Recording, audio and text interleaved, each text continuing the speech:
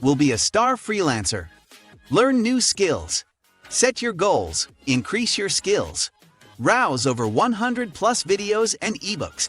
Jump to starfreelancer.eu.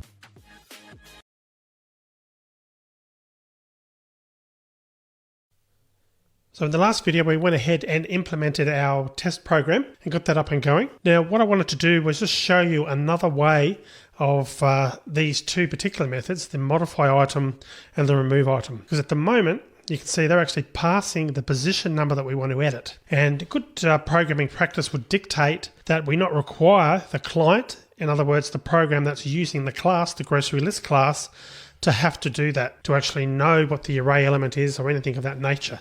We should really be creating a class, in this case the grocery list class, that's self-contained and leave it to handle, I should say, the actual element numbers. And from the point of view of the calling process, it should work much as the case in the add item. We just pass the item we want to add, we leave the rest to the grocery list class. And likewise for the search item, you notice we just basically sent it the name of the item we want to search for, and it did the hard work for us.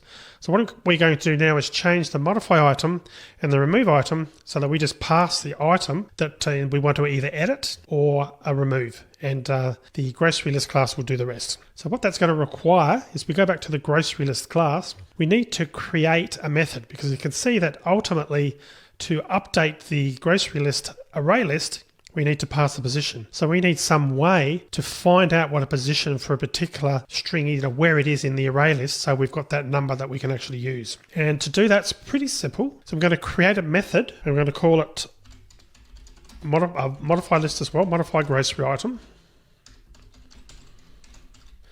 This time it's going to have just one parameter because of course we're already using the one below us. You can see on the screen there that's got the two parameters, the position and the item. So what we're going to do is we're going to find the number and then pass the number and the string to the modify grocery item method, which is going to do the set there. So we're not going to duplicate code by having the grocery list.set in both methods. So consequently, what we need to do is find a method or create a method that returns us that integer, that position. Now we have got a method that already exists to help us out, the find item, but currently that's returning a string. And that's really not really what we want. So what we're going to do is I'm going to actually change this and I'm going to get that to return an integer, like so. And we're going to change the code, we're going to get rid of the exists, and we're going to make this a lot simpler. All we need to do here is have one line of code, and the code is going to be return grocery list.index search item. We'll get rid of all that other code. And that's going to return an integer, and if it does exist, it's going to return a number that's 0 or greater, in other words 0 or higher, and if it doesn't exist, it's going to return a number that's less than 0. So what we can do in our modify grocery item, we can put int position equals find item, new item. So is that item, does that exist? And then we can put if position is greater than or equal to 0, then we're going to call modify grocery item, pass position, and pass the new item as well. And that's literally it. That's all we need to do for the modify item. So we've created an overloaded method. It's looking for it's trying to find the item. It's returning the number based on here, returning an index of that string. In this case, the grocery item, whether it exists or not. If it's greater than or equal to 0, position that's returned from find item, it means that it does exist in the array list. We then pass that position number and the item to our modify grocery item method with the overloaded parameters, and it'll do the set and it'll actually say that's been modified. So that's modify grocery, which is good. We want to do a similar thing to remove grocery item. Now, remove grocery item is a little bit different in that it's only got the one parameter, but it's pretty well the same concept. So we can do public void remove grocery item, and we'll put string item, and we're just going to copy that code, same code. And of course, it's just going to be item in this case. If it's greater than 0, what we're going to do is we're going to call remove grocery item and just pass the position, like so. So again, remove grocery item, it accepts the parameter this time of the item number. So again, we're not having to deal with these internal numbers, and it then determines whether it's on file, and if it is, and only if it is, in other words, if it's greater, the position returned is greater than or equal to 0, which means it's in the array list, then we actually return. So the other thing to do here at this point is, with the modified grocery item, we don't want to have that available as a public method anymore. That is now an internal method that we don't want accessible to anything but the internal workings of the grocery list class. So that would be a candidate to make as a private method. And by doing that, it means that we're forcing the people who are using our class to use only the methods that we want them to use. So that would be valid for that. And likewise for this internal remove method, because it's dealing with positions, we want to do the same thing. So from now on, they need to use the modify grocery item, passing the parameter of the name of the item they want to modify or have removed, and the rest happens as you can see there on the screen. And we can actually delete that line there with the remove grocery item because we don't need that. Literally, we're just going to pass that because we've already tested. When we're calling this method, we're testing to make sure that there is actually an entry there, and then we're actually removing it. So that's the code there. But what we now need to do is go back to our main method. We're going to find we've got some errors, and we need to fix those up. So instead of asking for an item number, what we actually now need to do is actually ask for what the old or what the current grocery item is that we want to modify. So instead of an integer, we're going to make that the item number to be a string. So we're going to put next line, like so. Remove that next one. And so we've got the old item number and the new item number. So we need to then change the method, what we're calling. And actually what I did was I made a slight mistake there. What we do need to do is, we don't pass the position number anymore, but we need to pass the old item there. So what we need to do is put item number there, because we need to pass the item number, the old item number, and the new item. So we actually need a method that covers both. But item number in this case is now the actual text instead of the integer. So I actually neglected to do that last time. So what we need to do is go back into grocery list, and just to change our item here, well, it should be actually string. We'll call it current item, new item. So what we should be doing here is putting a test here to say, checking to see whether the current item exists. If the current item exists, then we want to pass the position number and what the new item is to save that. So we're checking to see whether the current item is on file, and then if it is, then we're passing the new item. So in the case of remove grocery item, we only need to pass the old item because we've got a new parameter. We're not actually trying to update it to anything. We're just trying to remove it. So that should still work so long as we're passing the current item. So I'll go back to my code. The modify grocery item should now work because the item number is being passed, which is now a string. The item name, let's put that current item name and enter new item. And for remove, enter item name. And this should be next line. And of course, it'll be a string. And there's no minus ones or anything like that anymore because that's all happening automatically. And the other thing was the find item is now no longer working because that was returning a string. So what we need to do to here is, instead of calling the find method, we need to create another method, because that find method should now really be an internal method only, because we don't want to expose that necessarily, because we don't want to expose the integer to the calling process. So we want to remove that to make that a private, because it's only used in the class. But with that said, we do need to create another method to enable someone to actually pass in the name of a grocery item and to return that item, or to check, I should say, whether that item's on file. So to do that, we're going to create a public method, public boolean, and we'll put on file string search item. And we're going to put int position equals find item search item. Well, then we're going to put a test here to put if position is greater than or equal to 0, return true. So that's if we do find a record, return true, otherwise return false. So that's just changed a little bit from what it was. We know, again, we're getting the search item that we want to search for, checking to see whether it's there. If it is there, the position is greater than or equal to 0, we're going to return a true to say yes, it does exist on file, or it's in the array list. Otherwise, we're going to return false. So we go back to our main item here now, and we'll change this to put on file. Instead of putting not null, we can remove that now. And that should now work. So we've now got searching for the item to search for, checking to see whether it's on file, and if grocery list not on file, in other words, that's checking to see whether that's true, we're going to say that it's found, otherwise we're going to put not on file. So you can see now that by removing the need to actually add the index and so forth, and having to pass a number, we're leaving all the complexities of the internal handling in the grocery list class. And that's where it should be, because from the point of view, if you're accessing this grocery list class, you shouldn't need to know or want to know how it's been implemented, how internally these items are being saved. All we want to do is just pass on the item number in the case of remove, so we want to remove, and it'll get removed. Likewise, in the case of to modify an item, we need to pass the item number we want to modify, and then pass the contents of the new item, what we want it to be replaced to, so on and so forth. So let's just run that now and make sure that it does work. So firstly, we'll just add an item, add a couple of items,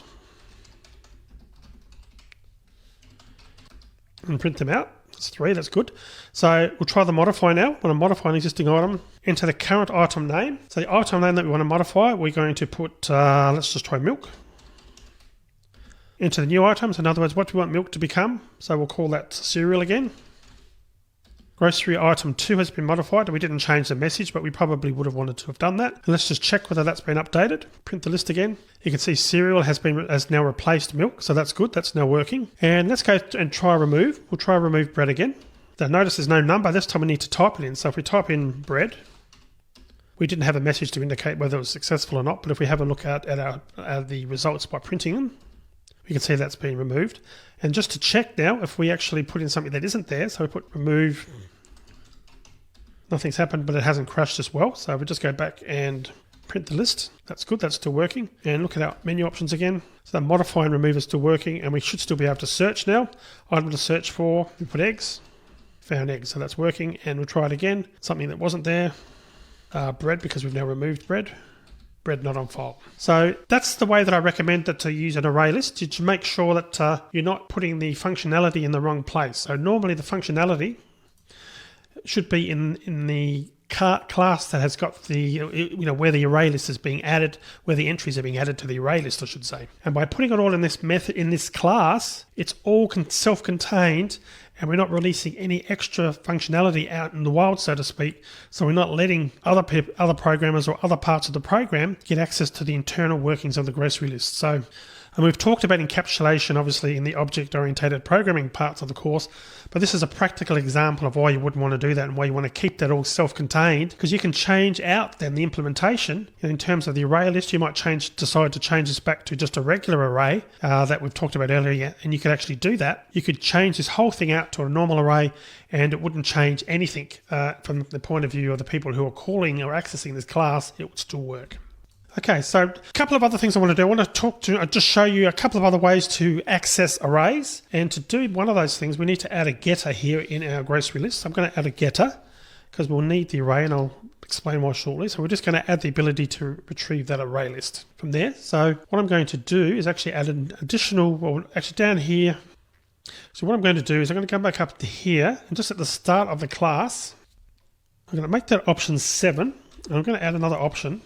And if we do go into option 6, we're just going to execute a bit of code that we're going to create. And we're going to call that process array list. And we need to create that method. Process array list. And what I want to do is just show you some other ways that you can copy one array list to another array list, because there could be situations, as we've shown in previous array code, where you want to do that. So firstly, we can create a new array list.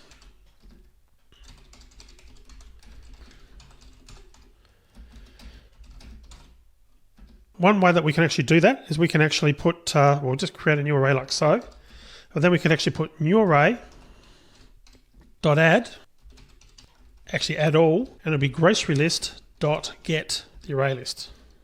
So what that command does, that takes the contents that are in grocery list, the dot get grocery list, which if you recall is just returning our array list, our grocery list array list, and that's why I added the getter there to do so. That's one way of adding the entire contents to the new array. So it's just a quick way to copy instead of having to go, create a for loop and go through each record, determine, the entry, and then actually save it. That one line of code will actually save the entire array. So that's a really good way of copying an array. So that's one method.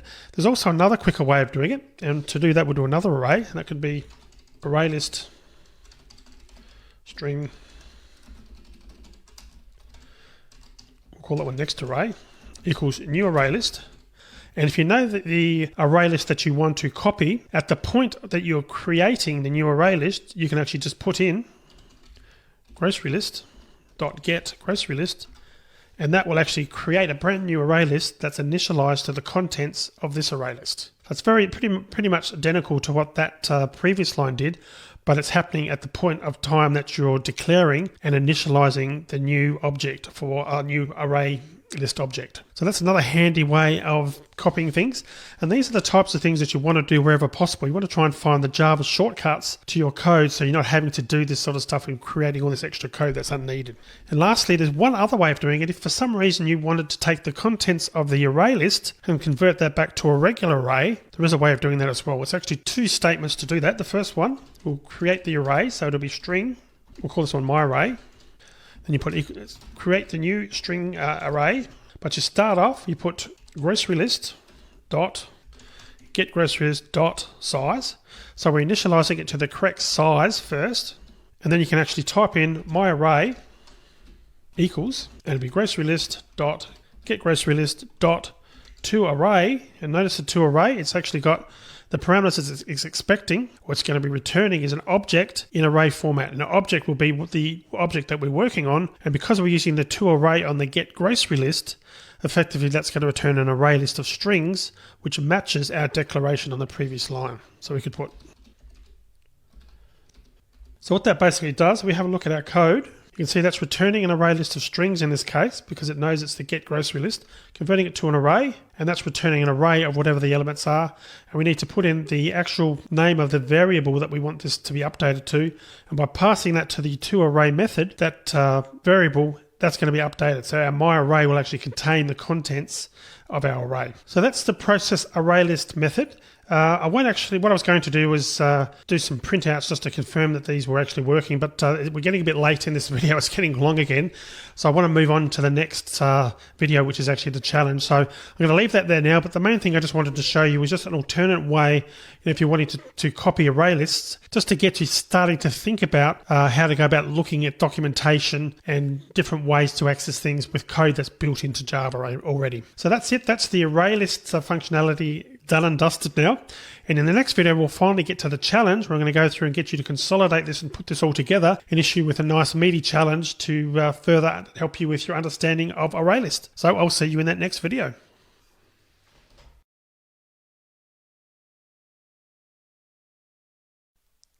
So in the previous videos, we went ahead and found out about the array list and how useful that is and how to use that in Java.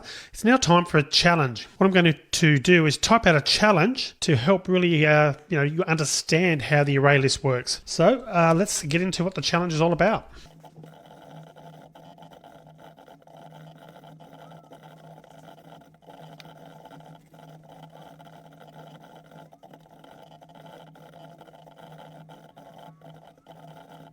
Okay, so here is the challenge. We want to create a program that implements a very simple mobile phone with the following capabilities. The ability to store, to modify, to remove, and to query contact names. Now, contact names are those records for people who have been added as a contact on the mobile phone. So what you want to do is create a separate class for contacts, and the actual fields we want would be name and phone number. So you create that separate class, then you create a master class, which we'll call mobile phone, and that holds the array list of contacts, and the mobile phone class itself has the functionality listed above. And in addition, when we're running the mobile phone application, we want to add a menu of options that are available to quit, to print list of contacts, to add a new contact, update an existing contact, to remove a contact, and also the search and search/find a contact. Be sure when you're adding or updating that you check if a contact already exists by using the name. So you'll just check to see whether that name's already on file in a contact record that's in the array list. And also be sure not to expose any of the inner workings of the array list to any class that's accessing this. So in other words, no direct ints, no using .getI in the array list. So you'll create a contact object containing the name and the phone number, and then you'll pass that through, and that will do all the processing. So in other words, with the mobile phone class, we're only dealing with contact objects only. So we're not exposing any of that functionality.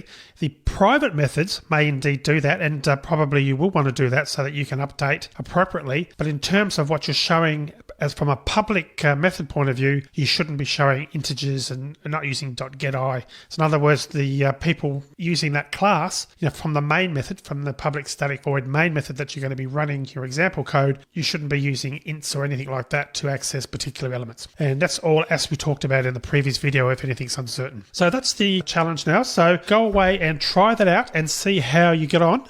And pause the video now, and when you've finished, come back and check your results with what I've come up with.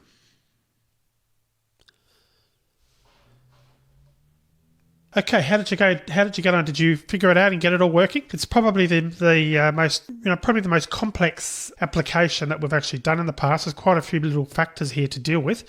So let's make a start. So step one was to create that program which we talked about, but specifically we want to create a separate class for contacts, and that's the name and the phone number. So what I'm going to do is just open up and select or click on my package, click on and select new in Java class, and I'm just going to call it contact. And the contact record itself is going to be very simple. It's going to have two fields: private string name, private string, and it'll be phone number. We're going to create a constructor with both of those fields. And we're also going to create just getters. We won't actually need to do setters. The reason we won't use setters is we're going to just, anytime we're dealing with a contact record, we're going to use the constructor. But we do want to use the getters so that we can actually print out that information. So I'm just going to select those. Now the other thing we want to do, which you may not have thought about, is we want to expose a public static method so that we can create a new contact record. And this will be very useful when we're accessing the functions that are built into a mobile phone. So instead of having to pass the parameter for the name and the phone number, we can create a contact record, and we can also create it without creating a new separate object. And I'll show you that as we move through. But for now, let's create that method, and it's really just a one-liner. So it's public static is the important thing here, because that means that we don't have to create a new object instance for this contact class. And it's going to be contact. It's going to return a contact record. We're going to do create contact. Now this will accept two parameters, string and the phone number. And we're going to return new contact name phone number. So you can see what's happening there is it's really just calling the constructor to create a new contact record. Pretty simple, and it returns that contact record, and you'll see this in use later on in the application. Okay, next we need to create our mobile phone class. We just go back and have a look again. We've got a mobile phone class has the functionality listed above, the various abilities to add, modify, remove, and query the contact names, and it also contains an array list of contacts. So let's create this mobile phone class. New class, new Java class. Mobile phone. And what we're going to do there is I didn't actually tell you to do this, but I'm going to actually create an option to store the mobile phone number, just to put in a constructor. It's certainly optional, and you won't lose points if you haven't got it, but I'll show you how that works shortly. But the important thing here is the array list, and in this case it's going to be array list, and it's going to be of contact records. So we're selecting contact instead of string, which you've seen previously. Going to accept that import, and we're going to call that my contacts. We're going to create a constructor, and the constructor is going to accept as a parameter the my number, and that's going to be the mobile phone number. And the other thing we should do in here, we should initialize our array list. And normally when you've got an array list that you're using in a class like this, you want to initialize it in the constructor normally. In this case, we're going to initialize it with an empty list, because we're going to start off with a clean slate, so to speak. So it's new array list, like so. And it's just creating an empty list, as you can see there. So moving on, what we need to do now is start implementing some of the methods. And the first one I'm going to start with is the add new contact. So this is where we're actually adding a new contact to our mobile phone. So to do that, we're going to create a public method. Public, and we're going to return Boolean to see whether it was successful or not, because the hint to returning Boolean was in the message that I left here. When adding or updating, be sure to check if the contact already exists. And to check, we're going to be using the name. So that implies that if we're checking to see whether it exists, that implies that we want to tell the process that's calling the methods whether it's successfully added or updated. So what we're doing here is we're going to return Boolean, True would mean that it did get, in this case, added successfully because we're creating the add new contact method. And false would mean that there was a problem with it. It was already on file. So I'm going to select Boolean, and it's going to be called add new contact. Now the input parameters is going to be contact. So we're not sending the string and the phone number here. We're actually sending it a contact record or a contact object which has been created outside of this method. Then what we need to do then is do a test to see whether it's on file. So we're going to put if find contact dot get name greater than or equal to 0, and find contact hasn't been implemented yet. We're going to put contact is already on file. We're going to return false.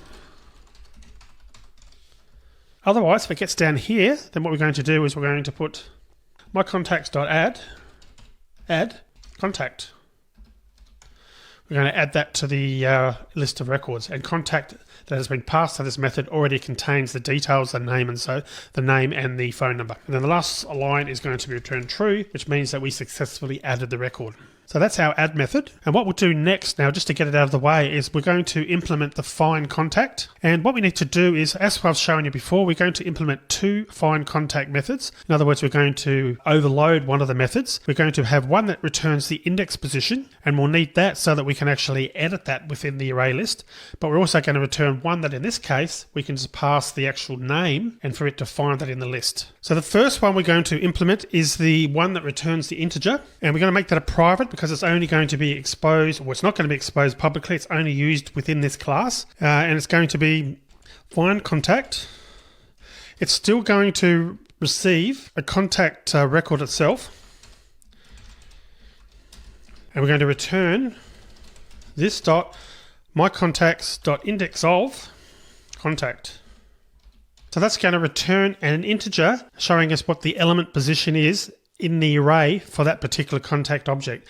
Now keep in mind that the number that will be returned, it'll be 0 or greater if it exists in the array list, and it will return a number less than 0 if it doesn't exist. So we can just use that number to determine whether it actually exists or not by doing it that way. So that's the first one. And again, that's returning an integer. And the second one we want to return is also a private. We're going to overload it this time. It's going to be find contact, but it's going to be accepting a string. So it's contact name. And what we're going to do is we're going to loop through all the records, and we're going to extract the name out and then compare that to the name that's been passed and return the index position if it's actually on file. So to do that, we're going to put for int I equals 0, I less than this dot mycontacts dot size I plus plus. We're going to create a new object. So it's contact equals this dot mycontacts dot get I. So we're getting that, creating a new contact object, which is basically the contact object that's in the array list. Then we're doing a test. We're going to put if contact dot get name. So we get the get name field from the contact record. If that dot equals the contact name that was passed to this method.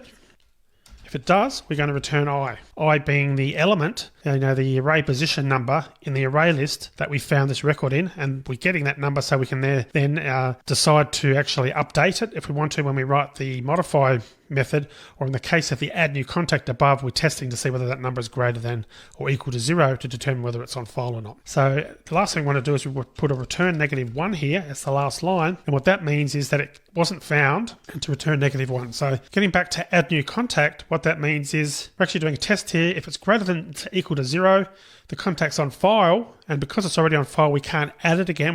We should return an error because it would be a duplicate, so we're returning false. So that's calling this method here, this passing the parameter of the name. Then again, we're just looping through all the elements in the array list, checking each one, checking the name to see whether it's equal to the name that's been passed. If it is, we're going to return that position. If it's not there, we're going to return -1. So that's it. That's the find. So the next method we want to implement now that we've done the add new contact is the update content. And you'll find it's very similar to the start of the add new contact, because we need to actually check whether it's there first. So we're going to do a public, because this is something that we do want to be exposed.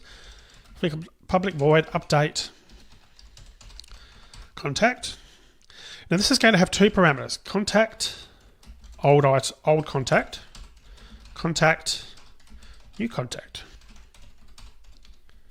So we've got the old contact that we're searching for, we're seeing that's on file, and the new contact is the one that we're going to actually update it to. So what we'll do first is we're going to do a test int found position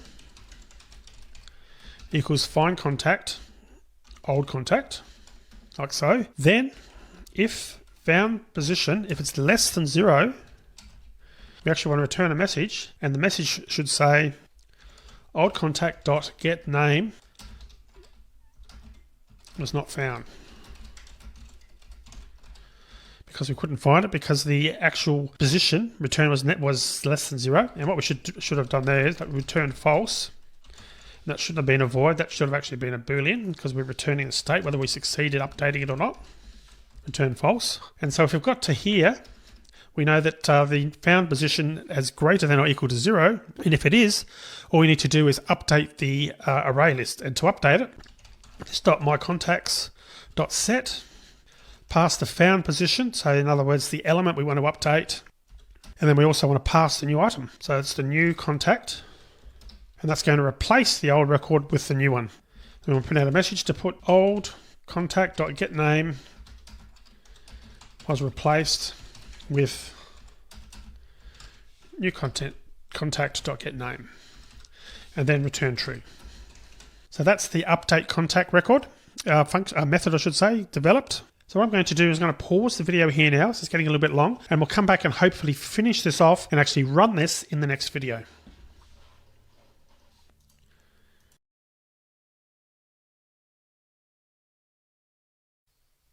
So in the previous video, we started our challenge for the array list, and what we did was we implemented the contact class and also the mobile phone class, as you can see. In the mobile phone class, we've implemented the add for the add new contact. For updating a contact, we've also got the ability to actually return a contact. We need to change this a little bit because at the moment we've got two methods for finding contacts. They're returning integers, but of course we don't want to return integers back to the calling process. So we want to create another method that will expose publicly to allow other functions to other calling classes, I should say, to access the record that we've found. And the other thing we haven't implemented yet in the mobile phone class is the ability to remove a contact. So let's create the find contact first. And again, we've got two parameters here. We've got two methods, I should say.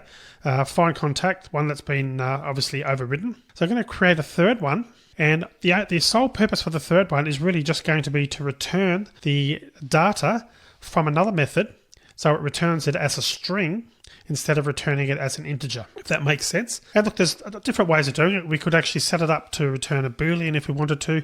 The main thing is we don't want to expose these private methods publicly because they're using the int, which is used for our array. So we don't want the classes that are accessing this to know anything about that. So I'm going to create another method, a public one, and I'm just going to call it, I'll give it a space here.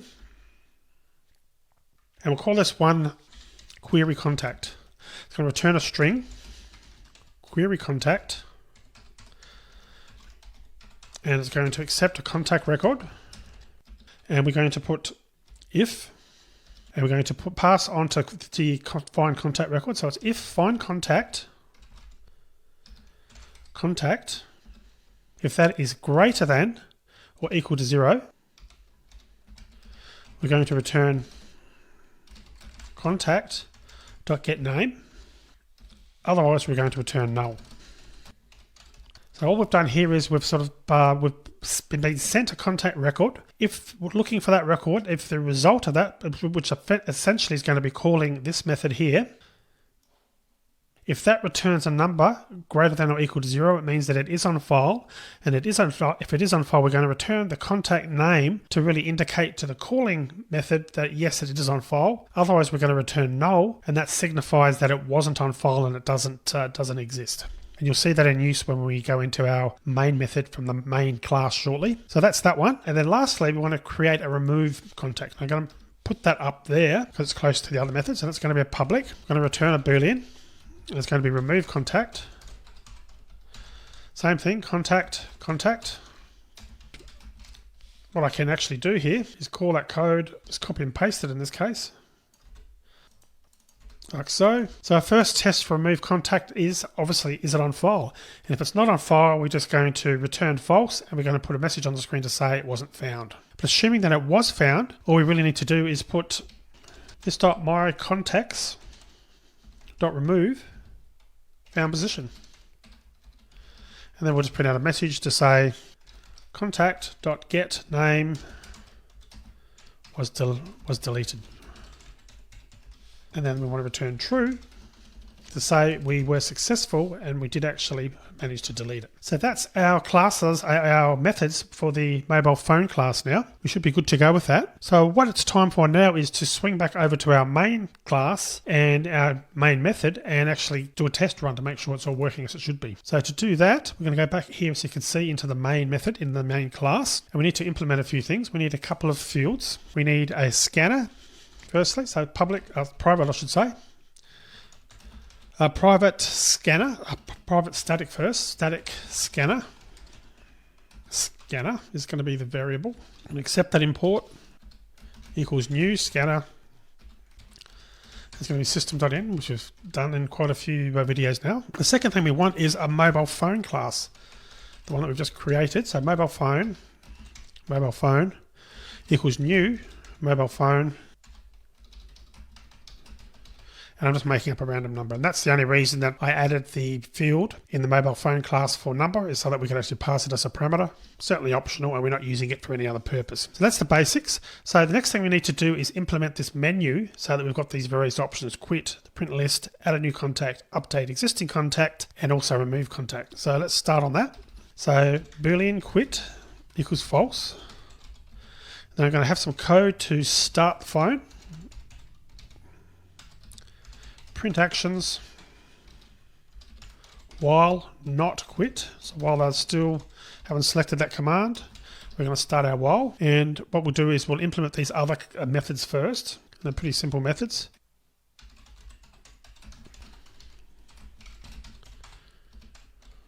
Start phone.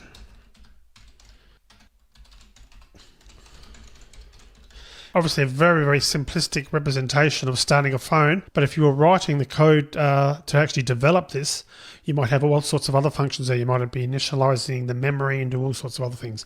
I just wanted to sort of get your mind thinking about the possibilities of how you go about that if you were creating a class of this complexity. In this case, we're just going to print out a message to say starting phone. Next is our actions, static void print actions.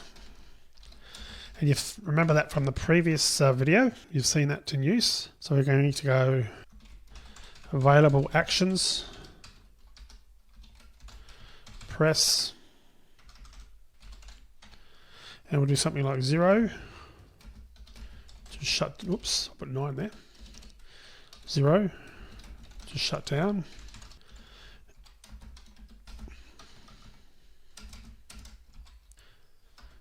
And we'll put 1 to print contacts.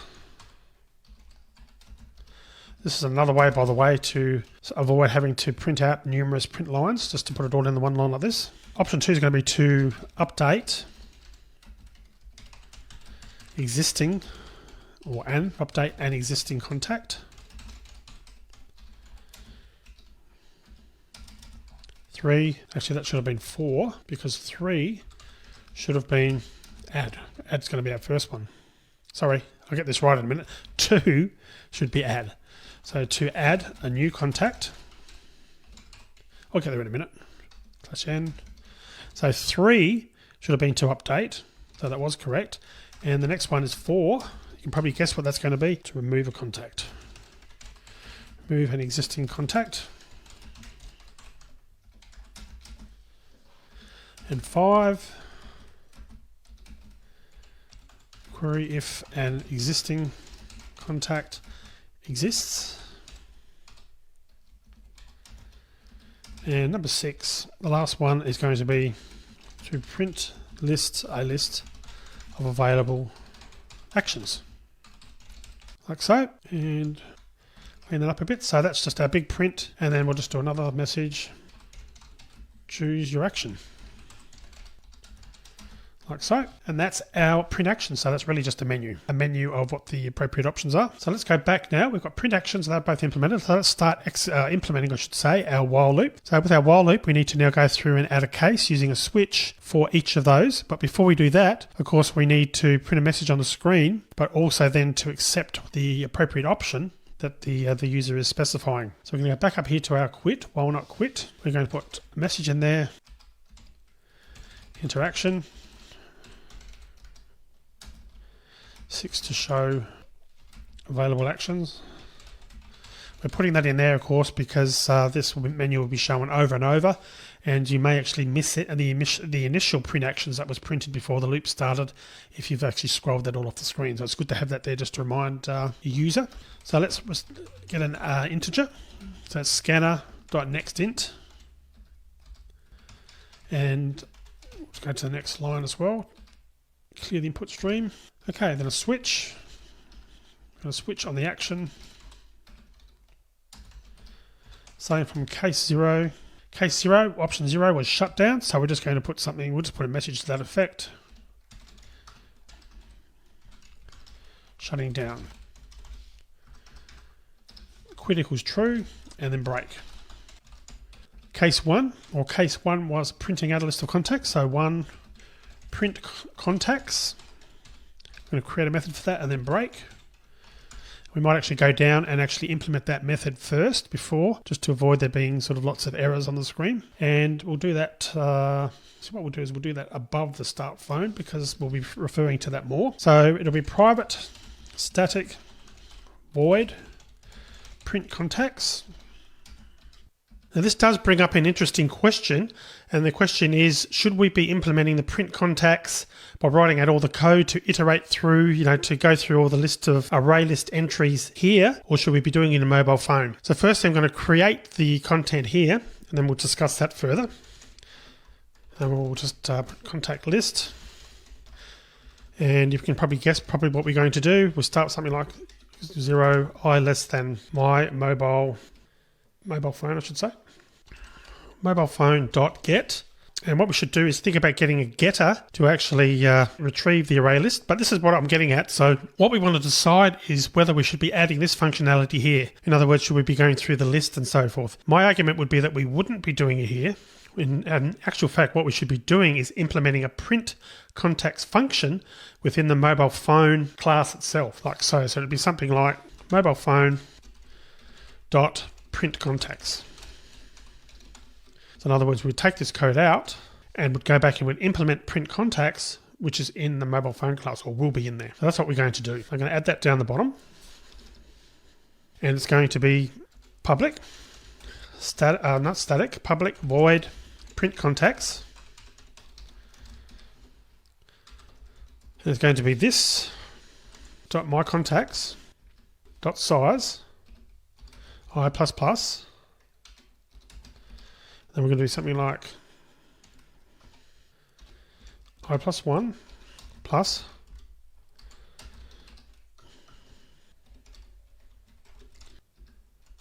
get element I dot get name plus the phone number as well.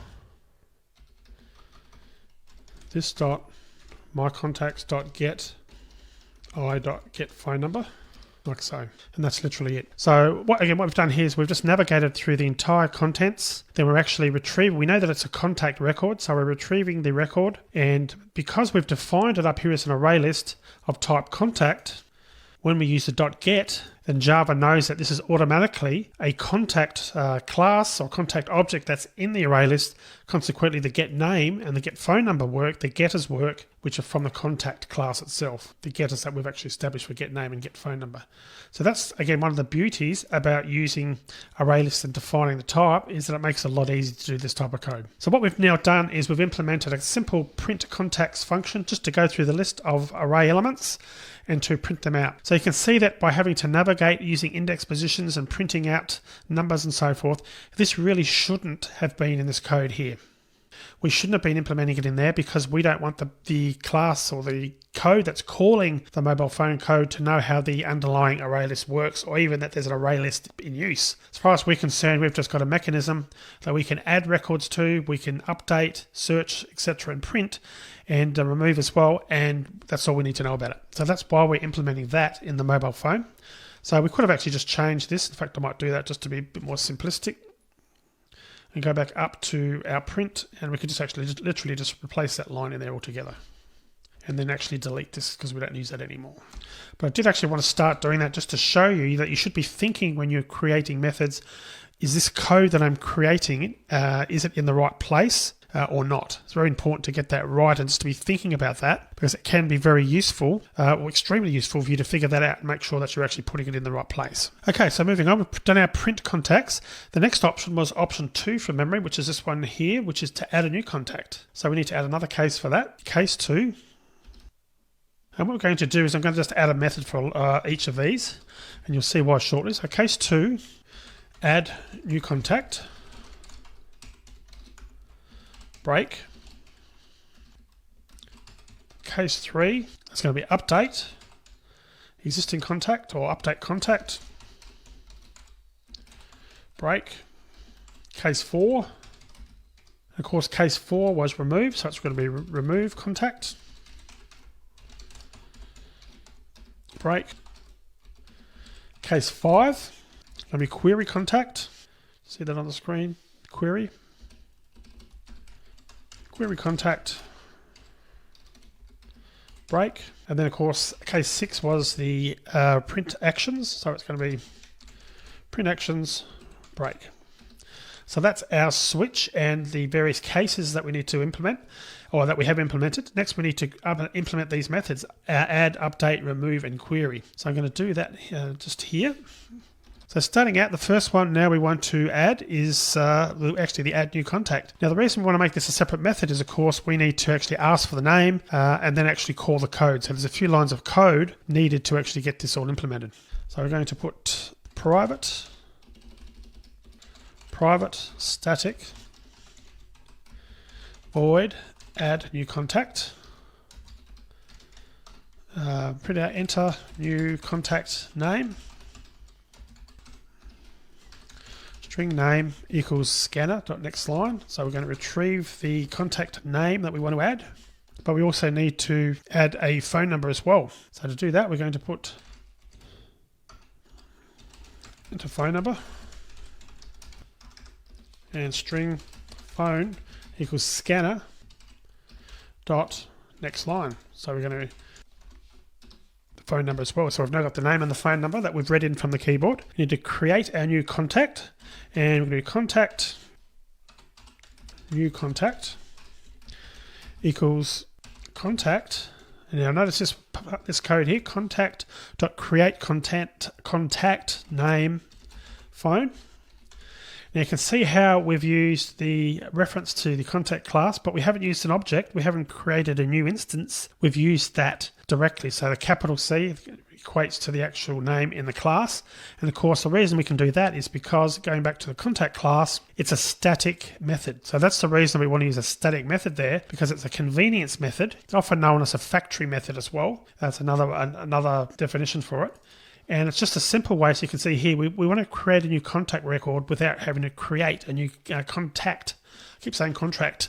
Create a new contact class without necessarily having an instance or an object to call a method on. And that's what the static allows us to do, is in that line there. So therefore, we've got our contact item, which of course we need to pass on to the add new contact in the mobile phone class itself. So the last thing we now need to do is put if mobile phone.add new contact. New contact. We're going to put new contact added, and it's going to be, we can actually put name, phone. Keep it simple here. Phone. Else cannot add name already on file. So we're taking advantage of the Boolean return. If it's true, then this line of code is checking to see whether it's true or false. Were we successful in adding the contact, the new contact? If we were, we're just going to print out a message confirming what we've added. Otherwise, if that returned false, add new contact, it means that it found a record with that name already. If that's the case, we're going to print a message to say, cannot add, the name is already on file. So what I'm going to do is pause the video here, and we'll come back and we'll implement the remaining 3 classes and go ahead and actually run this. So we'll see you in that next video.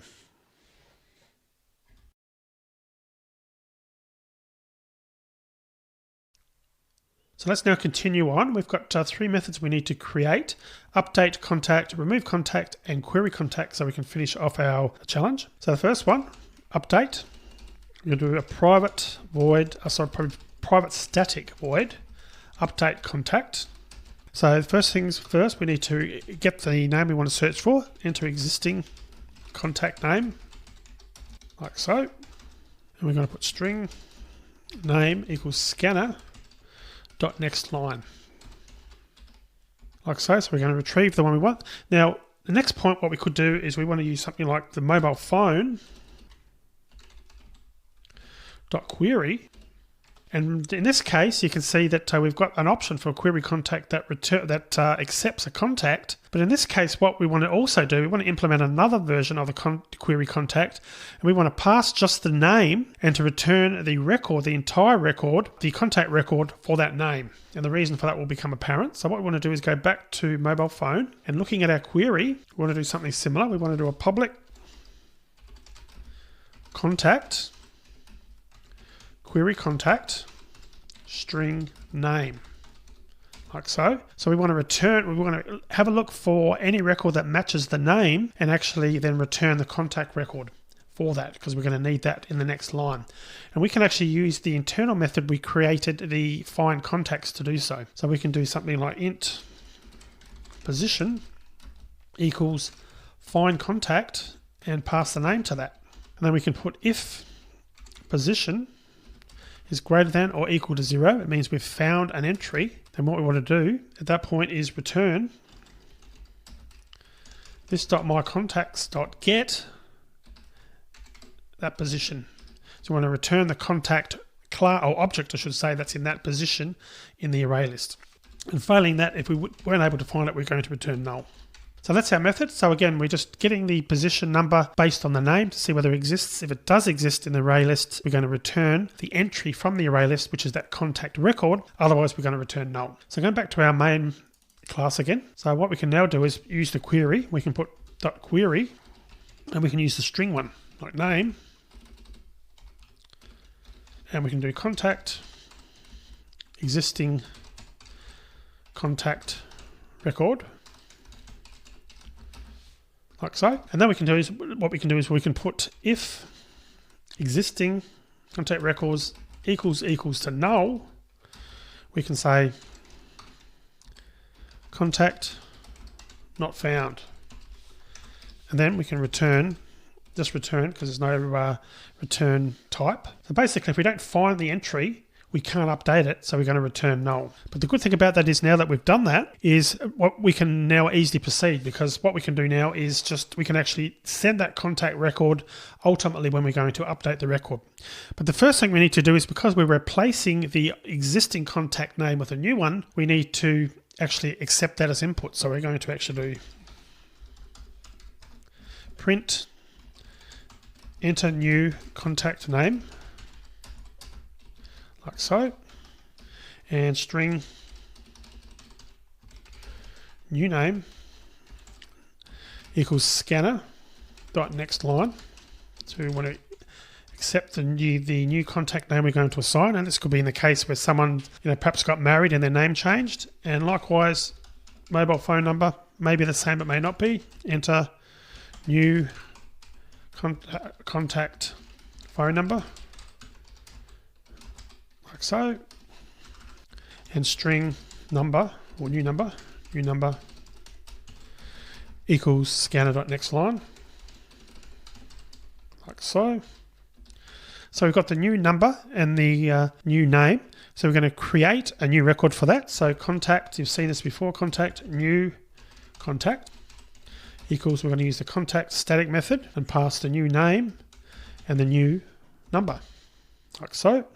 So we've now got the two entries. We've got the existing record as a contact object and also the new contact as an object.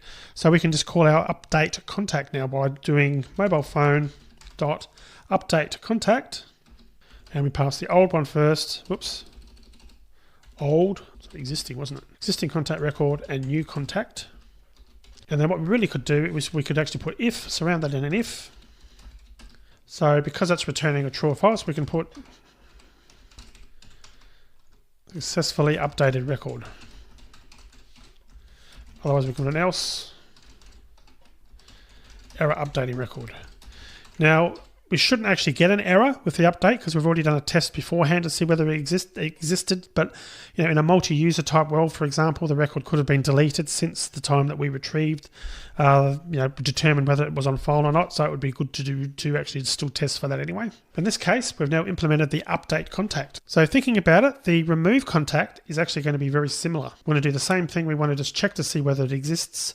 If it does exist, then try to delete it. So I'm going to copy some of this. I'm going to copy this part and paste that like so, but we're going to call it remove contact. And I'm going to add another bracket there. So at this point, the code prior to that, we're actually testing to see whether it actually exists or not.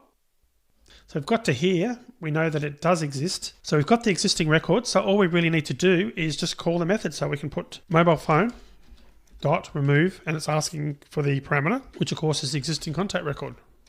And again, we could wrap that in an if, to put if successfully deleted, or else error deleting record, contact to be more precise.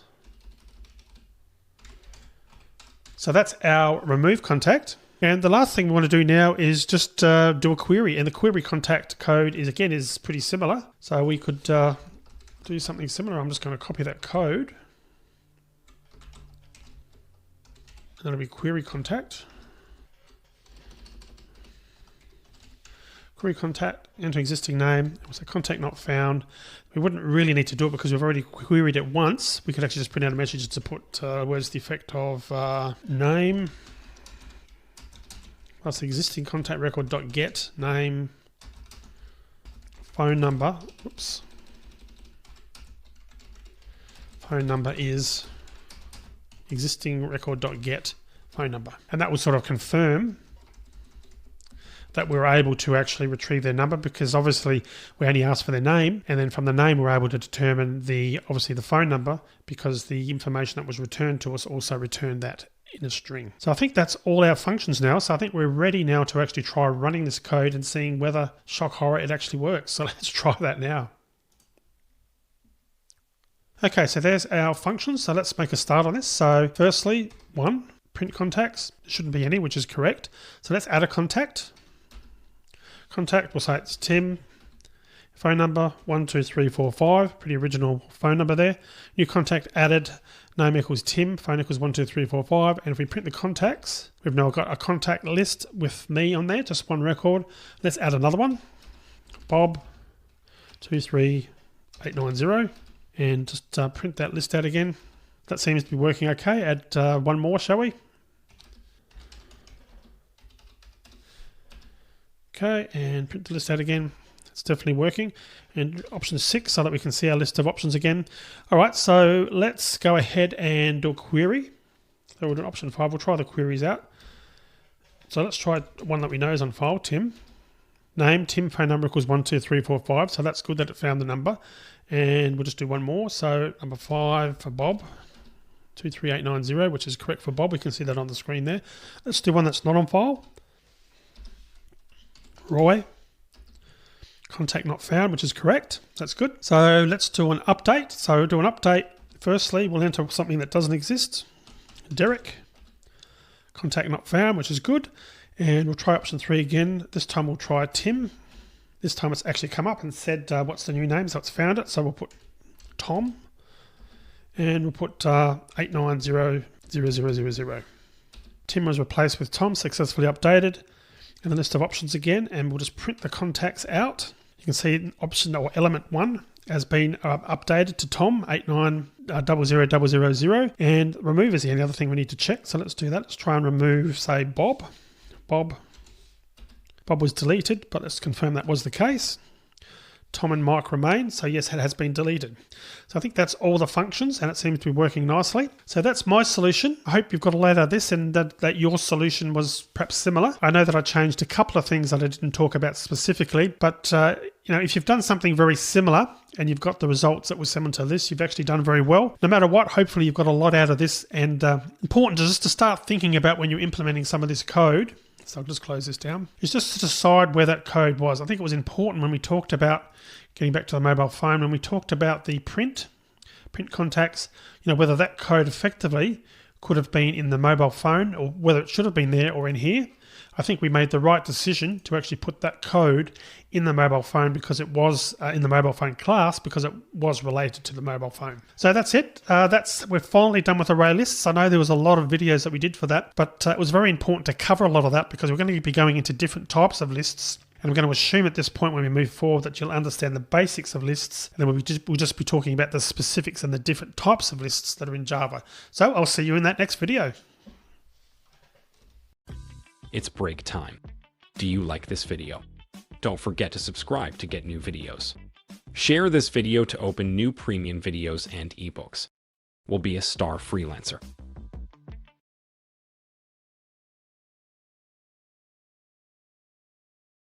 In this video, we're going to fix a small bug that occurred in the challenge solution. So after testing the code, perhaps you've noticed that we can update the contact with a name that already exists in the list. So what I'm going to do is first demonstrate this bug, and after demonstrating it, we're going to continue on and fix the issue. So let's run the application. So I'm going to run our main method. All right, so what we want to do is we want to have at least 2 contacts. So I'm going to start by entering a new contact. So we can add a new contact rather, John. Telephone number 1, 2, 3, 4, 5, 6, 7, 8, 9. And we'll add another one, Jim this time. Contact number 987654321. Enter, and we'll do a 1 to print out the contacts to confirm we've got 2 there. So you can see that at the moment we've got John and Jim both listed. Now the main idea is to update one of the contacts with the same name that already exists to demonstrate that bug. So what I'm going to do is choose Jim for this. So we need to select 3 to update an existing contact. Contact name. This is the existing contact name. So we're going to enter Jim. Enter the new contact name. We're going to enter John. And the new contact phone number 1, 2, 3, 4, 5, 6, 7, 8, 9, and press enter. Successfully updated the record, as you can see there. And now if we list the contents, we'll print them out. You can see now we've got 2 John entries there. Basically 2 contacts with the same name and phone number. Now we don't want to allow contacts with the same name, but do keep in mind that real phone numbers do allow duplicated contacts. Now the problem is obviously in the update contact method, because of course that's what we're calling to update. So let's open the mobile phone class and come down to update contact rather. I'll just close down the run window so we can see it a bit better. This is the code here you can see on screen there, starting on line 29. Now this method first finds the position of the existing contact in case it exists, and in the case where it does exist, the contact is updated. But before the contact, what we want to do is before updating the contact, we want to check if the contact or a contact with the same name already exists. So all we really have to do is add an else statement to the if to check if the contact with that particular name is already in existence. So we come down here to if found position is less than 0, then we need to add an else if parentheses find contact parentheses again, and it's going to be new contact dot get name. You can see opening and closing parentheses there. That's not equal to -1. Closing parentheses, and there should have been another parentheses there after the dot get name function call. So that closes that off. So if the find contact where we're passing a new contact name returns or is not equal to -1, so it's a number other than -1, that means we've already got a contact with that name. So what we're going to do is print out contact with name plus new contact dot get name, and let's expand this onto the next line, plus double quotes already exists. Update was not successful. Full stop. Then we'll close that line off. Other thing we want to do at that point is return false, because of course the update wasn't successful. Then we don't need to change any other code, because of course if the code falls through down to here, it means the name wasn't found and we're able to go through and actually do the update. Right, so let's go back now to our main.java. And what we might do is also, while I'm here, have a look at the menu. They had a typo there in the menu.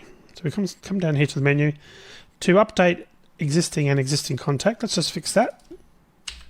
To update an existing contact. Alright, so now that we've put that change in, let's test this out. So let's run it. Okay, so we're going to start again. We're going to do exactly the same as we did last time. We do number 2 first. Add John. Telephone number 1 2 3 4 5 6 7 8 9. And 2 again. Jim. 9 8 7 6 5 4 3 2 1. 1 to print out our contacts. You can see we've got there are two contacts showing there now. So we now need to perform an update, and of course that's number 3 in the menu. We're going to update Jim, so we type in Jim. Enter new contact name. Let's try typing John. And went to the contact number 1 2 3 4 5 6 7 8 9. And you can see now we've got some different output. Contact with name John already exists. Update was not successful. Error updating record. So basically the console is displaying a message that there was an error updating the contact because John already exists, which is what we want. So that's good, but let's just do one other thing just to make sure that it is working, where we're choosing a different name. So I'll go through and do the update again. Existing contact name is Jim.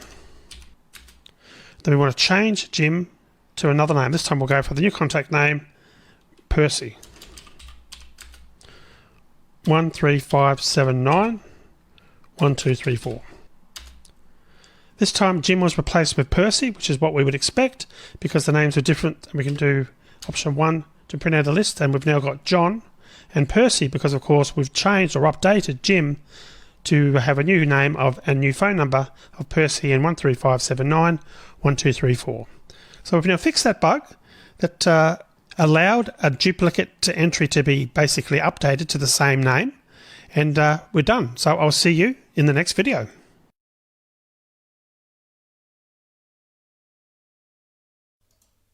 So in this video we're going to talk about the concept of auto-boxing and unboxing. So to start with, we're just going to have a brief recap of arrays and array lists, and we'll move on to auto-boxing. So firstly, you're aware that we can do something like this, no doubt, because we've actually been through this in the code. Creating a regular array, let's just call that string array, equals new string 10, and likewise we could do that for an integer if we wanted to. New int 10. So that's creating an array. We've seen that before of 10 elements starting from position or element 0 through 9. And we can also create an array list. We can do an array list string. You've seen this before. And we'll call that string array list equals new array list, like so. And we can use that, and then we can do something like string array list dot add Tim, and that would add an element to the array list, and it would actually add an object of a type string to the array list for us automatically. But interestingly enough, what we can't do is something like this. We can't do array list int array list equals new array list. We actually get an error, and the error we actually get is type argument cannot be of primitive type. And this, as it turns out, is an issue because a primitive type is not a class. And we actually need a class reference here to be able to use that to be able to save something to an array list. So if we had a list of integers, we can't save them based on what we know so far of Java in an array list. What we could do, for example, we could do something like this. We could create a class. I'm just going to create it in here. We could put create. We'll type in class, and we'll call it int class. We could have a private int my value. We could add a constructor, and we could also add a getter and setter. Like so, very simple little class as you can see there. And we could do something like this. So we could just comment this line out for now, and we could do something like array list in class int array list, or int class array list will do for now, equals new int class equals new array list, like so.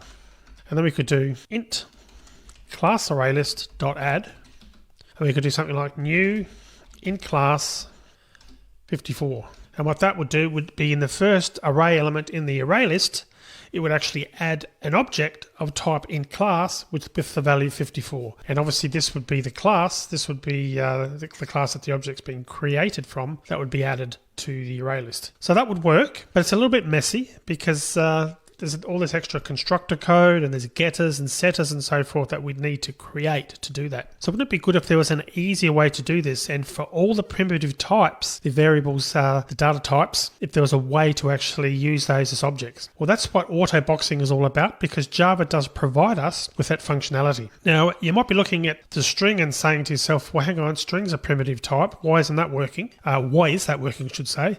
Well, if you recall, string in fact is not a primitive type. It's actually a class in its own right. And usually you can actually tell that. On the Mac, I'm going to hold down Control and hover over it and click. And you can see that string is actually a class in its own right. It's actually fully a class, and it's got all these other bits and pieces in it. And this is some of the Java source code relating to a class. So that's the reason why that is working.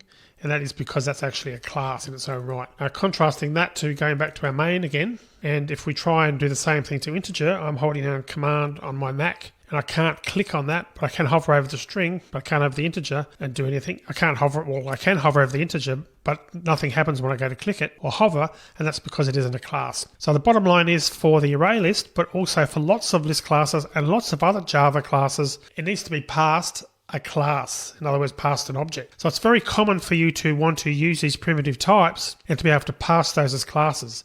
So again, you could do something like this example up here, where you could create your own class and pass it, and yes, that will work.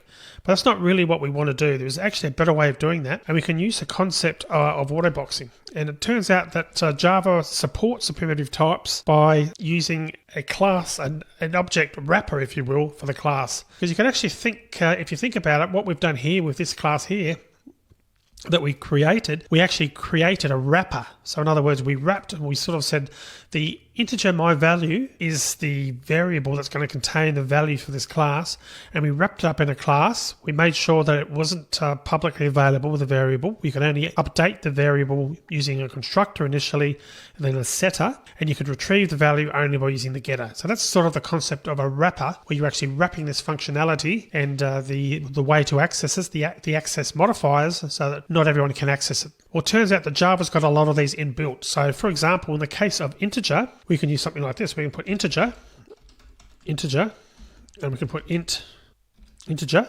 equals new integer. And you can see that the default option for a new integer, when we're creating a new object, we can actually pass it into value. So I can do something like that.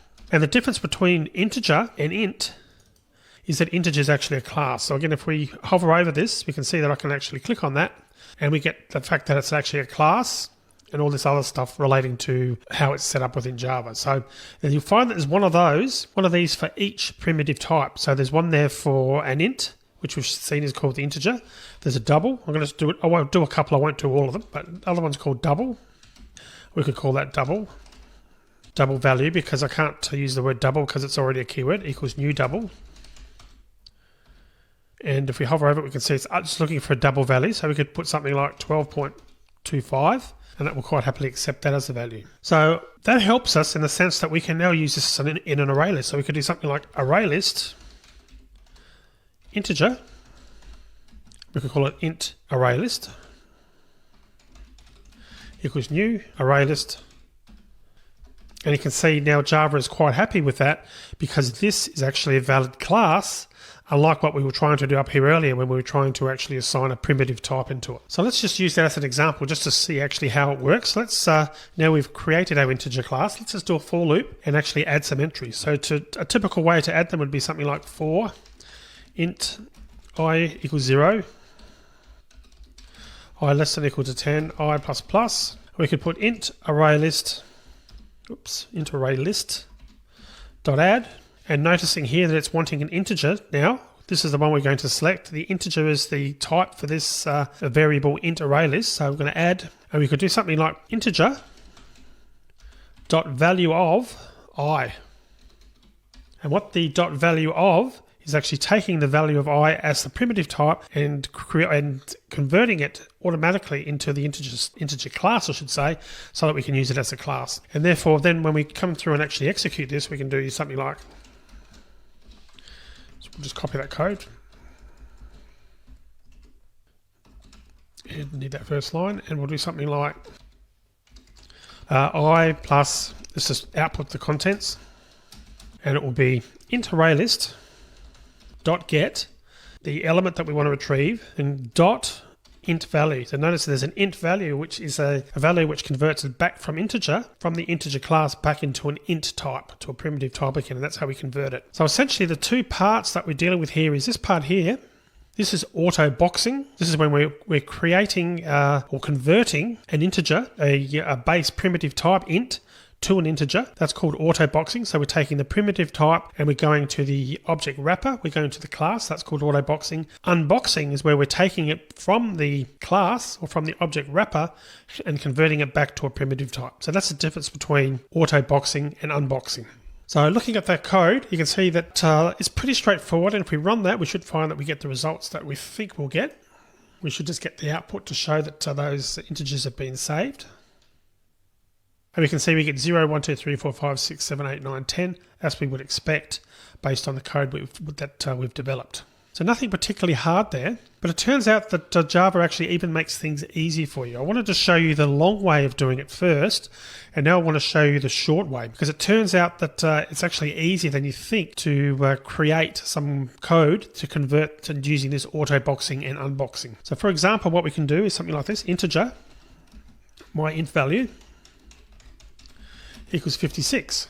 So looking at that, you probably think, well, hang on, why is that working? Because surely that's incorrect, because we haven't got the reference that we had up here, integer equals new. So when we're creating a new class, we would normally have to use the new keyword and then the name of the class and then pass in the parameters for the constructor. Well, it turns out that Java is helping you out here by issuing a bit of a shortcut. So when you actually type that command in, what happens is when the code is compiled, this code will be executed. So it'll be integer dot value of 56. I think I typed. So that's what would happen at compile time. So you can type it like this, but at compile time, it gets converted to that. So in other words, Java is doing the hard work for you because it recognizes and it says, okay, well, this is an integer object, so this is a class, and you've entered an integer here, so therefore I know what to do with it. I'm going to actually use this reference here to actually create the proper class based on that, the proper object, in this case, my int value. Now, if you type something like 56.56, that's different because you've now typed a double, and it's actually going to say, it's actually saying to you there, it's looking for an integer, and you've typed in a double. To get that to work, you'd actually have to use a double class, the object wrapper double, to get that to work. And the other thing I want to show you also is, if I just go back to make that valid again, we can then type int my int equals my int value. And again, looking at that, you'd say, well, hang on, this is a primitive type, and this is an object. How is that working? Well, what's actually happening is Java is actually doing something like this. It's actually putting integer, it's actually putting my int dot int value. It's putting that code in for us automatically. So in other words, if we put that code, copy that, and we paste that in there, that's essentially what it's actually doing. Oops, that was meant to be my int value. So that's actually what it's doing. Let's fix that up. So basically, it's looking at my int value and saying, well, that's an integer, an object wrapper, and it's actually putting the dot int value. And if we have a look at the method dot int value, you can see that returns an int. So that's why that's working for us. So this is the concept of auto boxing and unboxing, and you can see that Java is trying to make things easier for you by actually, at compile time, changing the code that you're typing to what the correct code is for it to work, and preventing compile time errors to come up, and really just sort of generating some of the code for you. So it's important to understand though what's happening behind the scenes, because otherwise you'll look at the code and think, well, this makes no sense at all. So there's nothing stopping you from doing things the long way, doing something like that, perhaps to create a new double, or to use, in the case that I showed you up here, we can actually type integer.value of 56. You can type it like that. That would certainly work as well, but it's probably, with these days, with the modern compilers, it's best to actually use it this way because it's less code, it's easier to read, and just makes a lot of sense. So let's just to show you that this works, instead of using integers, because we've used those a lot in previous examples, let's do something with a double type just so it makes sense in a loop. So we could put something like 4. Actually, what we'll do first is we'll create an array list. So it's array list double. We'll put my double values equals new array list of double values. Then we're going to put something like 4 double. We'll call it DBL, our variable. Double equals, we'll start on 0.0, then we'll put something like, while double is less than or equal to 10.0. Again, we're putting the decimal points because it's a double. We want to increment double, we're going to put plus equals 0.5. So we're going to increment it by 0.5 each time we go through the loop, starting at 0.0 until we get to 10.0. So with auto boxing, we can type the name of the array, so it's my double values dot add. Then we can put double dot value of DBL, and that would certainly work. And then we could actually use that loop again. What we'll do a different loop this time. We'll actually iterate through the array, the entire array. So we'll use an integer this time, I equals 0, I less than, and it's going to be my double values dot size I plus plus.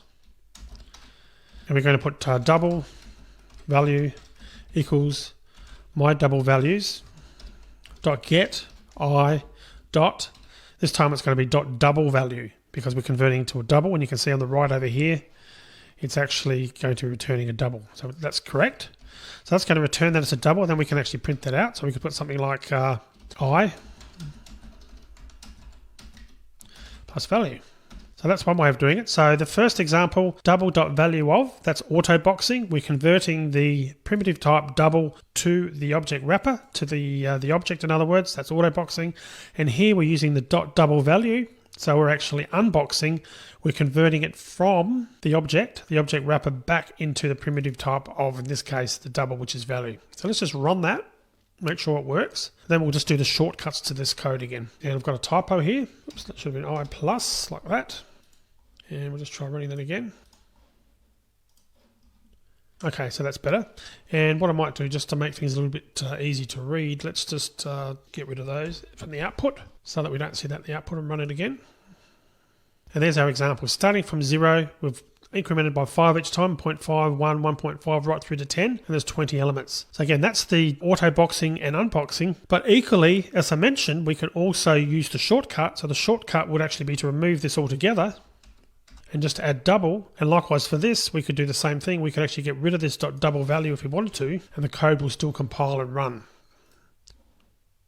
And the reason that's running is behind the scenes, Java is actually adding those commands using the dot value of and the dot, in this case, double value, to actually retrieve those values back and convert them for us automatically. So that's auto boxing and unboxing. Good concept to understand when you need to actually store common primitive types, primitive data types that are part of Java in array lists, or pass them as parameters, using objects, especially to some other Java code that's out there these days that will actually require you to use these. So they are used quite a bit, the object wrapper equivalents for the primitive types, so it's certainly good to know those. And just in finishing off, as I mentioned, there's one of these for each primitive type, so you can probably find those easily enough. So I'm going to end the video here. In the next video, I'm going to show you the challenge for this part of the course, and type that out, and then you can have a go at that. So I'll see you in that next video.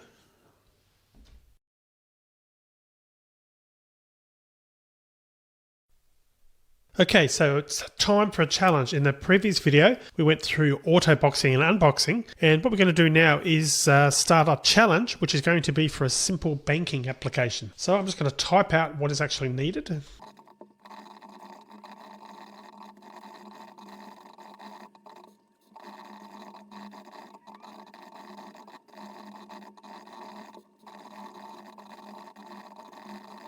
Okay, so here is the task. So your job is to create a simple banking application, as I've mentioned. So there should be a bank class. Now that bank class should have the bank name, but also an array list of branches, which is a class. And each branch should itself have an array list of customers, which is another class. Now the customer class itself should have the customer name and also an array list of doubles, doubles being the object. The object wrapper version of the primitive type double, which is the list of transactions for that customer. So in other words, what we're doing is we're tracking transactions that a customer would make. So the customer class would have the name and the array list of doubles in that case, as I've mentioned. So for the branch, the functionality you need is to be able to add a new customer to that branch and for the initial transaction amount. So that would be in the scenario where it's a brand new customer who's walked into the bank and wants to open an account. So in other words, you need to add them to the branch and add their name and also the amount. Also want to add a transaction for an existing customer. So in other words, if they come back and want to add additional transactions. So you should be able to process an unlimited number of transactions for a given customer, but still be attached to that branch. So the customer that you're adding should still be part of that branch. And also we want to be able to show a list of customers for a particular branch as well. That's very important. And optionally a list of their transactions. So you can decide to show their transactions as well or not show them. And what you should be doing is using a demonstration of auto boxing and unboxing in your code. And my hint for that is the transactions is probably a good place to look for that. Also be sure to add data validation. So in other words, if you're adding a new customer to a branch, you'd want to check that that name wasn't used previously for that branch. And likewise, if you are adding an additional transaction for an already existing customer for a branch, you'd want to check that in fact they did exist first. Also think about where you're going to be adding this code. You know, where you're adding code to perform certain actions, making sure that you think you're putting it in the right class. For example, if you're doing something to do with branches, should probably be in the branches class and that sort of thing. But there may be scenarios you'll find that you're calling the functionality for a particular class from another class. So the hint with that one would be the bank. Nearly all your transactions that you're going to be running in your main class, your main method, that's going to be probably just using bank. So that's going to have a lot of methods, as you can see on the screen there, adding a new branch, adding a customer, adding a transaction, showing a list of customers. But probably what you'll be finding is that that bank class would be calling code from other classes. So that's what I'm getting at. So think about where you're going to be adding that code. All right, so I'm going to pause the video here. So go away and see if you can create something like this. And remember, it doesn't have to be terribly complicated. Just keep it pretty basic. The customer is literally only the name and the transactions at this stage. You don't need to store addresses or anything like that. The main thing is the relationship between the various classes and also the auto boxing and unboxing. So I'm going to pause the video here. So come back and start the video when you're ready to see what I've come up with. Okay, how did you get on? Did you figure it out? So let's go through with my implementation. What I'm going to do first is just open up the project window so we can see what we're doing here a little bit. And the first class that I'm going to create is the customer class. So in a design like this, when you're thinking about where do I start, I would always start from the bottom rung. So in this case, we know that the customer is a major part of this application because it's pretty well used everywhere. So we need to have that customer before we can write any other code. So I'm going to create that new class. So I said customer. And in terms of functionality, we're going to just have a name. So private string name, which will be, of course, the customer name. And we also want our array list of doubles. And this is going to be the transactions. So we're going to call that transactions. Next, we need a constructor. So the constructor is going to accept two parameters. So the first one is going to be the name. So we're just going to store the name. But the second parameter is the initial transaction. So this is when a customer is opening a new account for a particular branch. We want that initial amount. So we're going to put a double there. We're just going to send a regular double. And we're going to call that initial initial amount. So it'll be the initial transaction ultimately it's going to be, but we'll call it initial amount. So we have to think about how we're going to store that initial amount. We'll come back to that and we'll add that shortly. But the other thing we need here is we need a mechanism to add transactions. So as customers come back to the bank or to the branch, wherever the case may be, and actually add another transaction, we need to be able to store those in our array list. So we want another method, public void add transaction. We're going to accept a double. And notice it's the primitive type and not the object wrapper. And this will be this .transactions.add amount. And obviously that's converting from a primitive to the object wrapper, which we've got in our array list. So that's demonstrating auto boxing. So getting back now to the class, the constructor in this class, to add that initial amount, what we can do is we can actually just call that add transaction. Literally, that's all we need to do. So to do that, before we actually do that, what we need to do is one other step. And we need to actually initialize the transactions because we've defined the array list of double transactions at the top there in the private field, but we haven't initialized it. So we need to initialize that first before we try and add anything to it. And of course, the constructor is a great place for initializing. So we're going to do this transactions equals new. And of course, that's going to be the array list of doubles. So then the next line is, now that we've initialized it and we've saved the name, we can just do add transaction and pass the initial amount, and that's going to add that to our array list of transactions. So we're now handling the amount and also subsequent amounts as well. Next, what we want to do is we want to create some getters. And the getters are going to be, well, we'll do both of them, both the name and the transactions, because we might need those in another class. So that's our base customer class. There's not really a lot of processing there because a lot of the processing is in other places. So the next class I'm going to implement now is the branch. So I'm going to create the new class, branch. Now with this one, if you recall, going back to the main, with the branch, we need to be able to add a new customer and initial transaction amount. We also need to add additional transactions for that customer. So the branch, because we're actually adding a customer to a branch, we need to obviously store a list of customers in the branch. So to do that, coming back here, firstly we're going to assign the name, and that's going to be, in this case, the branch name. Private string, we'll call that name again. And we also need to add that list of customers. So what this means is we can have a separate list of customers for each branch.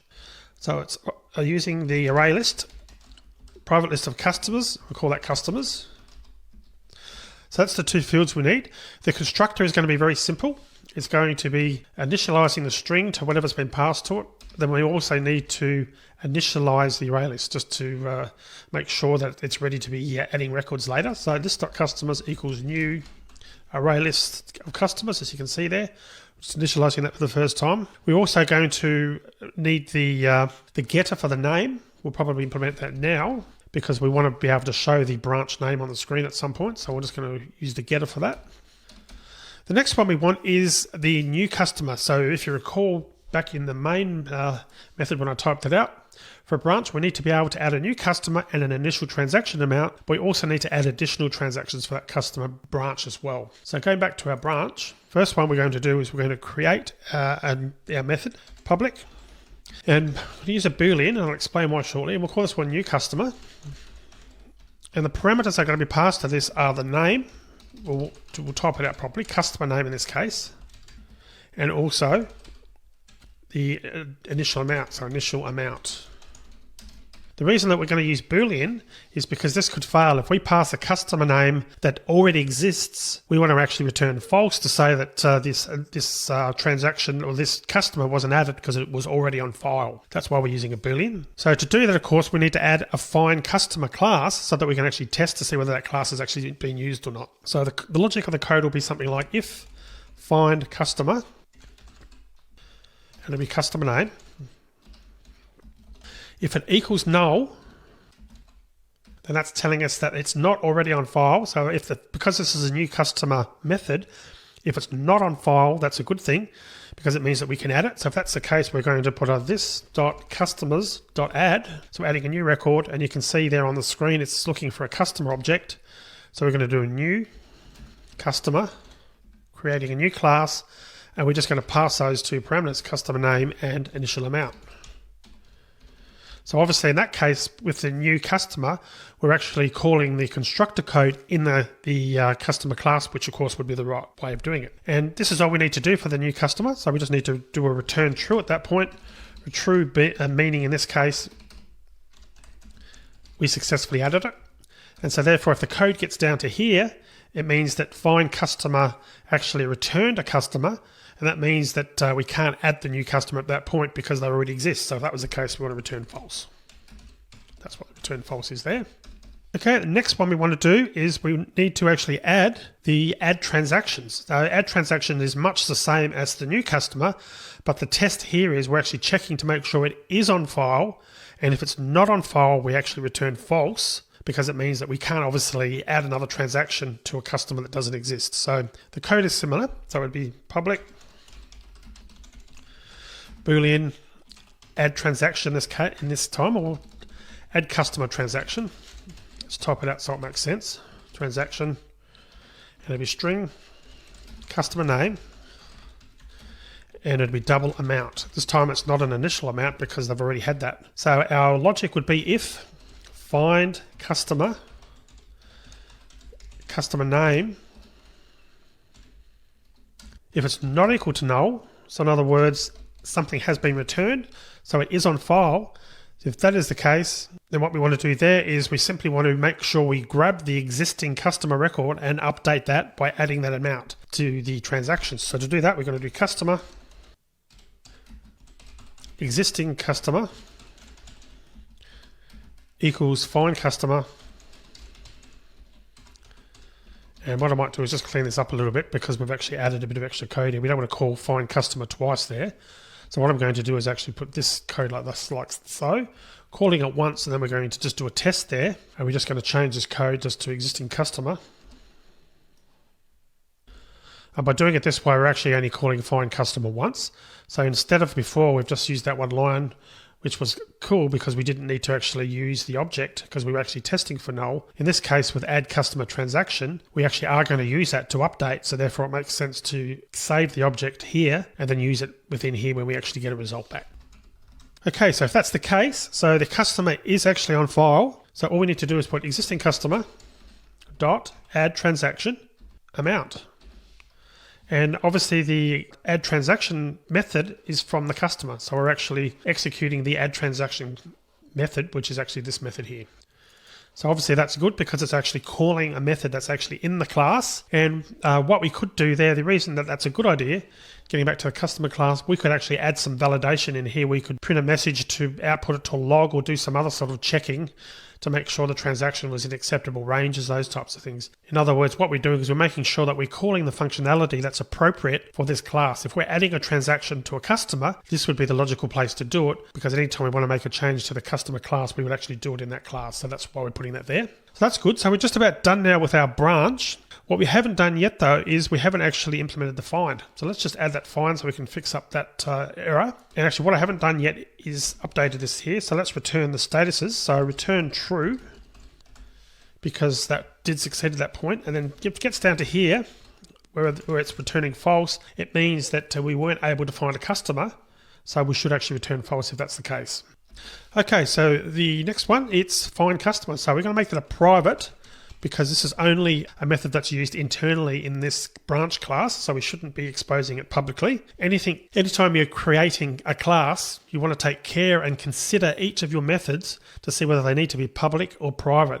And usually, in a lot of cases, they can be private, and that makes it a lot easier from the point of view of someone using your class, because they don't have to worry about anything that's private, because they won't see that when they're looking at a list of methods that they need to work with. And it just makes it a lot easier, and it means that you can change a lot of things around, which we've talked about in previous videos. So we're going to return a customer in this case. So private customer, find customer, string customer name. And to do this, we need to go through our list of customer records that are in the array list. So for int I equals 0, I less than customers.size. So we're going to navigate through all the records. I++. Then the test that we're going to actually check for is we're going to put if this dot customers dot get I dot get name dot equals customer name. Then we want to return this dot customers dot get I. Otherwise, all the way down here, we actually want to return null. And what I'll do also with this, I'm going to clean this up a little bit as well, because you can see there's a problem there. We're actually retrieving the object. This line here is actually retrieving the object, and then actually we're retrieving it again. So it's just really double processing. So let's just do that by something like this. We'll put customer checked customer equals this dot customers dot get I. And then we're going to change this slightly to put if customers, like so. We're going to return check customer. So that just makes it a little bit more efficient looking at the code there now. So basically what we're doing is we're going through the list of all the customers that we've got stored for this branch, and we're testing it. We're actually, firstly, we're retrieving the one that's in the array list as we go through each and every element. Then what we're doing is we're checking to see whether the name for that customer is the same. In other words, it's a match to the customer name that's been passed to this method. And if you recall, the new customer and the existing, the new customer and add customer transaction methods are actually using this. They're actually passing the name of the customer. So if there's a match there, then we're going to return the customer entry that matched that from the array list. Otherwise, we're going to return null. And null actually means that there was no matches and that customer's not on file. So that's the find customer. And I think we're actually done with that now. So what we've got to do next is the bank class. And then what we need to do is wrap that up a little bit and add some code to actually test all this. So time is ticking on. So I'm going to end this video here, and we'll come back in the next video. We'll implement the bank class as I said, and then we'll go through and start writing some test code in our main class. So I'll see you in the next video.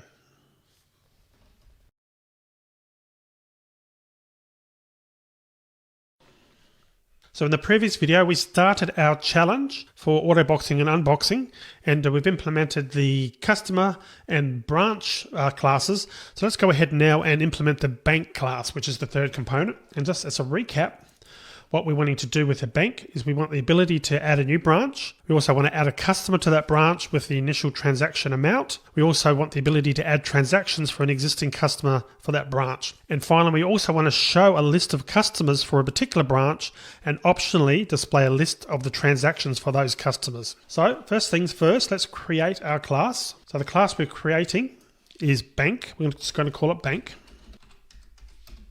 And we need to assign a bank name, even though we're probably not going to use it. We'll actually just use that as a name of the actual bank. And we need to create an array list, in this case of branches, because a bank, of course, can have multiple branches. So we're going to do that with an array list. Right, an array list of branch. We're going to call that branches. So the constructor is going to be a simple one. When we're creating a new bank, it's literally just going to be the name. But also, as you've seen me do in other classes in the constructor, we want to initialize the array list. So I'm going to do branches equals new array list.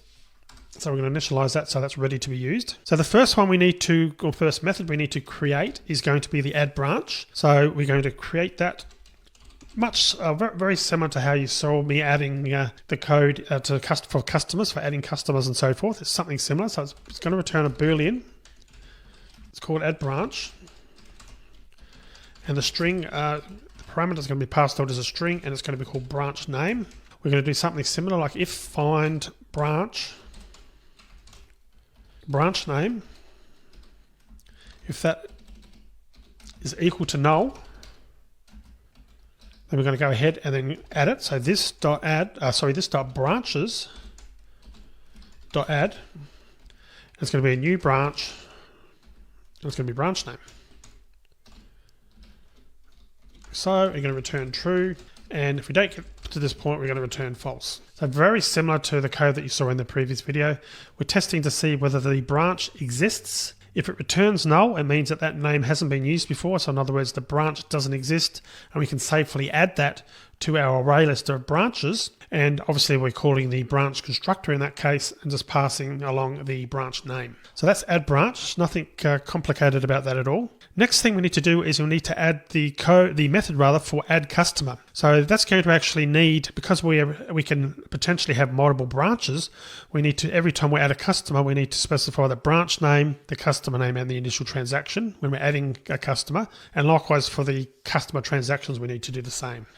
So we're going to do public Boolean again, add customer, and the parameters will be branch name, customer name, and of course the initial amount. This is when the customer walks in and wants to open an account at this branch. So what we're going to do then is we're going to test to see whether it's on file. So we'll do branch equals find branch name, and because we're adding, we want to put if branch name. So we can't find the branch name. There's a problem with the branch name. So if that returns null, that means there's actually a problem. So we actually want to do a test if we're not equal to null. In other words, we're going to only be able to add a customer if the branch name exists. So if we've got the branch name, it means that we're able to proceed and actually add that. So at this point, we can actually do a return, and I'll explain this shortly, but we can do return branch dot new customer, and the parameters for that were customer name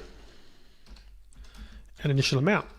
So what we've done there is we're just saved a line of code. We could have actually stored here a Boolean to return what the answer was to that.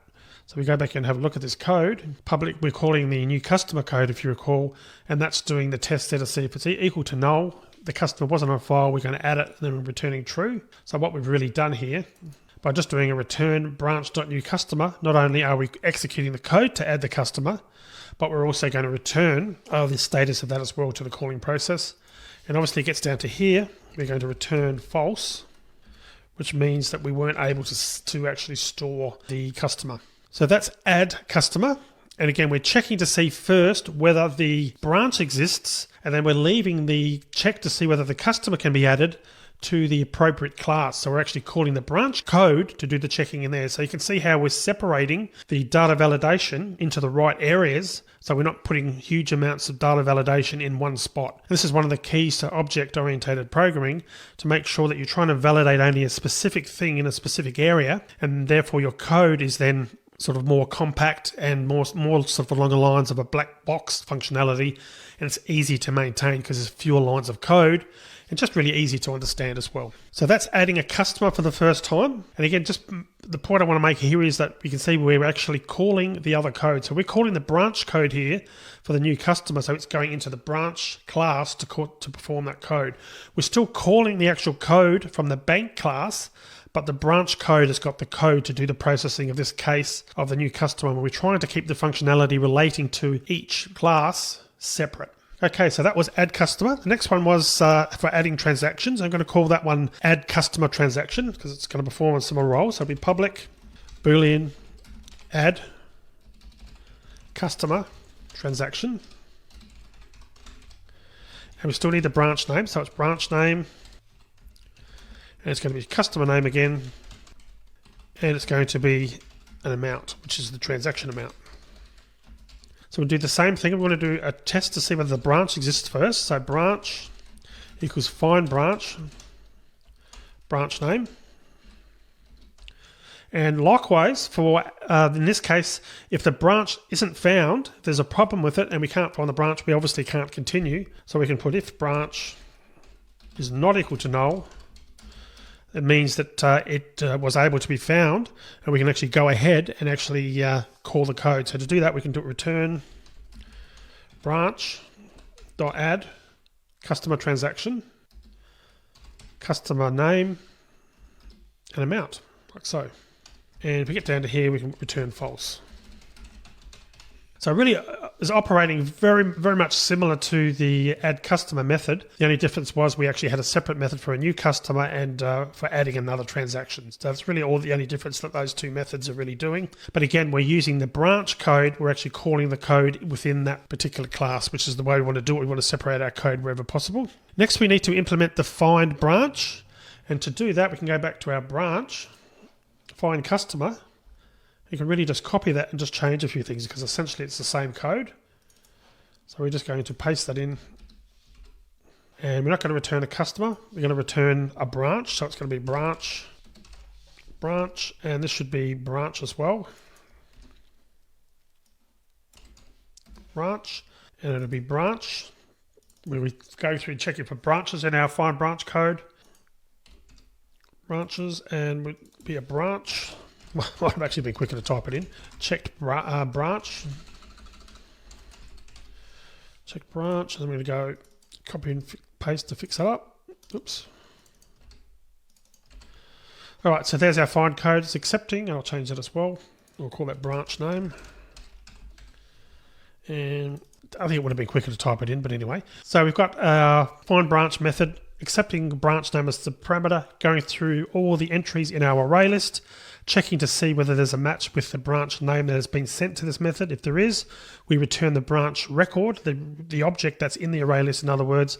Otherwise, if we go right through the loop and we can't find anything, then we're returning null, which means there wasn't a match. So that's literally all that's doing. You've seen that in operation before. Now, the next one that we want to implement, going back to our main, we want to actually implement this one now. Show a list of customers for a particular branch and optionally a list of their transactions. So that's probably a more meaty part of the code. So we're going to make a bit of space here. Let's implement that. So to do that, we're going to create a method. We're just going to call it list customers. So we're going to call it public. We're still going to call it, even though it's going to just display a list, we're going to return a Boolean in case the branch wasn't found. So that calling process will know that. So we're going to still pass the branch name because we still need that branch name to search for. And we're going to use a Boolean called show transactions. And show transactions is going to be set to true if we want to list the transactions for customers and false if we only want to see the customer names. So again, the same code at the start, branch equals find branch name. If branch is not equal to null, it means we found a match, we can process it. Otherwise, we're going to put a return false down here, which means there was a problem finding, in this case, the branch. Okay, so now that we've actually got that, so what we'll do first is we're going to print out a message. And the message I'm going to put is customers for branch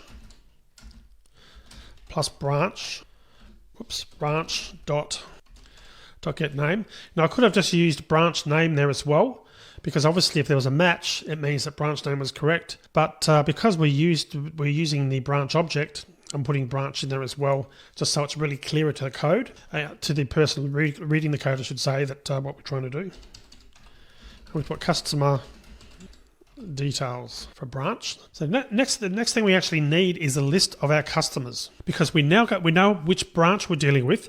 So we want to actually get a list of customers that are part of the branch that we've just retrieved. So to do that, we're going to create a variable, and it's going to be a list of customer records. We're going to call that branch customers. And we're going to use branch dot. Now, at the moment, we haven't implemented that. So what we really want to do here is just create a getter for the list of customers from the branch, effectively. So we can just go back here and just add a getter to that. Easiest thing to do would probably be to just to add the getter there for our get customers, and we can use that, and that's going to return the list of customers for that particular branch. So if we do that now, .get customers. So at this point, we've now got the list of customers for the branch that we're looking for. So we need to go through a for loop and print some of these out. So I put for int I equals 0, I less than, of course it's branch customers, dot size, I++. We're going to print a message out here and we'll put customer. This is the customer we're working on. So we'll put branch customers, which what we'll do there is we'll actually put customer, branch customer equals, just to stop us having to repeat ourselves here, branch customers dot get I. So that's the current entry that we're actually working on there now. So we can put branch customer dot get name. And the other thing we'll just put in square brackets here is just the number that we're working on. just sort of the loop entry, which is just for our purposes. So we're going to show that's the customer, and that's showing the name of the customer. And if you recall, we said optionally show the transaction. So we're going to put if show transactions. So this code will only get executed if show transactions is true. Then what we're going to do there is, of course, we now need to get a list of transactions for those customers. So firstly, I'm going to put a message to put transactions like so. Now we need an array list of our doubles, of our transactions for that customer. So to do that, we can put an array list double, we'll call that transactions. And that's going to be equal to our branch customer dot get transactions. So we're going to return that list of transactions on file for that specific customer. Now that we've done that, we need to actually do another loop now and loop through, because of course there can be multiple transactions, and print each one of those out. So to do that, we're going to put for int j equals 0. Now notice I'm doing j there because I'll try and put I there, because we're already within a loop. At the above, as you can see, we're going to get an error to say that I has already been defined, in the scope, as you can see. So we need a j here. And I'll just go through that again shortly so it's clear. And it's going to be j is going to be less than, in this case it's transactions.size, j++. And then we're just going to print out, and what we'll do is we'll actually print out the transaction number as well. So I'm just going to use square brackets plus, and we'll start counting from 1, like so, instead of from 0. That's the transaction number. And then we'll put amount plus, of course, this is going to be transactions dot get j. I nearly fell for that trap myself. Now I could put dot double value there, but we're using unboxing here, so I'm just going to leave that like so. And I think I made a typo here. So that definitely needs another one there anyway. Oops. And whoops, I had a typo there. So that's what it should be. Okay, so just going to go through this again so you're clear on what we're trying to do here. We're starting off on here, and we're actually getting a list of all the customers for the particular branch. So therefore the looping is starting using the variable I, and we're going through that. But then optionally we had this show transactions, and if that was set to true when we call it, the idea of that is to return, to show rather, a list of all the transactions for a particular customer. So consequently we need to have a second loop, and because we're looping within a loop, we need to use a different variable name. So the whole purpose of this method again is to list all the customers for a given branch, and optionally all the transactions for each customer. And that's effectively what we're doing here. The other thing I might do here is up here, I'll put it as I. I'm going to put I+1 there.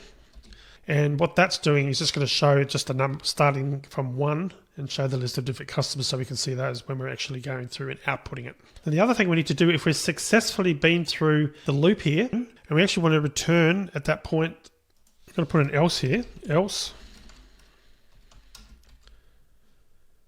return false, because that would actually indicate there was an error. And what I'm going to do is clear that up. And here I'm going to put return true. So basically the code is here.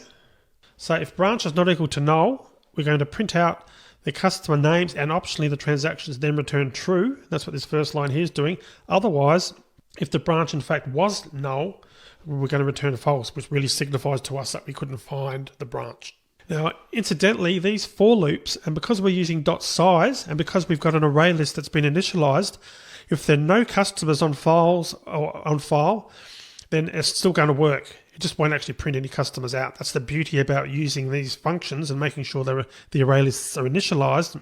This will handle array lists of size 0. You're not going to get an error or anything like that because of the way we've actually implemented it. All right, well, this video has gone on and on again. So we've now actually implemented the bank, the branch, and the customer. So we're actually done with the 3 major components. The only thing left for us to do, which we'll now do in the next video, is just to write some test code to actually make sure this all works. Add a bank, add some branches, add some customers, and just check that the customer transactions that we add will also work. So we'll do that in the next video.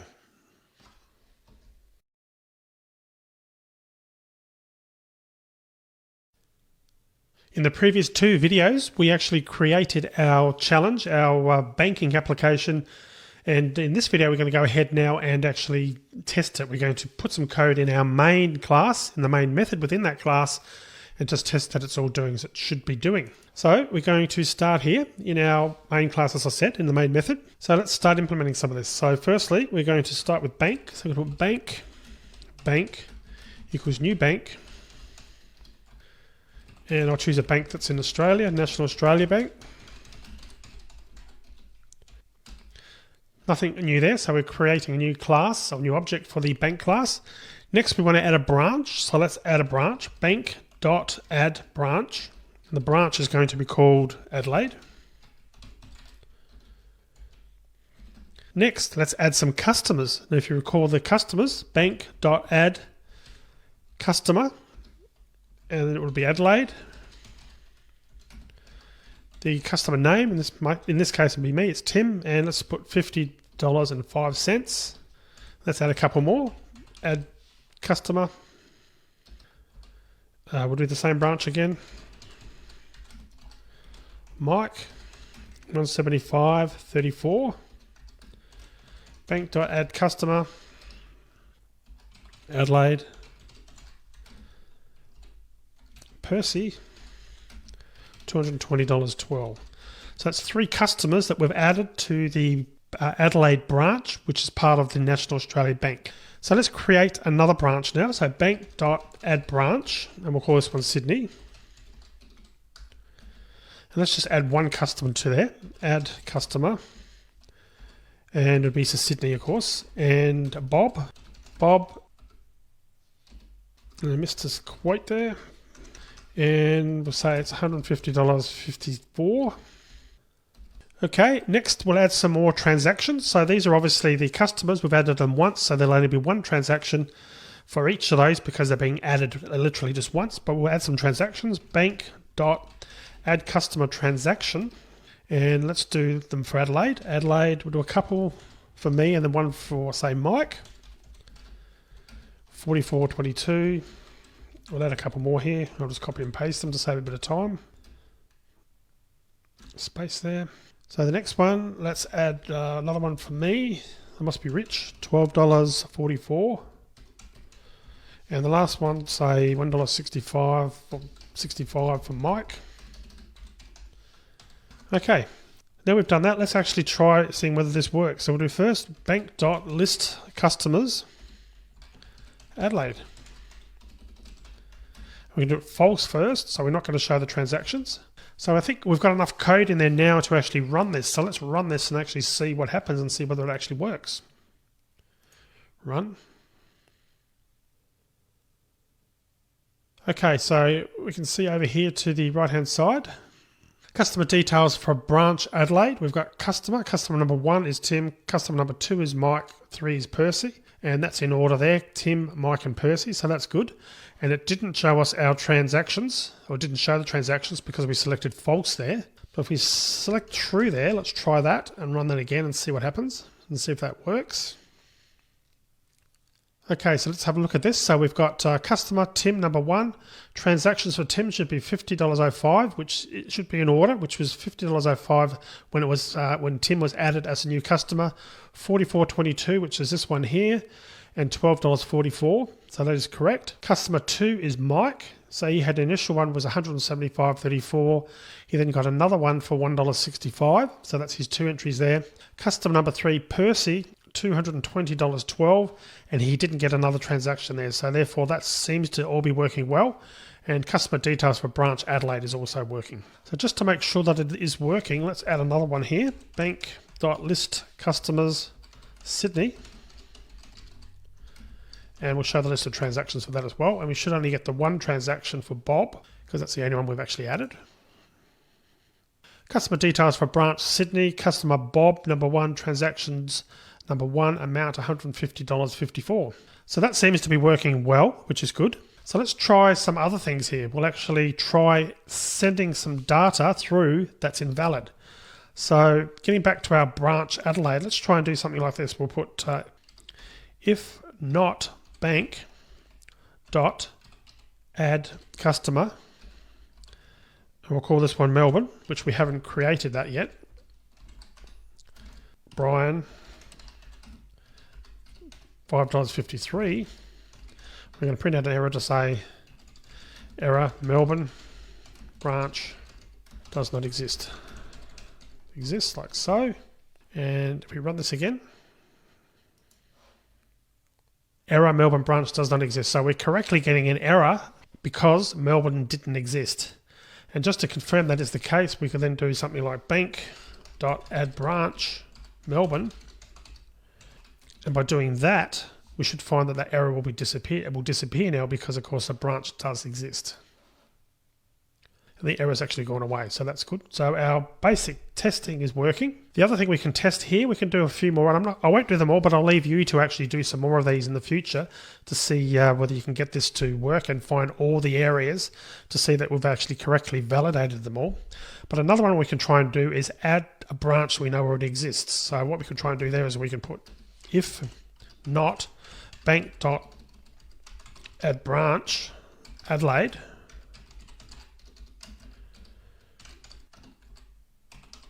Adelaide branch already exists. So in other words, we're getting an error trying to return a branch that already exists. We should actually see that error on the screen. So we'll run that.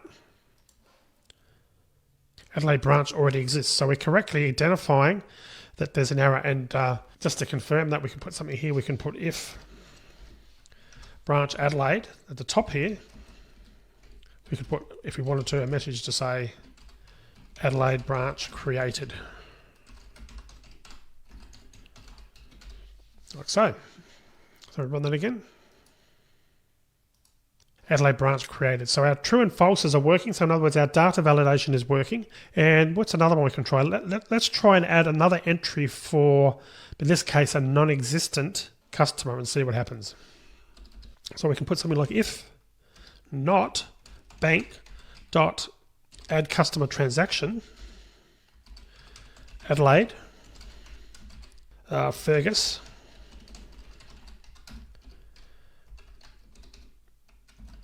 and we'll put customer does not exist at branch. So we should get an error there because Fergus doesn't exist. Customer does not exist at branch. So that's good that we're getting some good validation or getting the correct validation that's working, which is of course what we want to see. All right, and lastly, let's try and add a customer. I don't think we've done that. We'll try, actually we've done that already, haven't we? We've tried to add a customer here, but we're actually testing to see whether the actual bank failed.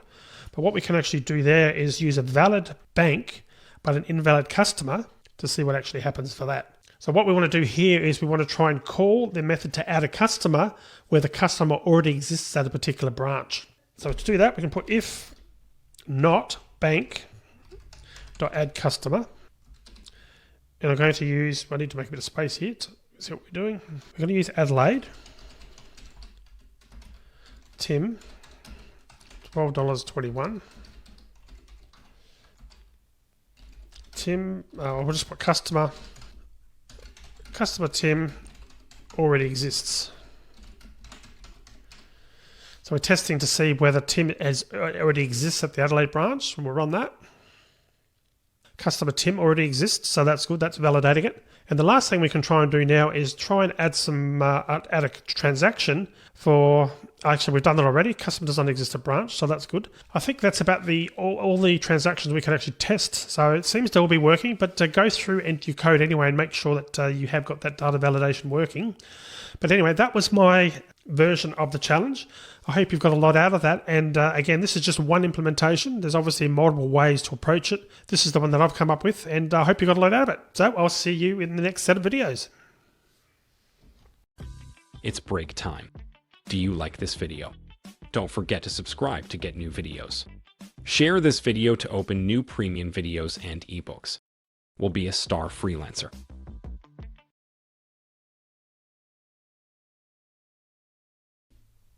So in this video, we're going to start talking about a linked list. This is another type of list, and we've already dealt with arrays in general. We talked about those extensively. And of course, we also talked about the array list, and we've used that quite a bit in the code as well. So the linked list is another type of list. So just as a recap, you will need to know this because of the way that linked lists work. We've already seen that an array is an indexed list of items. So they can be primitive types, for example, ints, doubles, booleans, those types of things in the case of a normal array. Or of course, we can also use objects in the case of an array list and actually store them like that. So we've seen how to access individual elements by using an index. So the 6th item, for example, would be found at index position 5. So just as a quick recap, let's just look at this on the screen. You can see there that we've actually got an array on screen of 7 integers. So the index position to the left is the number that we use to access the particular value. So the first element, of course, we use index position 0. It grabs the value 34. Index position 1 grabs the value of 18. So on and so forth. Now what happens internally, and this is important to get a good understanding of linked lists, is that Java will actually allocate 4 bytes of memory for each integer because it needs up to that amount to be able to store the highest value integer. And we have talked about that in much earlier in the course about how that memory works. So you can see what happens there is that Java will try and do this contiguously. So you can see in this case what it's done, there's actually a formula that Java can use to actually figure out which address, which physical memory address to use to grab the value. So what it can do quite simply, it can look at the base address. This is actually for the first element in the array. So this would be index position 0. So you can actually use that formula and what it can actually do is calculate the actual address based on that. So in other words, looking at the base address, which in this case is 100 plus 4 times the index number. So for example, if we want to get access to the actual 3rd index position, so we would actually we'd multiply the index position 3 by 4 because 4 bytes in each integer. So that's 3 times 4 is 12. We would add that to our base address, which was 100, which was the first element, and that would give us the answer of 112. And you can see on the screen there that index position 3, its value is 112. So that's how Java sort of handles things internally. And this type of thing works for primitive types much the same way. In the example of a double, for argument's sake, well, it uses up to 8 bytes of memory for each double because it needs that for floating point numbers. So the same formula would apply. We would actually still do the calculation, but instead of multiplying by 4 for 4 bytes for an integer, we'd multiply by 8, which is 8 bytes for a double. So that works fine for primitive types where you've got a known value and it's always going to be the same length. For example, an integer is always going to consume 4 bytes of memory. A double will always consume 8 bytes. But what about strings? Strings don't actually work the same, do they? Because strings, of course, can be a variable size. And this also applies in general to objects as well. So as you can see on the screen now, I'm going to switch to the next slide. What's actually happening here is that we've got the same index to the left-hand side, the same array. This time it's actually got strings instead of integers, and we've got the same number. And you can see that there's actually a calculation there. It's 8 bytes. So what's happening is that the memory that's being allocated in the array is actually itself 8 bytes, but that actually points to another location in memory where the string is.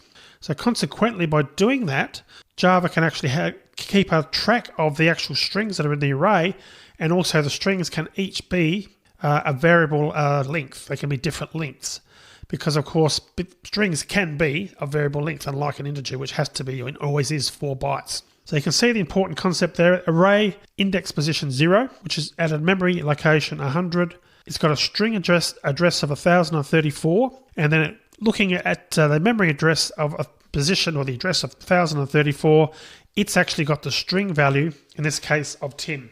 And likewise, we looked at another one for argument's sake, index position 3. Well, that's got a string address of 1024, and that points to the hello world as a string. So that's what's happening internally. Now, if we actually printed that out, we actually went through and did a for loop and actually printed that out. The actual order that would come out is actually Tim, Australia, Java, hello world, done, array, and array list. Because, of course, it's actually going through the index positions from 0 to 6. So it's looking at the first one, pointing to 1034, Tim. Looking at the next one, index position 1, 1037, Australia. Looking at position 2, 1046 is a string address, and that's going to be Java, so on and so forth. So requesting the string at index position 3 causes Java to calculate the address of that item in the array. So it's 100 plus 3 times 8 bytes equals 124. That's just this location here.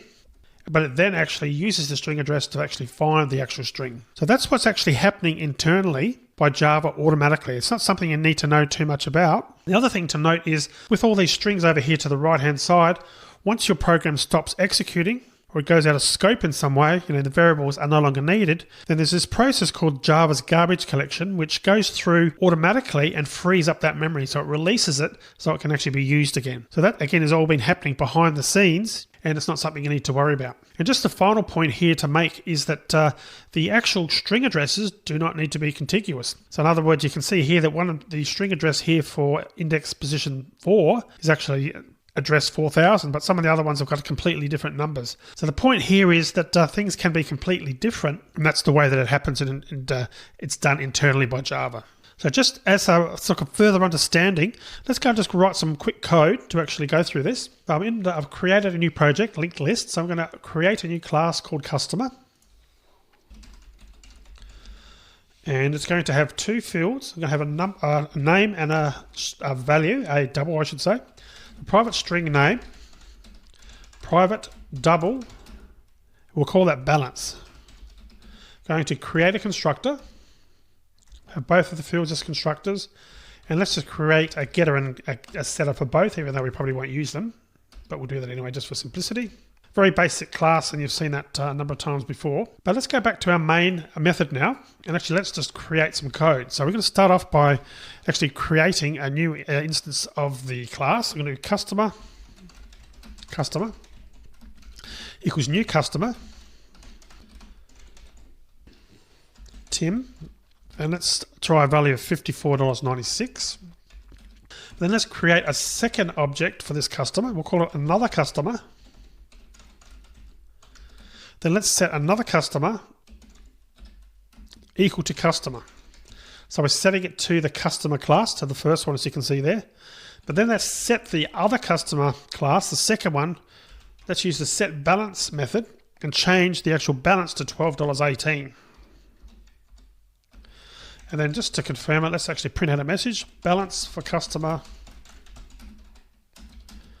and customer.getName is customer.getBalance. Now before I execute that, what do you think will actually happen? Just as a recap, we've created a new object here, a new instance of the customer class, and we've assigned the value to 54.96. We then created a second customer class called another customer, another instance. Then we set the value of this second class to the first object, the first instance that we created. We then actually set the value of the actual balance field to $12.18 using the setter for the second class. But what we're doing here is we're actually printing out the value of the first class. So what do you actually think will happen here? What value should we get? Will we get to the value $54.96 or $12.18? Well, let's just run it and see, and then we'll talk about it.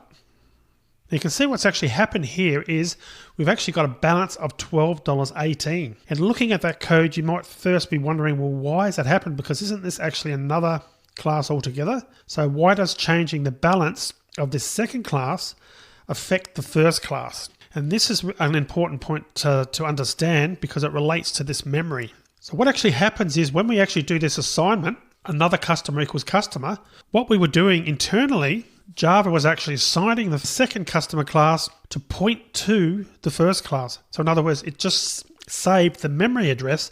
It didn't create a separate class. So this is really important to understand what's working there. So as a result of that only saving the memory address, when we used the set balance command, what it actually did was it actually saved the value in this original location. So for all intents and purposes, there's only one class here. Customer class is the first class, and another customer, the second one that we created, is actually pointing to the first one. So consequently, when we use the set balance method on the second class, it actually updated the first class. And that's all because of how memory is used and allocated within Java. I'm going to close that now. So if Java doesn't let us use pointers, in other words, we can't actually point to these objects directly, why are we discussing them? Well, look, it's important to understand all this before we can understand what a linked list is and the advantages that it can give you over an array. So let's just consider some more code now. We're going to create some code that creates a basic array list of integers. We'll call it int list equals new array list. So let's add some values. Int list.add 1, int list.add 3, int list.add 4. Then we'll use for int I equals 0, I less than int list.size. And you've seen this a heap of times before. So we're just going to show the values. We'll put element I plus int list.getI. That's just going to show the output of each element in the array. Next, we'll actually add another one. So we'll add another entry, int list.add. But what we're going to do here is we're going to put 1, 2. And what that actually does is that's inserting the actual number, in this case the number 2, in position, index position 1. So in other words, it's going to add the number, starting the first element position was position 0, of course, which had the value of 1. We're using index position 1, which should store it immediately after the 1. So in other words, it's the second element, and we're storing the value of 2. So let's just confirm that that works, and we'll actually do a printout after that as well.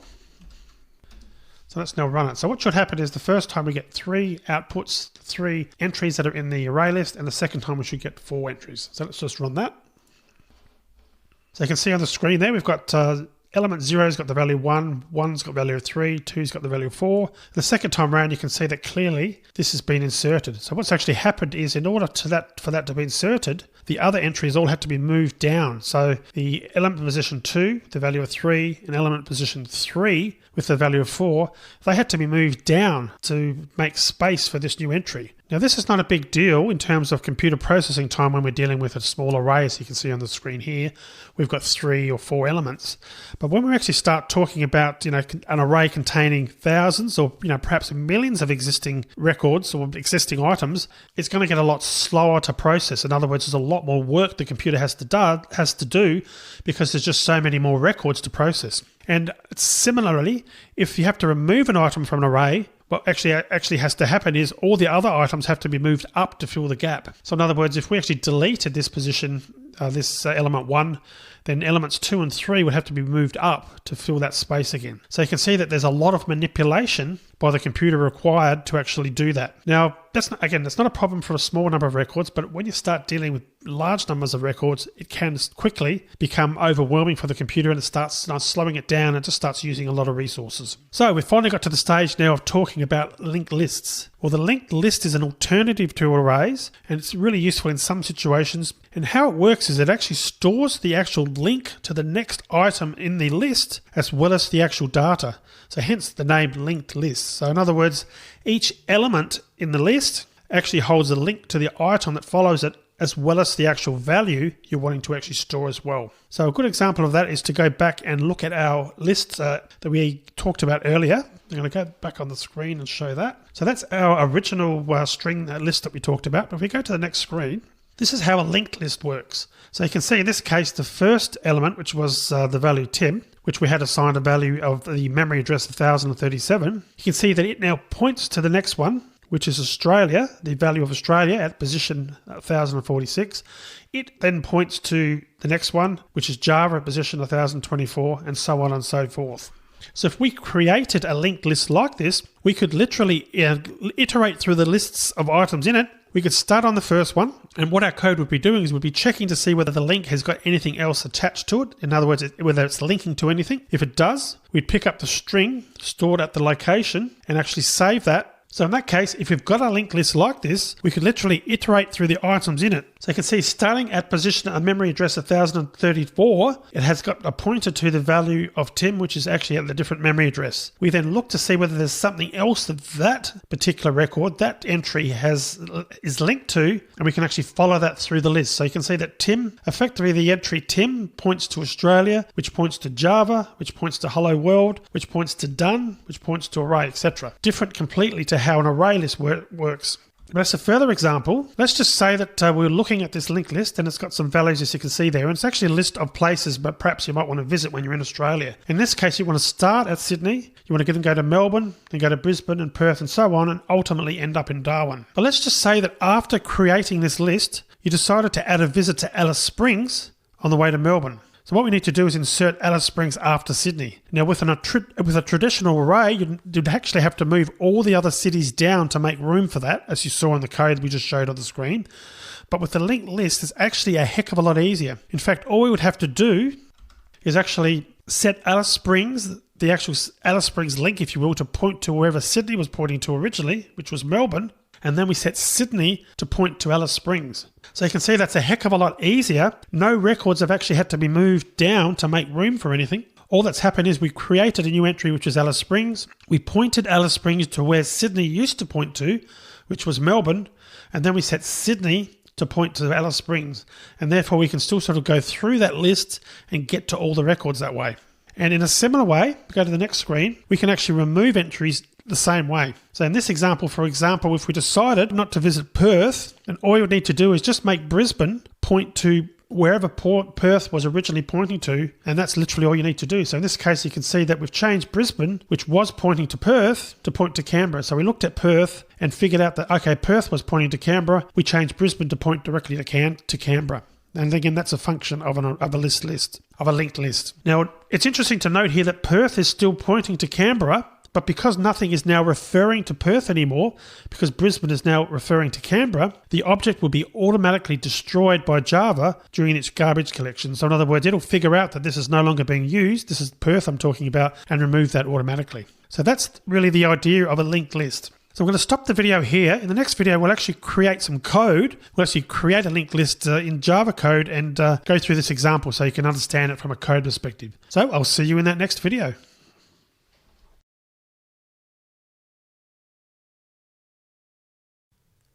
In the previous video, we actually talked about the linked list. And in this video, what we're going to do is actually start using it in our code. So I've opened the project that I created originally in the previous video. I'm going to create a new class to leave the other one as it was. I'm going to call it demo.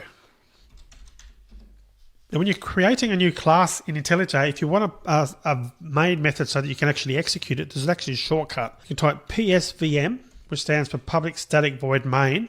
And if you press tab, before I do that, you can see on the screen it actually tells you that what it's going to do, main method declaration. Press tab now, actually creates that for us. Because it's something that you want to do in a lot of Java programs, IntelliJ makes your life easier, makes life easier for you by allowing it to work. So next, let's create a linked list. And what we're going to do is create a linked list of the places to visit, which is the capital cities in Australia that we talked about in the previous video. So I'm going to type in linked list, string. I'm going to call it places to visit equals new, and it's going to be linked list, and I'll just press enter there, and that's the default declaration, and it looks very similar to an array list, but of course it's a linked list.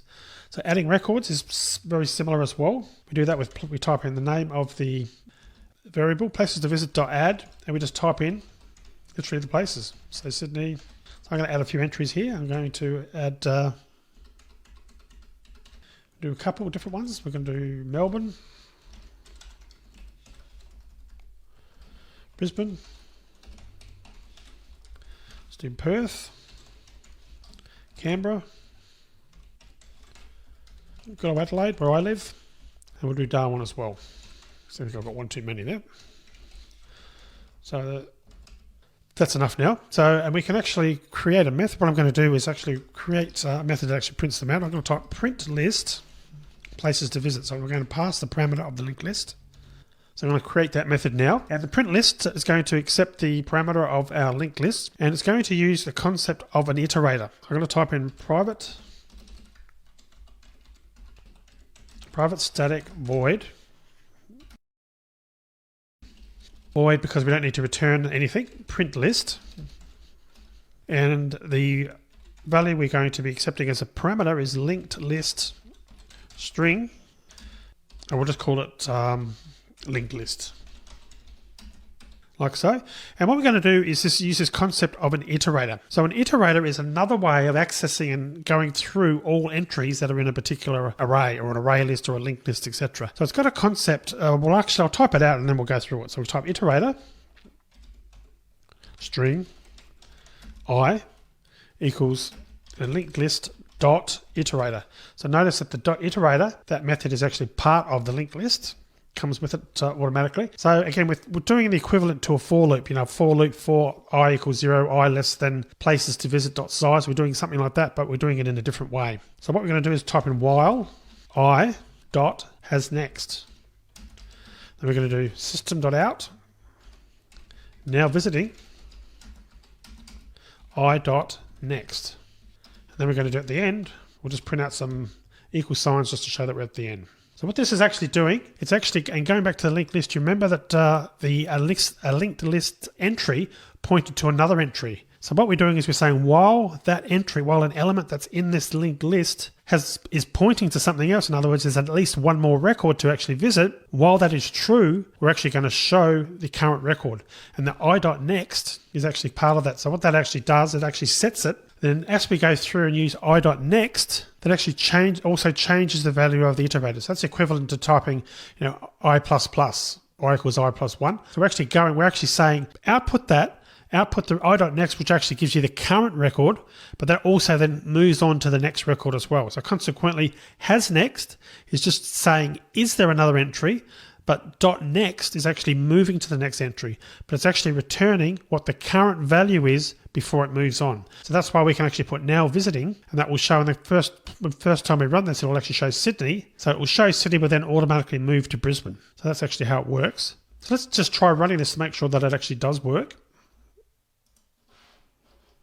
And you can see it's now visiting Sydney, Melbourne, Brisbane, Perth, Canberra, Adelaide and Darwin. So it's gone through the whole list automatically, as you can see, and it's working nicely. So let's actually go back here and add some more code. Let's actually insert a record. So what we're going to do is we're going to insert Alice Springs, and that's going to be in index position 1, which of course is immediately after Sydney.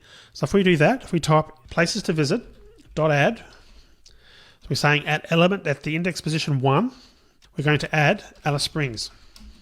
Let's do that. And then let's then also print out the result. So let's try that and see what happens. So you can see the first time we had Sydney, Melbourne, Brisbane, Perth, etc. The second time we've now visiting Sydney, Alice Springs, and notice how Alice Springs is now automatically linking to Melbourne. So this has happened automatically. We've inserted that entry, so you can see what's happened when we inserted Alice Springs. Sydney is now pointing to Alice Springs, and Alice Springs is pointing to Melbourne. Whereas the first time we actually ran through, Sydney was pointing to Melbourne. So just by you typing in that command to insert that record with the index position, the actual linked list functionality in Java is done that for you automatically, which is pretty cool. That's sort of built in to do that. So that's how to add a new entry, to insert a position. That's how to insert a new record. If we want to remove one, similarly, we can do something like places to visit.remove, and we want to remove the element position 4. So we do that, and we actually run the code again. Or actually, what we'll do is actually add a print first. We'll run the code again now. And we can see automatically what's happened there. The first list we had Sydney, Melbourne, Brisbane. Then we had Sydney, Alice Springs, Melbourne. This time we've got Sydney, Alice Springs, Melbourne, Brisbane, but there's no Perth. And Perth was, of course, index position 4, which is actually the 5th element. So 1, 2, 3, 4, 5. That was Perth. That was the index position 4, which, of course, is element 5. So by typing the remove, you can see that what happened was Brisbane, which was pointing to Perth, Brisbane is now pointing to Canberra. So Perth has been sort of removed completely. And that's how a linked list works. So you can see it's pretty cool that it does a lot of that for you automatically. And it handles the linking to the next records, the next one in the list automatically for you. And of course, with this mechanism, if you had thousands of records, there's not really going to be any slowdown in performance because it's literally only changing 1 or 2 entries at most. Everything else remains in the same position. Now, at the moment, we haven't really done anything that couldn't be done with an array or an array list. In actual fact, when it comes to adding Alice Springs, we had to count into the list to find out the entry, the index position to add to. So we had to actually tell it we want to add it at this position. Likewise, for deleting Perth, we had to count the number of items and actually decide ourselves by passing the number as to which element we wanted to remove. So let me now show you the advantages of a linked list. What I'm going to do is add the cities in alphabetical order. Now, alphabetically may not be the best way to visit the cities in a country the size of Australia, but really the important thing here is we're going to be imposing an order. So what we're going to be doing is we're going to be saying that every time an entry is added to the linked list, we're going to make sure that it's actually added in alphabetical order. So if this was real, you'd use some other algorithm to work out the distances or something like that and figure out the most efficient way and perhaps add it in that way. But in this case, just as an example, we're going to do it in alphabetical order. So we're going to start off with an empty list. That means that the first item to be added is always going to be added right at the start. But when it comes to add the second item, what we're going to do is we're going to compare it to the first, and then 3 things can actually happen. Firstly, if it's the same as the first, in other words, if it's a duplicate, well, we don't want to visit the same city twice. So if that's the case, we're going to ignore that entry and not actually accept it. if it sorts alphabetically before the first city, and that's the case, we want to insert it before the current city. And if it alphabetically is greater than the current city, if that's the case, we want to move it to the next city, and then we want to repeat the process. So you can see that by comparing that as we're actually inserting it, we can put it in the right place each time. So eventually when we get to the end of the list, if the item has not been added by now, then it belongs to the end. So we'll add it there and implement it. And we're going to be using something similar to an iterator, and that's called a list iterator. So what I'm going to do now is just type in some of the code, and then we'll go through it and actually try running it. So I'm going to create this method. I'll close down this run window for now. I'm going to use private static boolean add in order. So the parameters we're going to have here, or parameter, is going to be the new city, string new city. But for demo purposes, I'll also add another one. We're going to add a parameter which will be the actual linked list itself that we want to actually add data to. So we'll call that linked list. Like so. So the first thing we need to do is create an iterator, and you saw that in the previous code example above. We used linked_list.iterator. But we're going to use what's called a list iterator.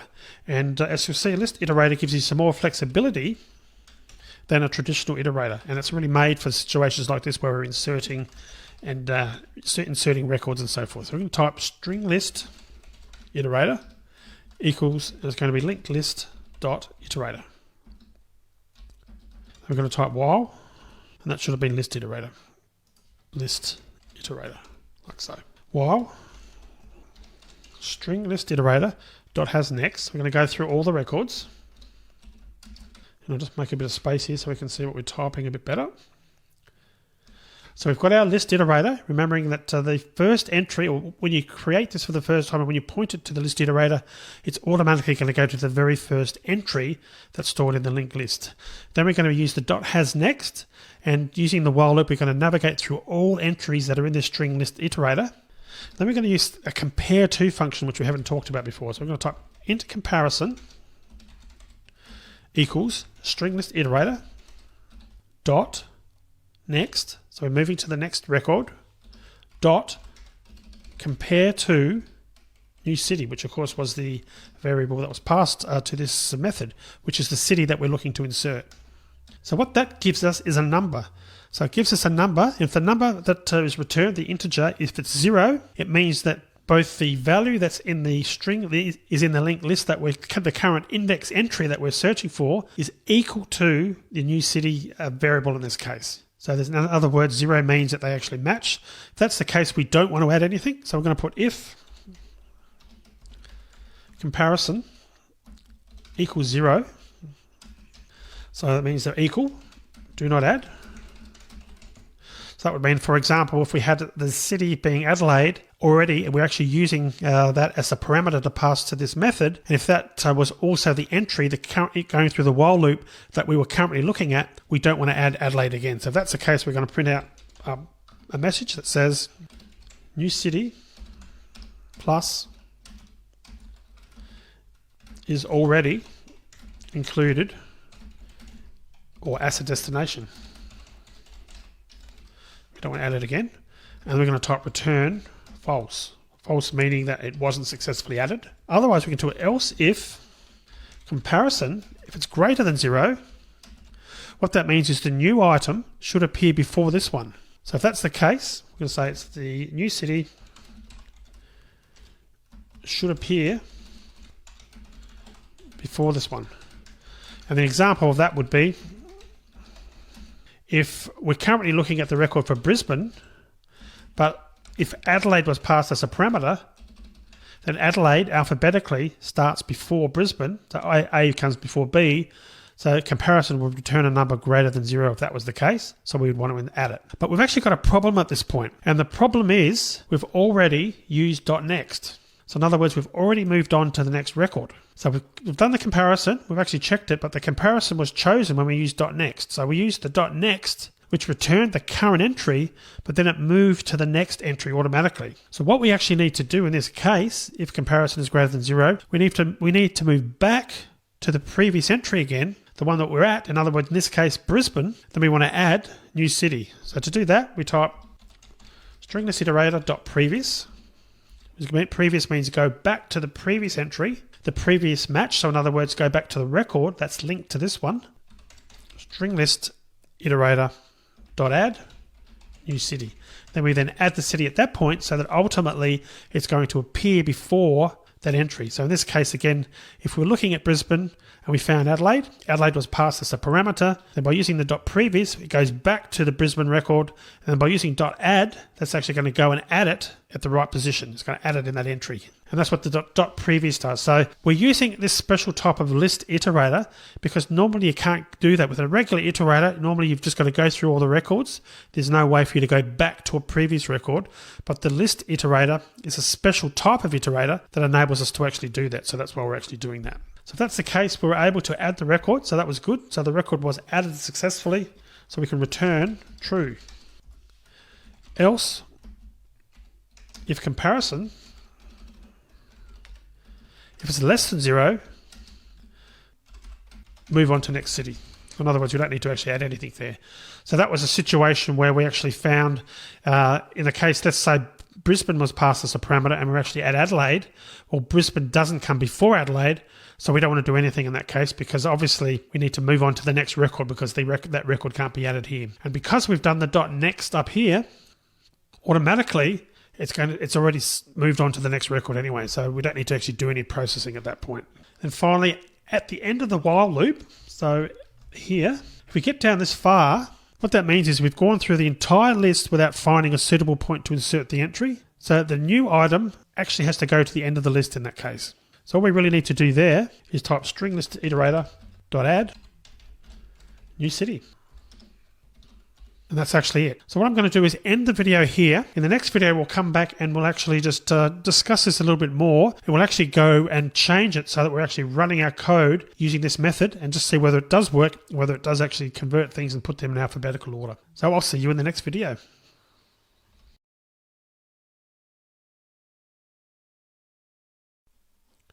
So in the previous video, we actually implemented our add-in order method, which was a way to iterate through the list of entries in our linked list. And we found out that the list iterator is great for actually going through linked lists and actually going through the actual entries one by one. But I just want to make a point before we move on and enhance this a little bit, is the first time you actually create the list iterator, like on this first line here, line 40, that's not actually yet pointing to the first record. So you actually have to use a string list iterator.next to go to the first record. So it's important to know that the first one is just a setup. It's not automatically pointing to the first entry. You need to use that .next first to actually get to the first entry. And the one thing I didn't do down here was I needed to return true as well.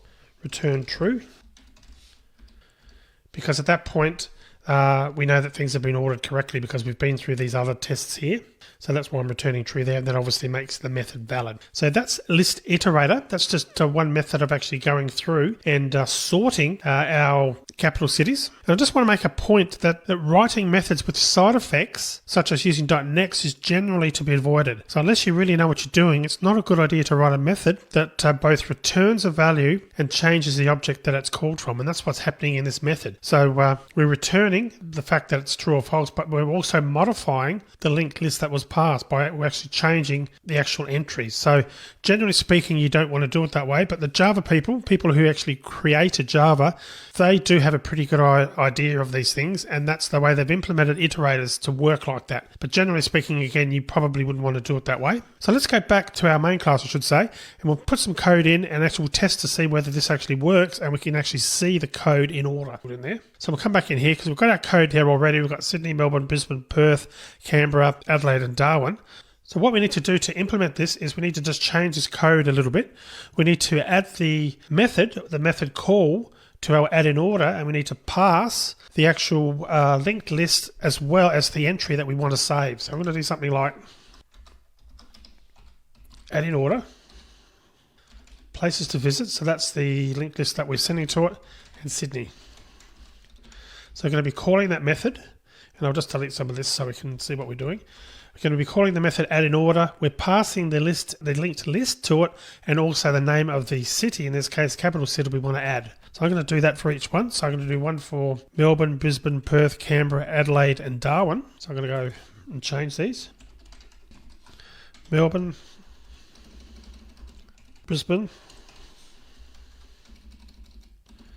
Perth. Incidentally, this wouldn't be a good order of actually visiting states, capital cities in Australia, because we're going sort of left and right of the country.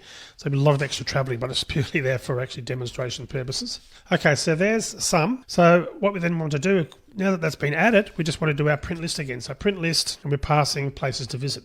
So if we execute that, what should actually happen is we should get these actually added, or showing I should say, in alphabetic order. So let's just try that. I'm going to run that.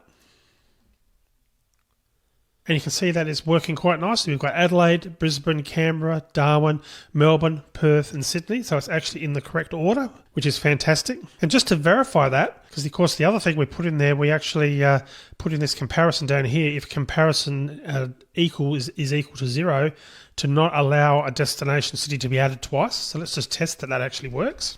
So I put something like add in order, places to visit. And if we try, say, Alice Springs,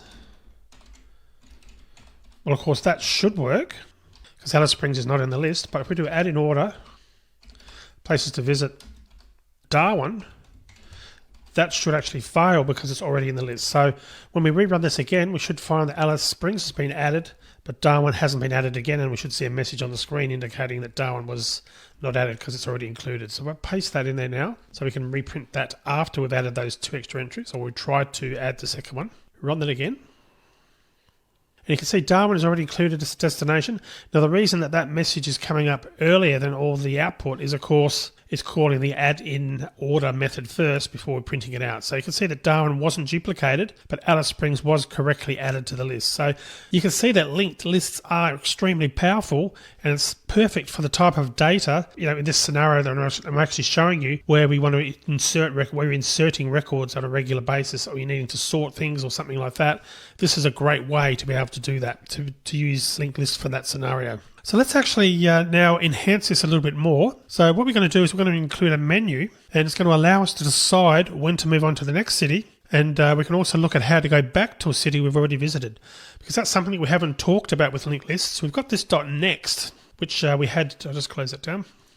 The .next, which we had in our main, or our add in order method, and of course that went to the next entry, and we saw that on these slides that I showed in the previous video. But the way that this actually works, and the way that Java have implemented it, is seriously pretty cool, because what they've done is they've given you the option to actually go back in both directions.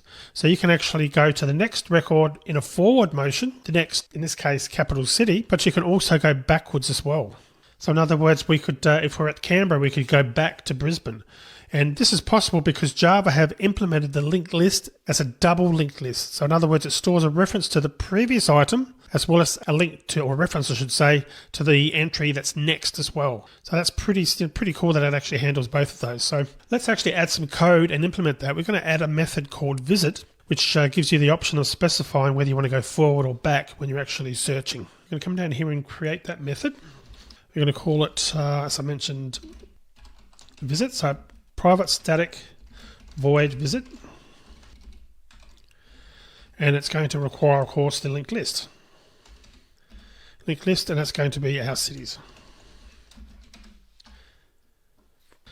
So you've seen this before. We're going to add some scanner for some input. So scanner equals new scanner. Scanner, and it's going to be system.in. And we'll put boolean quit equals false, so we can set that to true if we want to actually exit. We want a list iterator of string, because that's our data type for our cities. List iterator equals cities dot listed iterator. So, okay, so firstly what we have to do is we want to do a test to see whether there's no cities. So we can put if cities dot get first. And that's a way to determine, or to actually retrieve, the very first entry in a linked list. So if that is equal to nothing, that should be double equal, of course. We're not setting a value, we're actually comparing it. If that's equal to an entry, a null entry, if that's the case, we're going to do a system out, no cities in the itinerary. Like so. And we're going to return at that point. We don't want to do any more processing because there's nothing to show.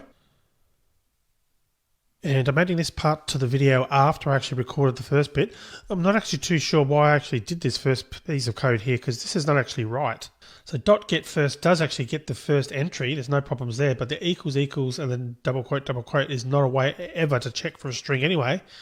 And actually in this case, it will return an error. So if we actually send this an empty linked list, it will actually return an error. The correct way to actually test this is actually to check using isEmpty. So we put isEmpty. So again, I'm inserting this into the video after, so use.isEmpty. So when this little component stops and we go back to the other video again, you'll see the old code, but ignore that and use cities.isEmpty in this place. And I'll also make sure I update that in the source code as well, that you can download if you ever want to check the code for any reason. Okay, back to the main video. Else, we'll actually put the name that we're visiting. We'll put so now visiting plus list iterator dot next. So we're actually moving to that first entry again. So get first enables you to get the first entry without actually changing the pointer, but dot next actually physically moves to that next entry. And at that point, we want to print the menu to give some options. We're going to create that method shortly. And then the actual loop is going to be while not quit. So we're going to keep going until quit is set to true. Int action equals scanner. .next int, and we've seen a lot of this code before, so I'm not going to spend any time going through it. We've done this quite a few times. Next line, we're just going to clear the input line after that. I'm going to go through now and actually add a few switches, and what we're going to do is, firstly, case 0. So if they enter a 0, we're going to put holiday over. We'll put holiday vacation. In Australia, we call them holidays, but I know overseas it's often called vacation. And we'll put quit equals true. Break, and I've actually forgot in my haste to type ahead to actually put a switch on action. Of course, we need to do that. And I'll paste the case in there. We can continue going. Okay, that's what I should have done right the first time. Okay, so if you enter a 0, then the vacation's over. If we enter a 1, we're going to do the following. We're going to go now visiting. We're going to move to the next one. Now visiting list iterator dot next.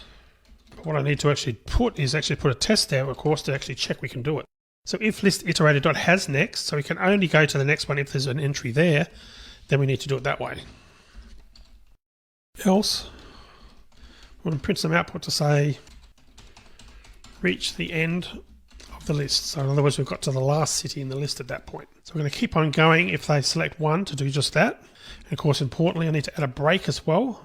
I'm just going to move this up a little bit so I can see what we're typing a bit better. Okay, so that's case 1. In case 2, we're going to do something we haven't seen before. We're going to go back to the previous entry. So we're going to put case 2, if list iterator dot has previous. Previous goes to the back, as you would suggest, or goes to the previous entry. I'm going to put now visiting list iterator dot previous. Else, we are at the start of the list. So you can see what we've done there. So if 0 is typed, we're going to end the holiday. So that's our way of exiting out. If 1 is typed, we're going to go to the next entry, the next city in our list. But if 2 is typed, we're going to go back to the previous entry. So in other words, then we also need to do a test to see whether there's previous, and we also have to do list iterator.previous as well. And just to be clear, because we're doing a .next, you might be wondering, well, how does it know that it's a string? Well, if you recall, when we actually at the start, when we defined the list iterator, we actually said it was of type string here.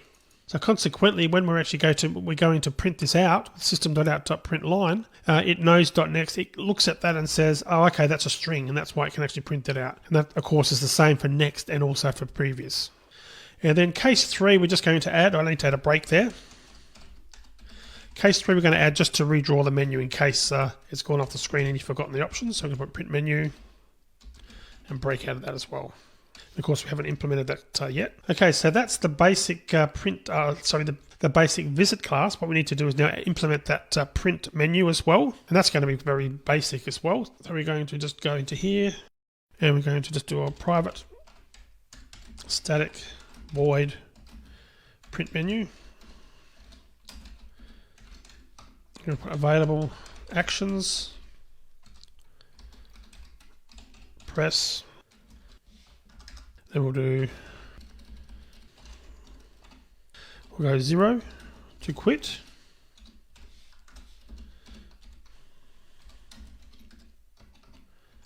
One, go to next city.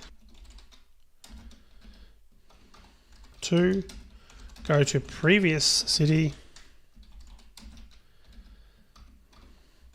And 3, print menu options. So that's our print menu.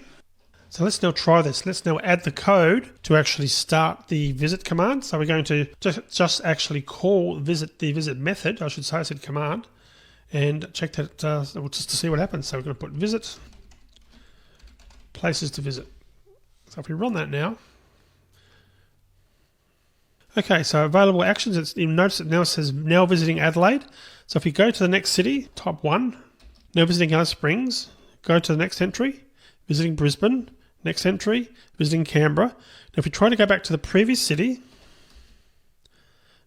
we notice there's a problem. And notice what's happening. Why did it actually double up there? It actually noticed that it seemed to not work, and then it actually started going back in the right order. Well, the problem is that Java does not implement the linked list in quite the way that we've actually described. Now, there's actually an explanation of the list iterator. I want to just show that you on the screen to help you sort of understand how this actually works. So let's just open a browser. I'm going to paste this link in. There we go, that's the list iterator. And if you actually go through here and actually have a look, you'll see that the problem actually is that there's no current position as such. So the list iterator actually hovers between the items that would be returned when you go to previous or when you go to next. So if you go forward with 1 and then go back with 2, then go forward with 1, etc., you never actually leave the city that you're actually in. So this is actually a problem. But there actually is a good reason for this. So if they had have actually allowed access to the item at .next or previous in the normal way, then an error would actually lead to loops in the list. For example, if we'd made a mistake while removing Perth from the list, we'd end up with something like this. And I'll just show this on the screen. And we'll just go to that entry. So in this scenario, if they had left it how you would think it would normally work, then traversing the list would then return Sydney, Alice Springs, Melbourne, Brisbane, Alice Springs, Melbourne, Brisbane, Alice Springs, Melbourne, Brisbane. So it's sort of like an infinite loop. And of course, we don't want that to happen. So this is like a really sufficiently serious problem in the past that algorithms have been developed for detecting and fixing loops in structures like linked lists. So you can Google something like tortoise and the hare algorithm. If you want to do that in your own time, you'll see that there's actually a big issue with that. And that's with this linked list sort of looping over itself. But the great thing is that Java have set it up in such a way that that is not going to happen to you. So it doesn't really allow you to make that type of mistake where you'll get into a loop. But what it does mean is we need to keep track of which direction we're going and allow for the in-between nature of the iterator. So in other words, there's a little bit more work that you need to do to get that to work. But in the scheme of things, it's not really that hard. So let's just go back and modify that code to get it working correctly. So what we actually really need to do is go back to our visit method, and I'll close down this to make us a bit of space. I'll disconnect it to close the program down. We need to go back here now to our visit, and we need to add another variable. We need to put a variable to track the direction. So we're going to call it going forward, and I'll set that to true. Then what we need to do is when we're going forwards or backwards, we need to do a test and we need to set that direction. We start off with the first one, which is going forward, case 1. So we're going to put if not going forward. So in other words, the user has previously selected going back. Then we need to do a test. We put if list iterator dot has next, list iterator dot next. And then going forward is equal to true. So we're doing that additional check to actually make sure that we actually can go, that there is the ability to go next and then actually go to the next entry again so that we can actually continue where we left off. So it's actually that extra step that I talked about to make sure that you don't get into that scenario where you're doing a loop. And likewise for going backwards, if it's actually going forward currently, then we put if list iterator dot, if it's got a previous record, then we go to the previous entry, like so. And of course we set going forward equals false.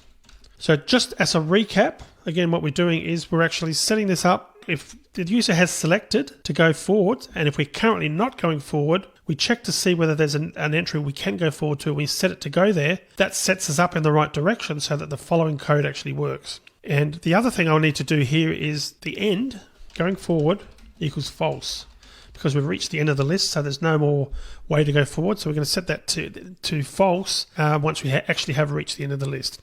And likewise, if we get to the start of the list, to the very first entry, we need to do a similar thing. We need to set going forward. We need to set that to true, because that's the only direction we can go now. So we've reached the first entry, so we automatically change the direction to pointing forward again. So you can see what we're doing there. So we're just controlling the state. We're just doing a little bit more housekeeping to make sure that in the event that we're going in a particular direction, once we reach either the start, in this case with the going forward. So in this case, if we're actually are going forward, what we're doing is we're doing a test to make sure that if we weren't going forward, prior to the actual menu option being selected, we need to point in that direction to be going forward. But also, if we get to the end of the list, we need to set going forward to false, which means that from now on, we'll be actually navigating going backwards. And we're doing the reverse in this scenario with case 2. If we were going forward, but the user has selected to go previous, then we need to check whether we can go previous. If we can, we go to that previous entry to point it in the right direction. Then we set our flag to the fact that we actually are going in a backwards direction, going to the previous entry. And likewise, when we reach the start of the list, the very first entry, we can't actually go to any other previous records because we're at the first one. So we set going forward to true. So hopefully that sort of makes sense what we've actually done. So there's actually an extra check. There's an extra .next you need to actually use in a .previous if you're moving from one direction to another. So just to confirm that's working, let's actually run it. So let's just try it now. So you can see we're now visiting Adelaide. So I'm going to go to the next city, Alice Springs, Brisbane. So let's go back to the previous city now, Alice Springs, Adelaide. We're at the start of the list, so we're not getting an error there. So now if we go back, I'll go to the next entry, or next city I should say. We're back to Adelaide again because that's the first one in the list. 1, 1, we can keep on going. We reach the end of the list, so it's not actually letting us do anything. Let us go further and it's not crashing. And we can go back again and it goes backwards just fine. So that's actually it. That's how to actually achieve that and to get a linked list working. So I hope you actually enjoyed that. It can take a little while to get your head around linked lists, but they are extremely powerful, and especially with the way that Java have implemented them to avoid you having to get into this scenario where there's an infinite loop that we talked about in the PowerPoint slide. So you don't need to worry about that. You just need to do a little bit more housekeeping if you do want your list to have the capability of going to the next entry in the previous entry, but you've now seen that code. So in the next video, it's time for a challenge. So I'll see you in that next video.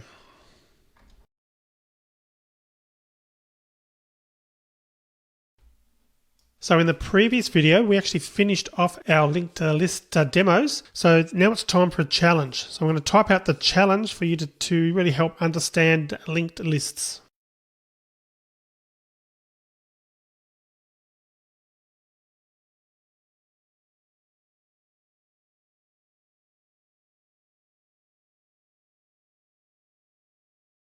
Okay, so here is our challenge. So the idea is to create a program that implements a playlist for songs. So you want to create a song class which has got title and duration for the song, and the program will have an album class containing a list of songs. Now the actual albums will be stored in an array list. Songs from different albums can be added to the playlist, and the playlist is actually our linked list, and the songs that we can add will appear in the list in the order they're added. So that's the linked list functionality. Once the songs have been added to the playlist, you want to create a menu of options to add this functionality. Quit out of the menu, skip forward to the next song, skip backwards to a previous song, replay the current song, list the songs in the playlist as well. Now, a song must exist in an album before it can be added to the playlist. Remember that the songs are stored in albums in an array list, but the playlist is a linked list. So in other words here, making sure that the song exists in an album before it can be added to the playlist, so you can only play songs that you own, that you've got in your catalog. And a hint for this is to replay a song. Consider what happens when we went back and forward, or what happened when we went back and forth from a city in the previous video before we started tracking the direction. So you probably want to do something like that. And as an optional extra, provide another menu option to remove the current song from the playlist. And a hint for that is to look at list iterator automated.remove. So that's it. That's the challenge.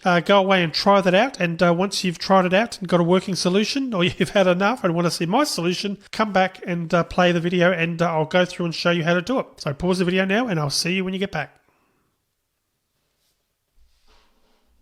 Okay, so how did you get on? Hopefully you figured it out and you came up with a solution. But let's now go through what my solution is for this. And bearing in mind, as I've said often in the past, this is just one solution. There's always, more than one way to develop almost anything when you're programming. So let's start off, create a song class. So I'm going to do that first. I'm going to create our song class. Call it song, obviously. And we're going to have two fields. Private string will be the title, the name of the song, and private double duration.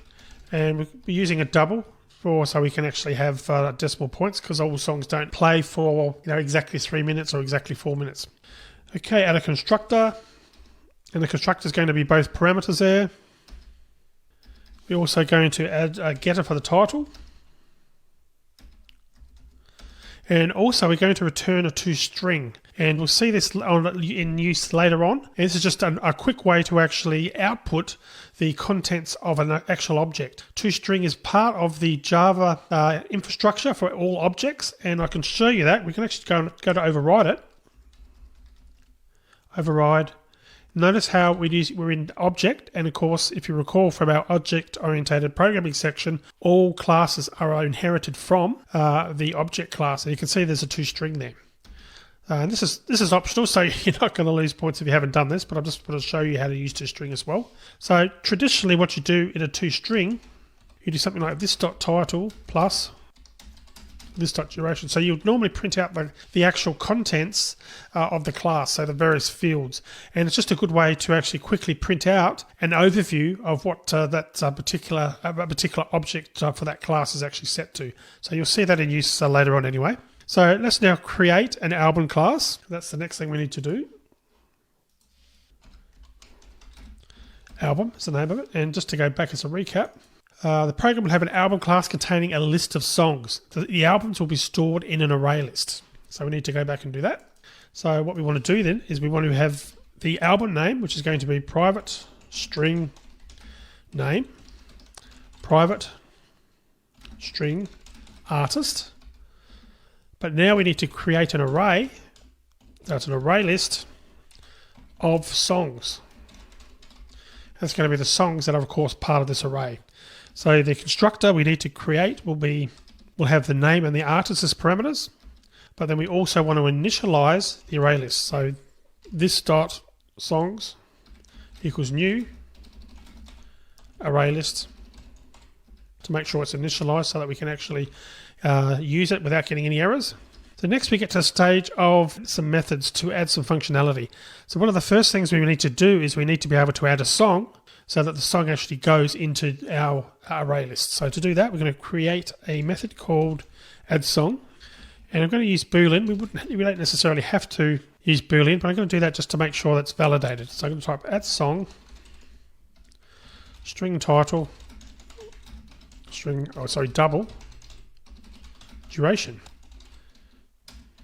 Then we're going to do if find song title is equal to null, this.songs.add new song title duration. Return true, otherwise return false. So in other words, what we're doing here with this validation is we're checking to see, or to make sure, that we're not duplicating songs. Songs can only be added once. So we're doing the comparison test on the actual title. And we'll write that method next, the find song. We can make that a private because it's only going to be used internally. Private song, find song, string title. And we put for song, check song, this.songs. Now what I'm introducing here, I'll just go through and write the code and then we'll explain it. I'll explain it. Check song.getTitle.equals title. Return check song. Return null. Now, what this line here is, this is an alternative way to actually go through a list of entries. It's known as it's the for each command in Java. So what it's actually doing is, it's instead of us having to put for I equals 0, I less than the actual size of the array list and I++. What this does, it actually goes through and creates a variable called checksong for every entry that's actually in our array list. So it's the equivalent of doing our normal iterations where we go through and increment a variable called I equals I+1, and do a test for .get I and so on and so forth. This is a shortcut. So again, what happens is Java with this code here probably does the same code internally that we were doing, but this is far easier to read. So again, as a confirmation, for every entry as we go through this for loop, every entry that's in our array list, Java will automatically create this variable called checked song, and from there we can actually use that as we would normally use. We do if checksong.getTitle =title. So what we're doing, of course, is just making sure that there's no duplicates. But this for each statement is actually an abbreviation to make things a little bit easier when you want to navigate through an array list or any type of list for that matter. So that's what that is. So if we actually find the title, then we return the actual title itself. Otherwise, we return null. And of course, the test here in add song is actually looking for null. If we don't get null, it means the song already existed and we return false. But if we do get null, then it's going to add the song and then return true. So that's it. That's our add song and find song. But we also need some way to add songs to a playlist. So what we're going to do is we're going to add to the playlist method. Because of course we've got songs, but at the moment we've got no concept of a playlist. Now here's where we get a little bit tricky, because what we're going to do is we're going to create this playlist method, and we're going to actually add the actual songs that are part of this album to that playlist. Now we're going to actually pass that playlist as a parameter, which is our linked list. So the code we're going to create is public boolean add to playlist int track number, then linked list, which is going to be a linked list of songs, which we're going to call our playlist. And I'm going to type some of this code, then we'll go through it. Int index equals track number, take 1. If index is greater than 0 and index is less than or equal to this .songs.size, we're going to do playlist.add this .songs.get index. I need another bracket there, I think. And at that point, we're going to return true. Otherwise, we'll print out a message here which will say this album does not have a track plus track number. Return false. Okay, so let's just review this code because it might be a little bit confusing. So firstly, what we're doing is we're actually passing the actual track number that we want to add. Now, normally we would hide the index from the users of our classes, but songs in an album actually do have a track number. So if you actually buy a CD, the song has actually got a track number. So that's what we're doing, is we're using that track number as a way to reference the actual entries for this album. So what that means is when we're adding the songs up here, we need to add them in the same order, so that the first time we add an entry, that's actually track number 1, track number 2, track number 3, and so on. So by doing that, what we're now doing is we're actually doing a test here. So we're passing the track number that we want to get added to our playlist, and we're also passing our playlist. And then we're doing a test here, the int equals track number take 1, because of course track numbers start from 1. In terms of how we read them, we don't have a track 0, but internally, of course, in our array lists, our counting starts from 0, so that's why we're putting a take 1. Then what we're doing here is we're just making sure that there actually is a song in that entry. So if there is a song, in other words, there's a song at that index position for this array list, then we'll actually add this song object to the playlist that was passed to us automatically. And of course that, as you're going to be seeing later, is we'll actually look at changing the code for that in a minute. So consequently, we're passing the track number we want, and we're passing the playlist. It does some validation, and if the actual entry for our song is there, so that track number is in, the song has been added in the right position, then we're actually going to then add that to our playlist. Otherwise, we return a message to say that there's actually an error. So now it's not actually a requirement to overload the method to successfully meet this challenge. But what I'm going to do is also add a second option, which is the ability to be able to add to playlist, but at this time pass the title instead of just having a track number. So track number equates to the index position in the actual array list, but let's also add overload this method to add another option where we can actually add it but use title instead of the track number. So we'll do something like, give it a space here, public boolean add to playlist. This time we're going to pass the title. We'll get the title we passed to us, but then the linked list song playlist. We'll do something a little bit different. So we do song, check song, equals find song, title. And of course this time we want to check that it's not null, which means that it was found on file. So put if check song not equal to null, playlist.add check song, return true because we successfully found it. Otherwise, the song plus title is not in this album. Return false. And as you can see, there's two ways now for us to add a song to a playlist, either by the track number, which again equates to the index position, the order that they're actually added when we use the add song method, or the actual title itself. Now the other thing we could have done here, which we won't go into a lot of detail about, but we could have added the actual add to playlist in the actual song object itself. Right, so this is future Tim recording this in the future, and I'm actually adding this bit of audio here now just to let you know that there's actually a problem with this bit of code here, this add to playlist method that we've been working on. Now the next video I'm going to show you how to make the change in full, but you can see what I've got on the screen there now is a small little change. Basically the if statement is incorrect, and that's because the index always starts from 0.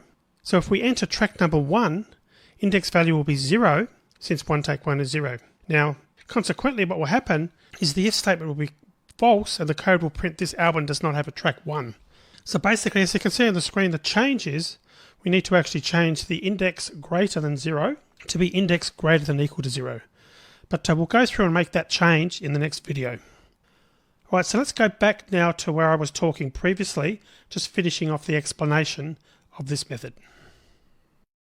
But what I chose to do was actually add it in the album because we're actually looking at the album when we're actually creating the playlist. But it would be equally valid if you decided to add the mechanism to add a song to the playlist. If you had that code in the actual song class, that would be perfectly fine to do it that way as well. Okay, so time is ticking on with this video, so I'm going to actually end the video here now. But in the next video, we'll continue on and we'll actually start creating albums and adding songs and testing some of this code out. So I'll see you in the next video. It's break time. Do you like this video? Don't forget to subscribe to get new videos. Share this video to open new premium videos and ebooks. We'll be a star freelancer.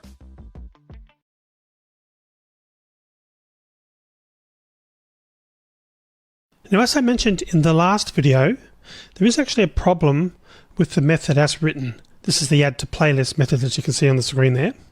Now, the problem is the if statement, this if statement here on line 40, that's incorrect. And that's because the index always starts from 0. So consequently, when we're running the program, if we enter track number 1, the index value will be 0. And that's because 1 take 1 is 0. So what will happen there in that particular test is that track 1 will not be recognized. In other words, the album will come up and say this album does not have a track 1. And that's obviously incorrect. So what we need to do is make a simple little change and basically make the greater than here to be greater than equal to.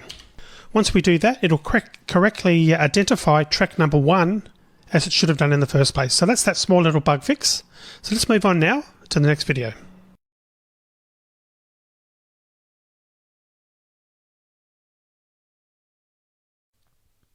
In the previous video, we actually implemented the song class as well as the album class for our challenge. Now time to continue on, and what we're going to do now is we're going to just test that the album class is actually working correctly. So to do that, we're going to go to our main class and to our main method. So what we're going to do now is create some albums. We're going to add some songs to the albums, and then ultimately we're going to actually create a linked list and add those albums to the linked list. So let's make a start. So I'm going to type album equals new album. String, the name of the album is going to be Stormbringer, and Stormbringer, probably showing my age here, and the band name is Deep Purple. Okay, the album.add song, and the parameters you can see there with add song is the title and duration, so we're going to actually add the song. So we're going to do first one, Stormbringer 4.6, and add some extra songs there and add the times.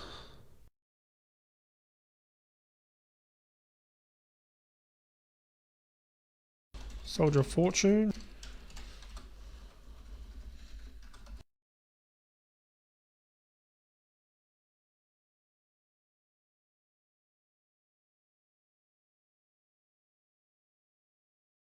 Albums, and we also need up here a private variable called our field, I should say, called our albums, which is going to be an array list of our album objects. So private array list,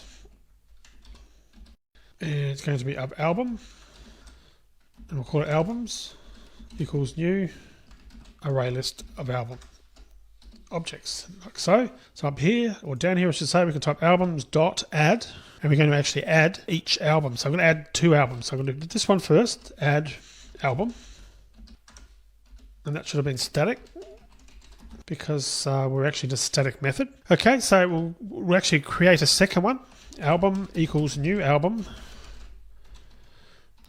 for those about to rock, one of my favorite bands.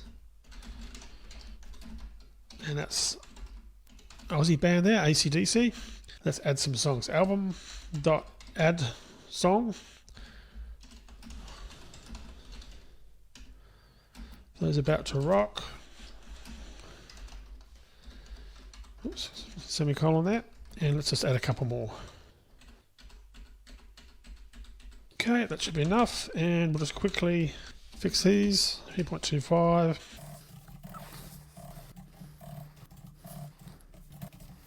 Of course, you can put whatever songs you want to put in place of this.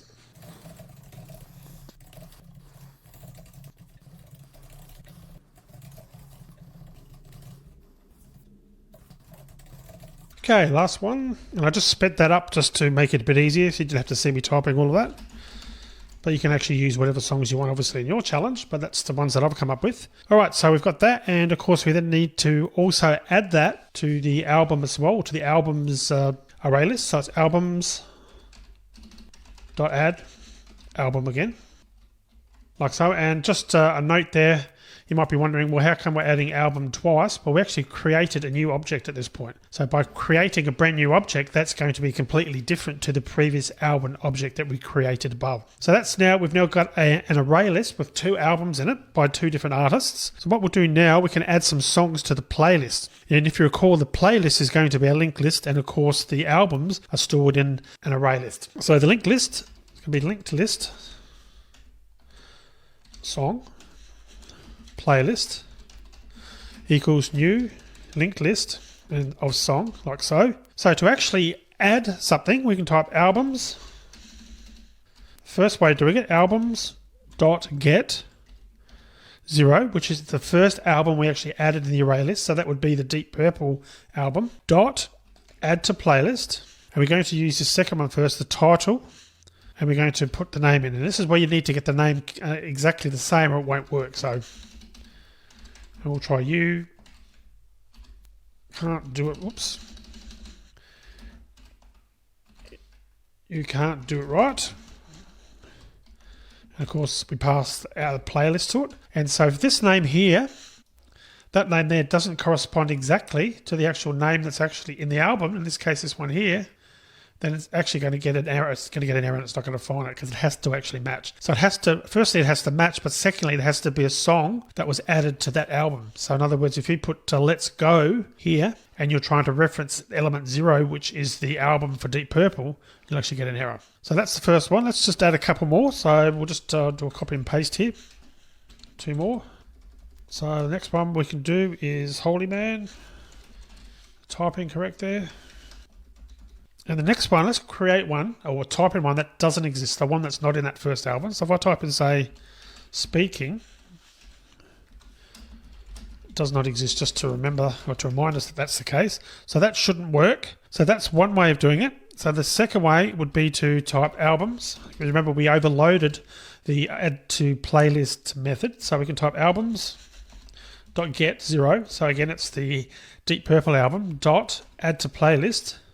This time we'll use the track number. So track number 9, which should be Soldier of Fortune. So it's 1, 2, 3, 4, 5, 6, 7, 8, 9 should be the last one there. That's track 9. So if we just type now 9, because that was the second overloaded method, and I'll just do that again so you can see it. I'm using this one here, which is the first one. So track 9, and it'll still be linked, a playlist I should say, that's actually sent to it. So that's just another way of doing it. So doing the same now to add some songs from another album. Let's add a couple more. We'll add another 4, but we'll actually use the other album. So album 1, which was the AC/DC album. So let's go back there now. And for that, well, first one we'll do is song 8, which does exist. Song 3, which does exist. Song 2, which does exist. And song 6. Actually, what we'll do for the last one, let's do something, just a high number we know doesn't exist. So that obviously doesn't exist. There's not 24 tracks in the AC/DC album, in either of them actually, so that should fail. So there is no track 24, like so. So at this point, we can actually now try actually playing this. Playlist, like so. But of course, we haven't actually written the playlist method yet, so we need to actually quickly write that. So what I'm going to do is just write a really quick version of that, and then we'll actually enhance it in the next video. So I'm just going to make a bit more space here, and okay, so first one's going to be private static void play, and the parameter we're going to be passing is a linked list of song objects, which of course is our playlist. So we're going to start off with something basic, list iterator, which will be song, list iterator, because that's the type of object, equals playlist dot list iterator. And we'll put if list iterator dot size, actually not list iterator, sorry, playlist dot size. If that's equal to 0, we're going to return a message. No songs in playlist. Return. Else, what we're going to do is we're going to start and put a message for the first one. We'll put now playing list iterator dot next dot toString. Now this is the important part here, the toString. If you remember in the example for linked lists that before the challenge, we were actually dealing with strings, so it was easy using .next because we knew that it was actually a type of string, so it automatically worked in the system.out. But in this case, using .next, of course, we're using a song object. So what we've implemented is this toString method, and I talked about that in the previous video, toString. And if you go back and actually have a look at the actual song object, remember that the toString, its function is just to print out for a particular object the title, the colon, the space, and then the duration. So that's why we've implemented toString. And what I'll do when I run it, I'll show you what this output looks like without toString and with toString as well.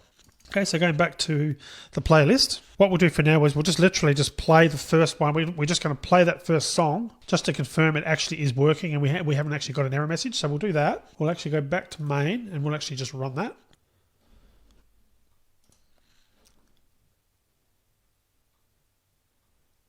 And we are getting some messages. The song Speaking is not in the album, which is correct because remember that up here there is song doesn't exist. We actually purposely typed in a song that didn't exist in the album, and I'll just put that on the screen so you can see it. So that's good. This album does not have a track 24. Remember, we used a number that we knew there wouldn't be a track for the second album. Now playing You Can't Do It Right, and that was the first entry that we actually added. So that's actually working correctly, which is great. And notice that this is the actual 2-string message there. The name of the song, a colon, and then the actual duration. So that's working as well. That's using the song object. And just to show you what happens, if I actually comment that out, like so. Actually, I'll get rid of that override as well to avoid that message.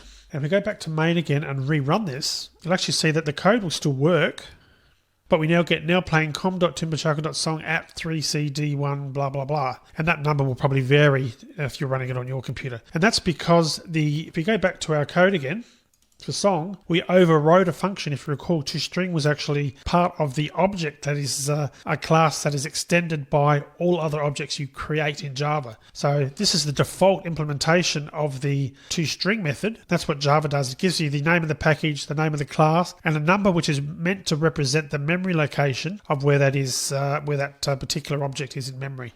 But what we've done, of course, is we've overridden that functionality, so it's actually printing out something useful. So that's what toString is used for. And again, we can just run that again and see what that looks like.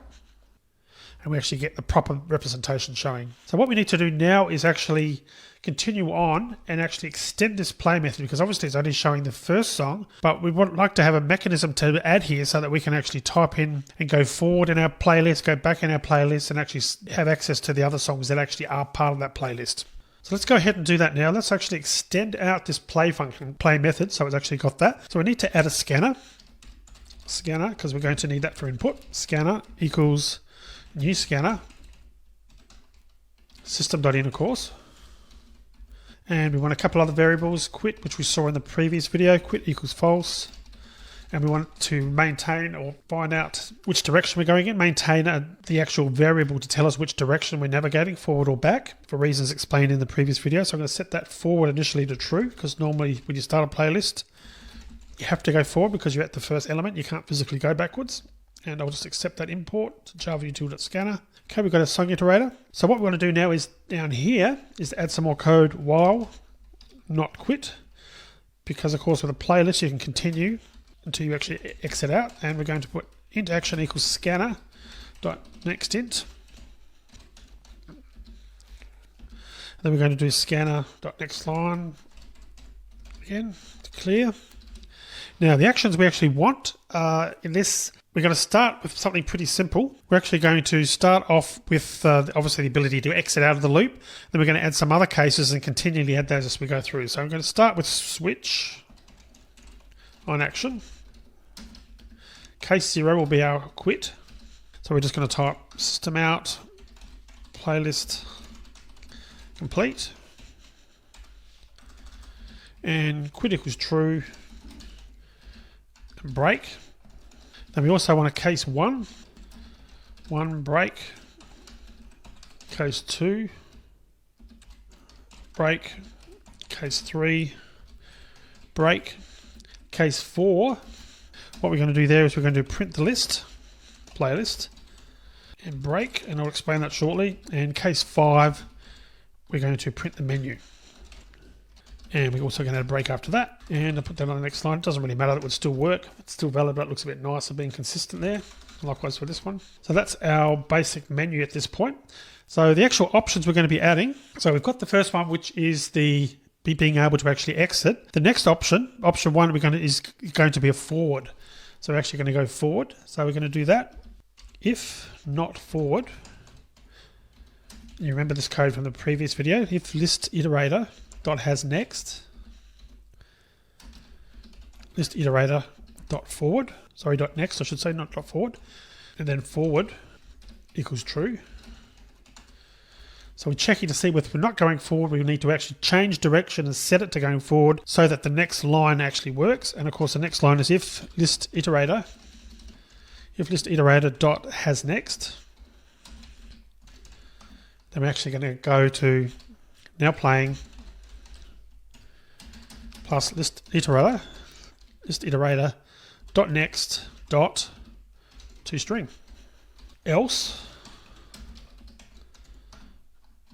we've reached the end of the list. end of the playlist. And we set forward to false, because we cannot literally go forward anymore. So that's the first one. And what we'll do quickly before we end this video, we'll do the second case, which is going backwards, going back in a previous direction, or going to the previous entries if there are any in the playlist. So of course the code we need to do there is we say if we're currently going forward, if list iterator dot has previous, then we need to try change that direction so it's got goes to the previous entry, previous. Again, this was all explained in detail in the previous video, so I won't do it again now. Then we set forward to false. And then we just add our test. If list iterator dot has previous, we can go back. In other words, we're going to put now playing list iterator dot previous dot toString. And of course the else will be if we've reached the start. We are at the start of the playlist. And of course we need to set forward to true at that point. So now that we've done that, let's actually run this code, and I'll comment these out briefly and we'll do those in the next video so that it'll actually compile. So we'll run this just to make sure that forward and previous, next and previous in other words, going forward to the list or going backwards actually works. Now what I haven't done at this stage is I haven't actually got it showing the menu, so it's not showing any options. So we can actually type these. We know that 0 will exit, so we'll test that works. 0 actually exits, that's good. So if we run this again, and this time if we type 1, it should go to the next one. And we'll just go up here and have a look. The next one was Holy Man, so that's correct. Then the next one, now playing Soldier of Fortune. And Soldier of Fortune, we can check that that's actually working by looking at that third entry. Speed King was invalid, so of course that hasn't been added, which is correct. And track 9 was Soldier of Fortune from this album, and that you can see that that's working. So we'll do another one. Now playing Breaking the Rules. Breaking the Rules was track 8 for this one. You can see that's Breaking the Rules, which is track 8, which is correct. And just quickly going backwards, we should be able to go back to Soldier of Fortune, go back to Holy Man, and go back one more time to You Can't Do It Right. Now playing You Can't Do It Right, and press 2 again, we should get an error. We're at the start of the list, so we can't do any more. So that's good. So we've got a lot of our code working. So I'm going to stop the video here. In the next video, we'll continue on, and hopefully we'll get close to being able to finish this code. I think we're just about done, so we'll do that in the next video.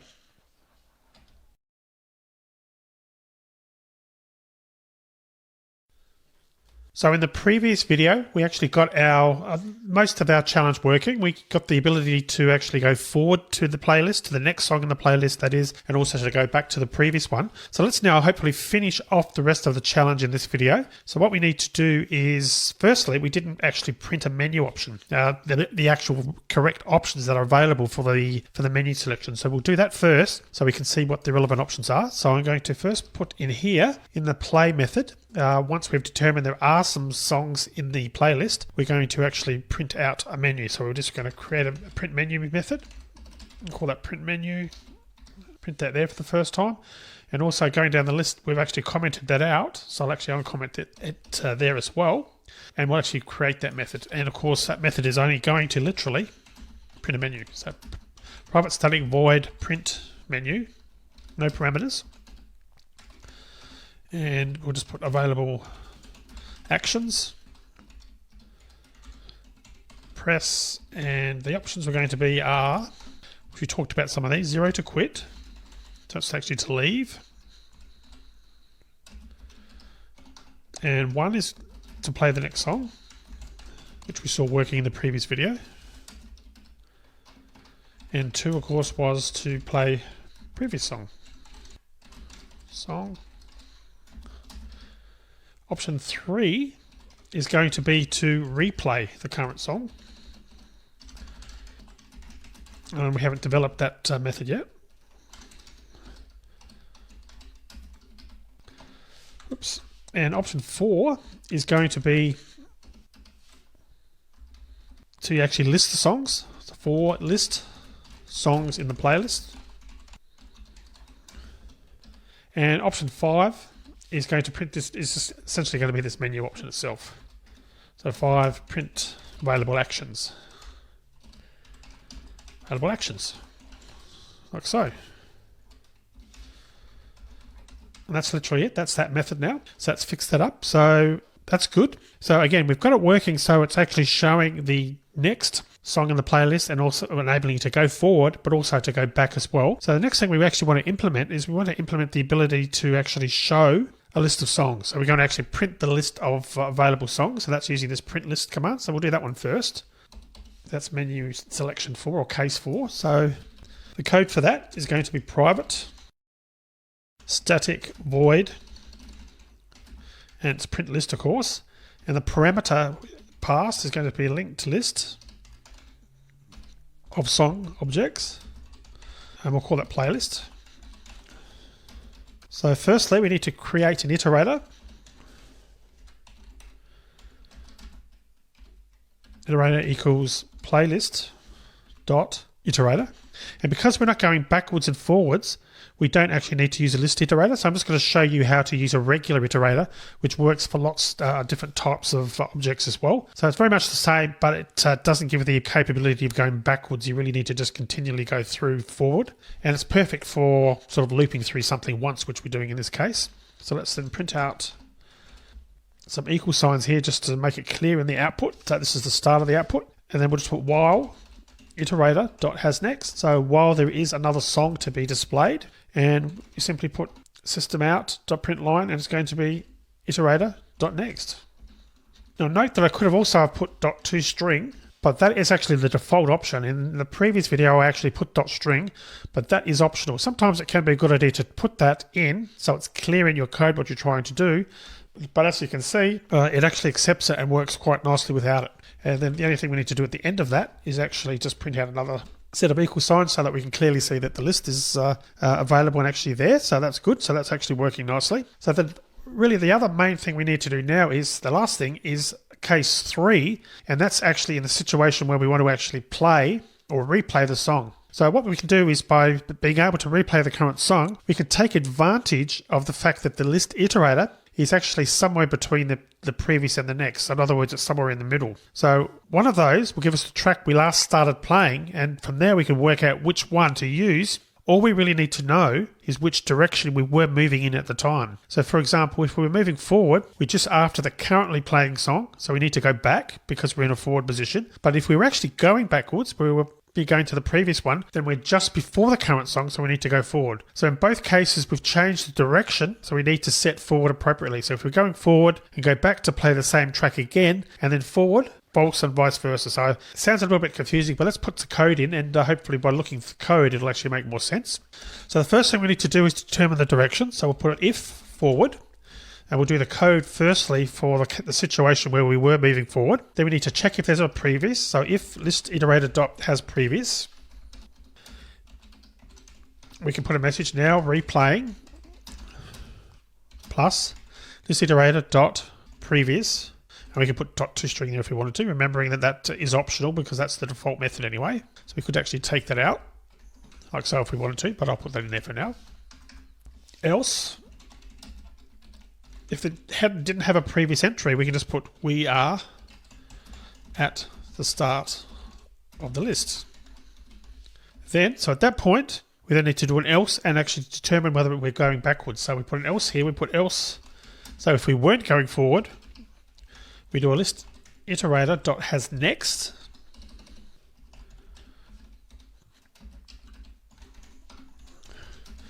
Now replaying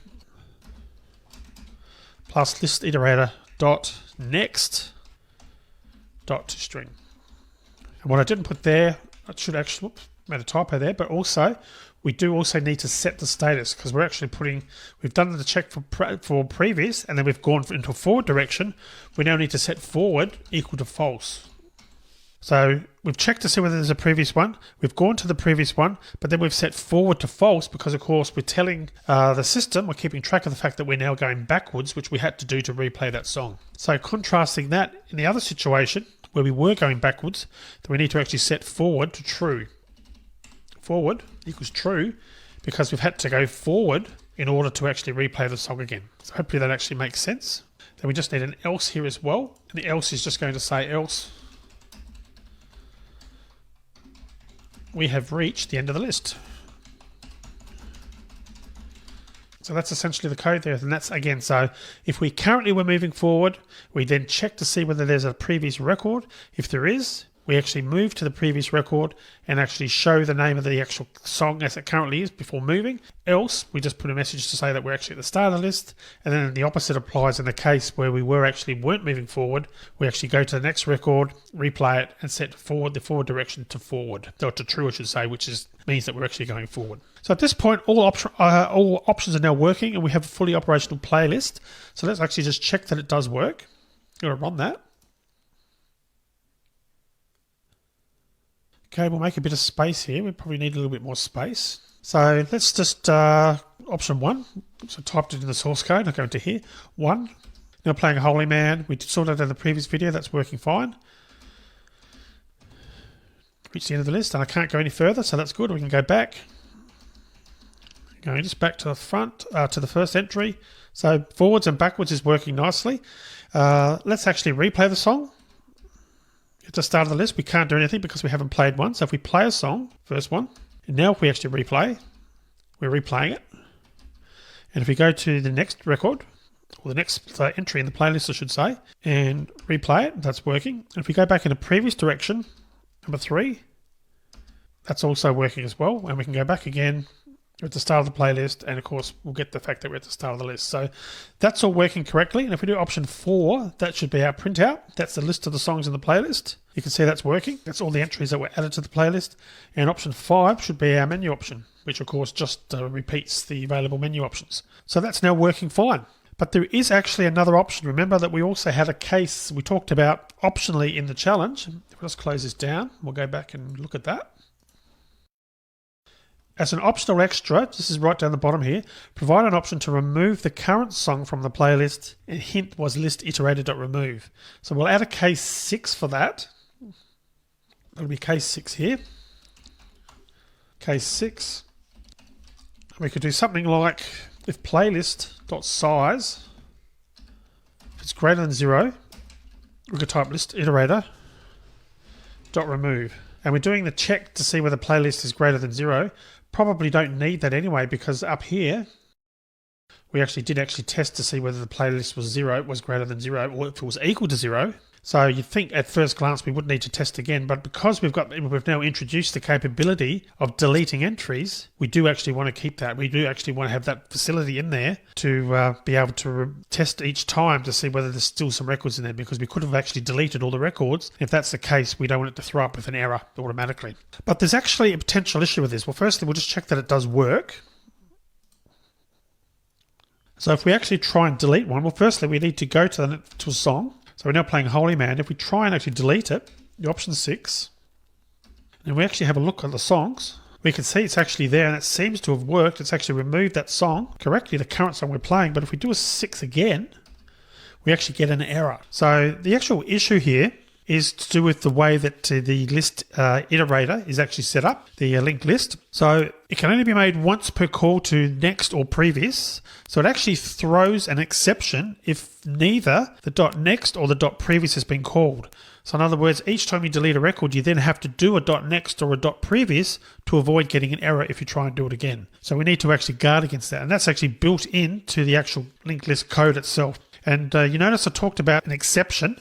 We haven't actually dealt with exceptions yet, but that's actually a way to actually trap an error. By default, Java will give you an error like you can see on the screen there, illegal state exception. We can actually trap those using a try-catch block, and we'll be doing that later in the course. So for now, what we want to do is we want to just change our code to avoid this exception coming up. And generally speaking, it's a good idea to do that. If you can code something so that you're not actually getting these exceptions, that's good.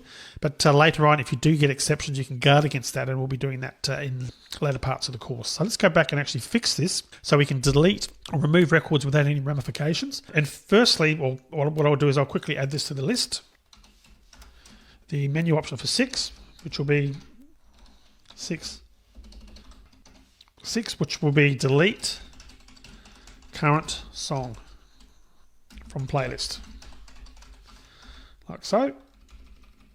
Okay, so we can now see what that option is. So the actual code, so what we did, well, there's actually 2 ways we can handle it. The one would probably be to use the exception, which I talked about, so we could actually try and catch that error if it comes through in that code and perform some action. But because we haven't actually talked about exceptions yet, we're going to leave that. So what the other alternative is at this point is to ensure we call either next or previous immediately after removing a song. And that ensures that if you try to delete the next record, we don't actually get an error again. So it's actually not really that difficult to do. What we really need to do here is just after this remove, we put if list iterator dot has next. So if it's got a next record, now playing list iterator dot next. So in other words, we're actually just automatically going to move to the next record if there is one available. We'll put else if list iterator dot has previous, now playing list iterator dot previous, like so. And obviously we still need a break here as well, which I didn't actually have before. Okay, so at that point, that should actually work. So what we now do is we're actually doing, if there are still some entries available in the playlist, so we're checking to see whether the size is greater than 0. If there is, we're going to remove the current one. But then what we're doing is that really are ensuring that either there's a next available entry or there's a previous, and one of those will have to be true in order for this to have succeeded, playlist.size, because if that was equal to 0, we wouldn't have got into be executing this code anyway. So what we're doing is we're making sure that one of these is actually executed, and that's going to avoid the error in the future, because it means that we actually move to the next record or the previous record, depending whether there's a song that's actually available going forward or backwards, and that will actually stop that error from actually happening. And really what we're saying we're doing here is if we do actually delete a song from the playlist, the next song automatically starts playing. That's really what we're trying to say here. So automatically by default it will go to the next song, but if we happen to be at the end of the list, then it would go back to the previous song. So it will just continue on, in this case playing, and that's why it's automatic. So let's just run that and make sure it works, and we should be done. So again, we'll actually just look at our list of songs. And so next we'll actually go forward a song, play next song. We're playing Holy Man, so we should now do a delete. Now playing Soldier of Fortune, you notice that was deleted as well. We could delete that, and so on and so forth. And we go back and have a look at the list of entries that are there. We could go to the next one. Next, we're at the start of the list now. Sorry, that was previous I was selecting. And to go to the next one, next. Next, we've reached the end of the playlist. And we do a delete there. Now playing Let's Glow, it's actually automatically figured out, even though we're at the end of the list, it went back because it couldn't go forward and then deleted that entry, and we're not getting those exception errors anymore. And again, looking at the list that's remaining, we've only got 2 songs left in our playlist. So that should be it. That should actually be the challenge now. We've actually finished everything. Okay, so that's the end of this section. We've now looked at linked lists in detail. We went through the theory behind their implementation, and of course we worked on the Java implementation of it, and then we actually created the program, and then obviously there's challenge as well. So hopefully you can get an idea of what a linked list does. There's actually, linked list is just one example of many different data structures. I've got trees, queues, hash tables, and maps, and many more. And we'll be dealing with some of those as we go through the course. So just keep in mind that there's lots of different ways to go about resolving common computer issues using a variety of tools that are actually built into the Java software development kit, which is pretty cool. And linked list is obviously just one of them. So thanks for watching, and it's now time to move on to the next section of the course.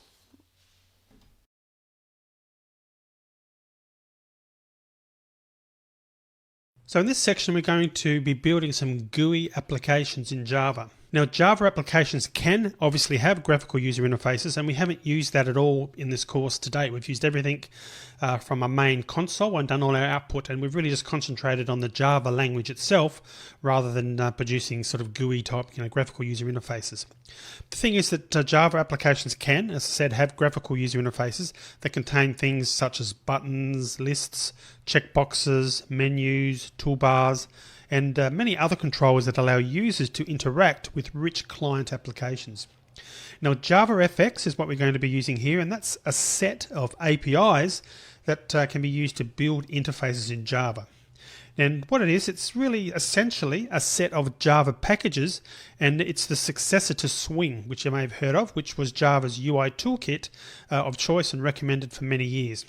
But that's actually been deprecated now, and Oracle's direction is to use JavaFX, and that's why we've chosen that. Why I've chosen that for this course. Now, we can use JavaFX to develop the UI for desktop applications, internet applications, and mobile devices.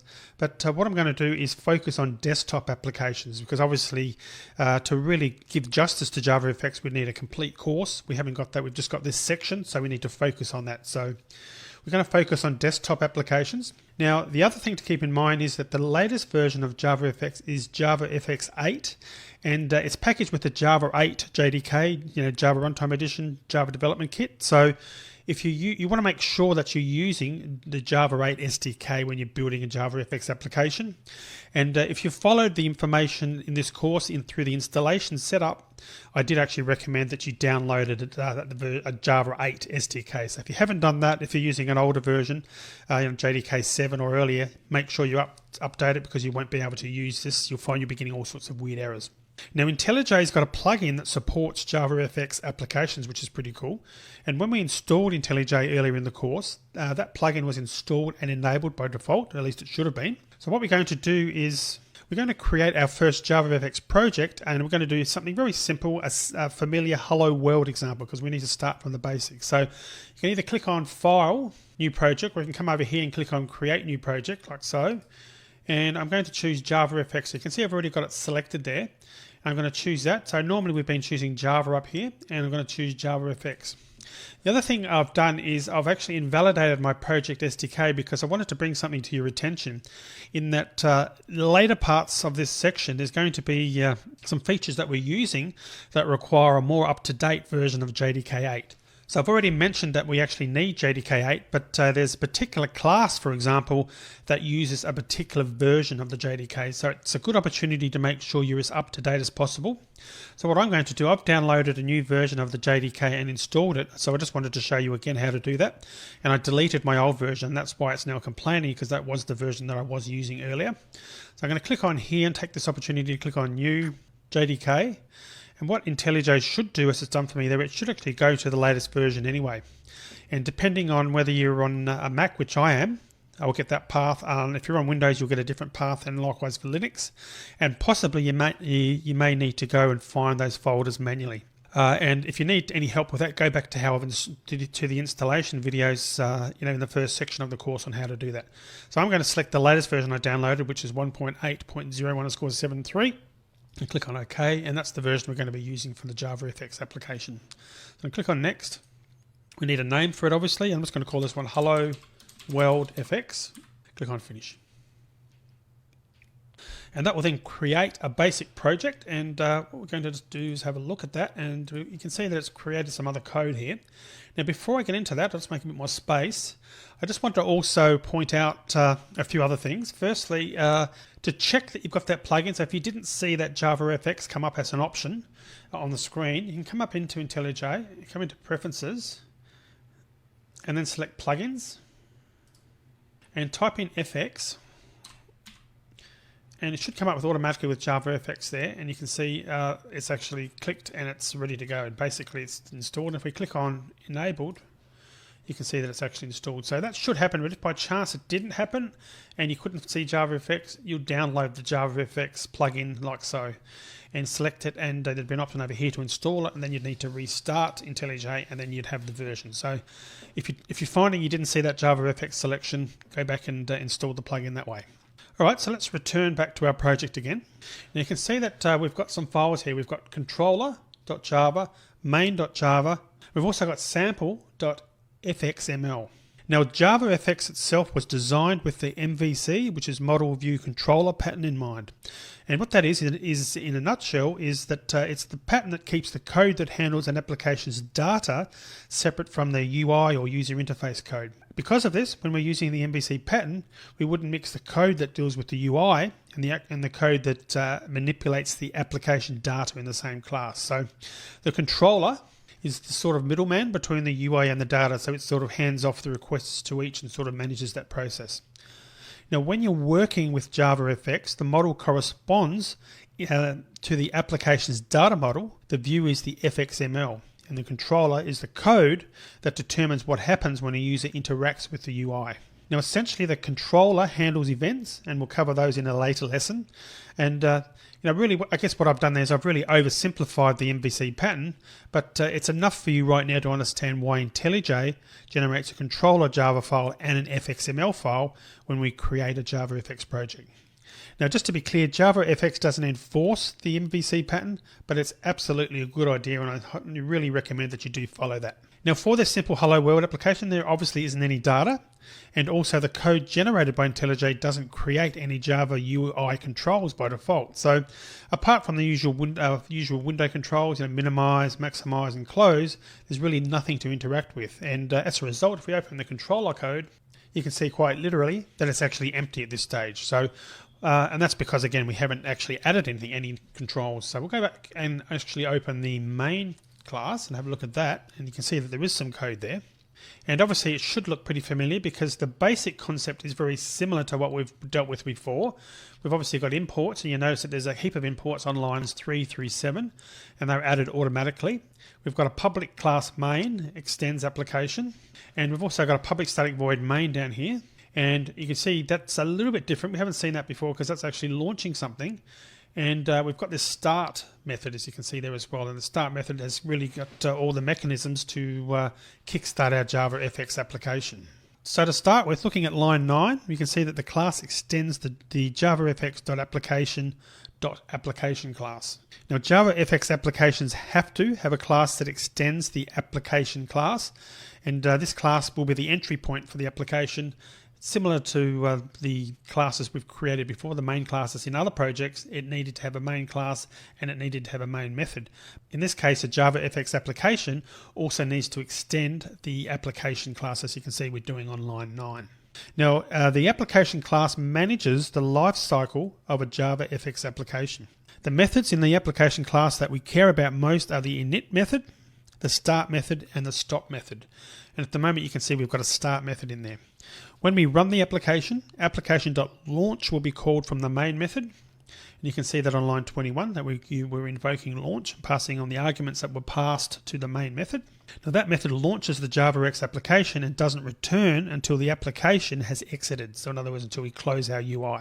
So let's look at the start method in more detail, that starting on line 12, that was generated automatically by IntelliJ. Now the method takes a stage parameter. Now what a stage is a top-level JavaFX container that extends the window class. So think of it essentially as a main window. Now the JavaFX runtime constructs the initial stage and passes it into the start method itself. So it's passing that as a parameter. You're not having to do that. That's happening automatically with JavaFX. And you can see that again on line 12. So in the current version of JavaFX, dialogues are presented within a stage, but we don't explicitly create the stage. Now we use the dialog class, which wraps the dialogue in a stage for us. And the JavaFX developers have said that in a future version of JavaFX, they might provide a lightweight container for dialogues rather than using a stage. And you'll understand more about dialogues as we continue moving forward. But note that the dialog class was introduced in JavaFX or Java version 8U40. So before then, creating dialogues was a real pain. So with the later versions of Java, the JDK, it's a lot easier now because of what they've introduced. So we'll use that dialog class at some point in the future. But if you have any issues compiling these classes that reference dialog, make sure that you've got a JDK that is later than U40, 8U40. And you saw that earlier I showed you that I was running version 73. If in doubt, go and download the latest JDK and make sure you're using that. And you can either select that when you've chosen your project. That's probably the easiest thing to do. But if you want to change it and you didn't get a chance to change it, like let's say you've already created the project and you want to figure out how do I change my JDK, you can do that easily enough. You can right click the project and you can come down and select Open Module Settings, and you can come down here into SDK and you can make sure you've got the right version selected. You can see I've got two versions there now. I've got the second one I created was the version 73, and I've also got the 1.8, which was the incorrect version. So you would select the new version after creating it. And what you can also do here is you can also click on the plus button, and that's how you go about setting up a new version of the JDK for an application that you've already created. But in this case, I'm going to leave it selected on version 1.8.0_73, click on OK, because we know that that's valid. And we'll give you a reminder when we use the dialogue class in later lessons and later lectures about this. But again, if you're having problems, make sure you're using the latest, a fairly recent JDK version 8. So the next line of code on line 13 is loading the UI from the fxml file. So what we'll do is we'll take a look at the fxml file now. Now I'm going to open that first and then talk about it. And there's the file there. So think of fxml as a flavor of XML, which it is. You could probably notice some of these that it has got an XML look and feel. Now, if you're part of my Android course, then you'll be familiar with some of the XML, but we haven't really touched on XML much in this course to date, but it's really just a mechanism, a way to describe data. So if you are, again, familiar with Android UI programming, then fxml will probably be old hat to you. So in this application, what we have is a grid pane. And that's one of the Java FX layouts. And you can see that on line 6 of the sample.fxml, the fx:controller attribute tells the runtime which class is the controller for this window. Now the grid pane doesn't have any child elements, and so when we run the application, the window is going to be empty, and we'll run it in a minute just to confirm that. And for some reason, the generated fxml includes or contains a few unnecessary imports. And we know that they're unnecessary, the ones on line 1, 4, and 5, because they're in grey. But right now, we only need the grid pane, because that's all we've actually got in this file. And you can see that on line 2, that import is in green, which tells us that it actually is in use. So, but later on, we're going to actually add a label to this as well.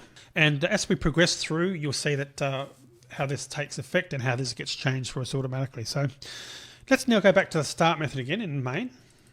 So again, looking at line 13, when we load the fxml file, which we do on line 13, all the UI objects defined in the file are constructed at that point in time. So we'll come back to the parent root component of line 13 in a moment, but on line 14, we set the title of the stage. And actually what I'll do now before I go any further, let's just run this to see what it actually does, just to confirm that we've actually got something that works. We'll run this. And there's our little application. So that's what this by default is actually doing. Our simple little GUI is just drawing this window. There's the title, which we can see we're setting on line 14. And we've got the 3 buttons I talked about earlier, which are there by default. You know, minimize, close, maximize. I'm going to click on close to close the application down. And notice that by doing that, it then exited the app. So getting back to line 14, when we set the title on the stage, as you can see there. And since the window class is the parent of the stage class, and as we learnt previously, the stage is the top-level Java FX container. What this essentially means is that the window title will be set to Hello World. So when we do this .setTitle using primary stage, that is setting the title. And you saw that when I just ran the app a short time ago. Next, we're going to look at line 15, and you can see it's got their primary stage.setScene, and we're doing just that. We're setting the stage's scene. Now, if you haven't already guessed, the JavaFX developers were going for a theatre metaphor here. So every stage requires a scene, and backing every scene is a scene graph, and that's a tree in which each node corresponding to a UI control or an area of the scene, in this case, for example, a rectangle. So let's take a look at this code in more detail. So again, looking at line 15, when we load the fxml, we assign it to a variable of type parent with the name root. Now the parent class descends directly from the node class, and which is base class for the scene graph nodes. And that's taken exactly from the Java doc itself. So nodes that descend from parent can have children in the scene graph. Now for the Hello World application, the top level, and in fact the only node, is the grid pane, which we saw in the fxml file. So the grid pane node will be the root of the scene graph, and as a result, that's what was returned from the fxml loader.load method, which we used on line 13. Now when we construct a scene, we have to pass in the root of that scene graph that will back the scene, and we'll do that here. This is on line 15 we're talking about. So we also set the width and the height of the scene, which in turn then becomes the width and height of the main window. Now you might be asking, why do we have to have a scene and a stage? So to understand that, let's go back to the theatre metaphor. So just imagine that you're watching a play. So the curtain rises and we watch the first scene. Then the curtain falls, stagehands run around and change the furniture and backdrop, and then the curtain rises again. So we might, we may then see a different looking set and different actors, but it's still essentially the same stage. So if we go back to JavaFX, we'll remember that a stage corresponds to a top level UI container, like a window, and a scene is backed by a scene graph, and that essentially contains the UI nodes. So if we want to change what's shown in a stage, the window is effectively what a stage is, then all we have to do is change the scene, which is the UI, for that to happen. So we don't have to construct a new stage object. Now in practice you would load a different XML file into a new scene and then just call stage.setScene like we did on line 15. Now, for example, if we had a wizard that we want to, the user to step through using next and previous buttons, we could use the same window, the stage in other words, and just change the scene each time they clicked next or previous. Or when we want to change parts of the UI in response to a user action, and we don't actually have to remove UI components or even make them invisible and add new ones. So we can just switch the scene in that scenario. So that's what is a particularly cool feature of JavaFX, enables us to do that. And sometimes it makes more sense to just hide a few controls or something like that, but other times switching the entire scene is a better option. It really depends on what we're trying to do and what you're trying to achieve. Essentially though, scenes make it easy to reuse a container. So just getting back to finish off this overview before we start making some changes, let's have a look at now line 16. And at this point, when it gets to this code, we've instantiated all the UI objects associated with our scene, and we've set the stage. So at this point, we're ready to show the UI. And by calling the .show method, that actually does that. That's the code that actually launches the application. Well, that's the first video in this section. I'm going to stop this video here now. In the next video, we'll continue on and we'll start looking at changing the code a little bit and furthering our knowledge on JavaFX. So see you in the next video.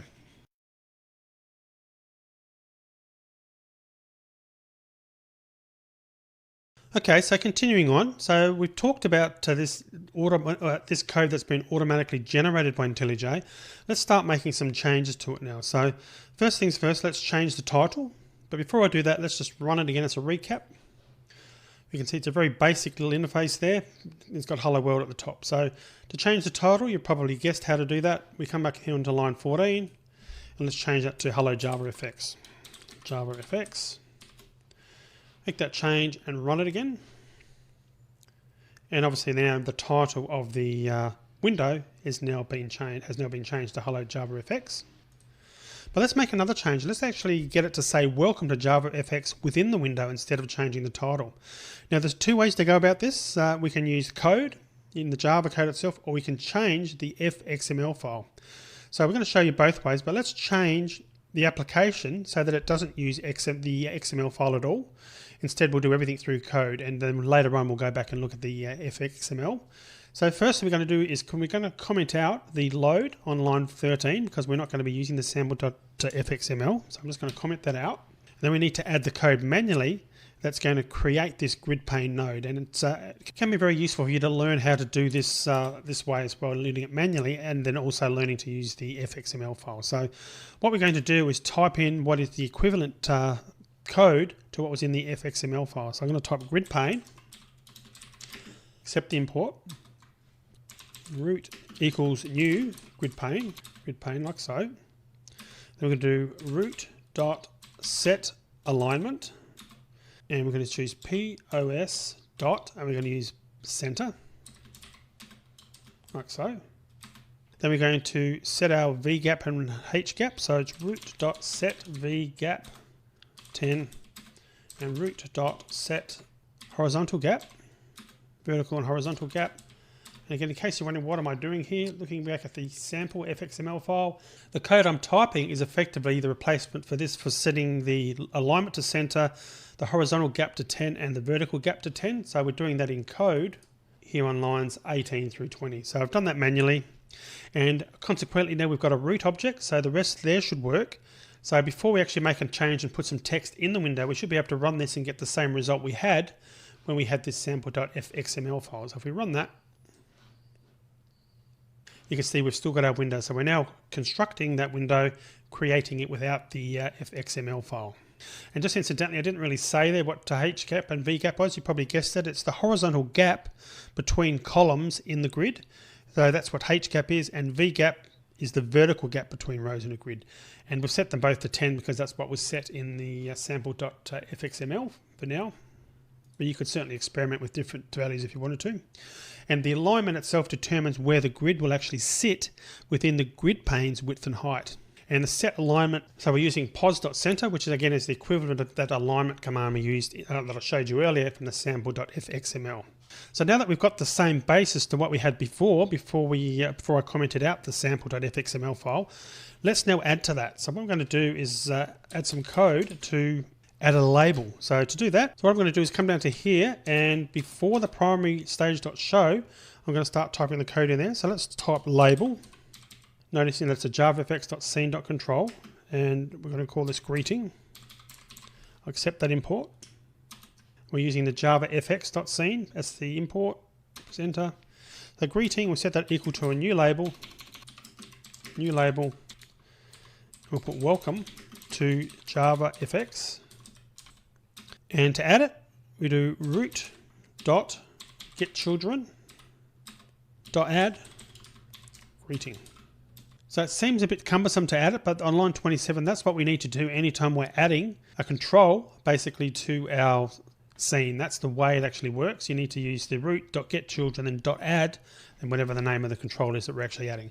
So we need to put that code in before the primary stage.show so that it's actually on the screen, and then when we run it, it should actually work. So if we run this now and have a look and see what's happened,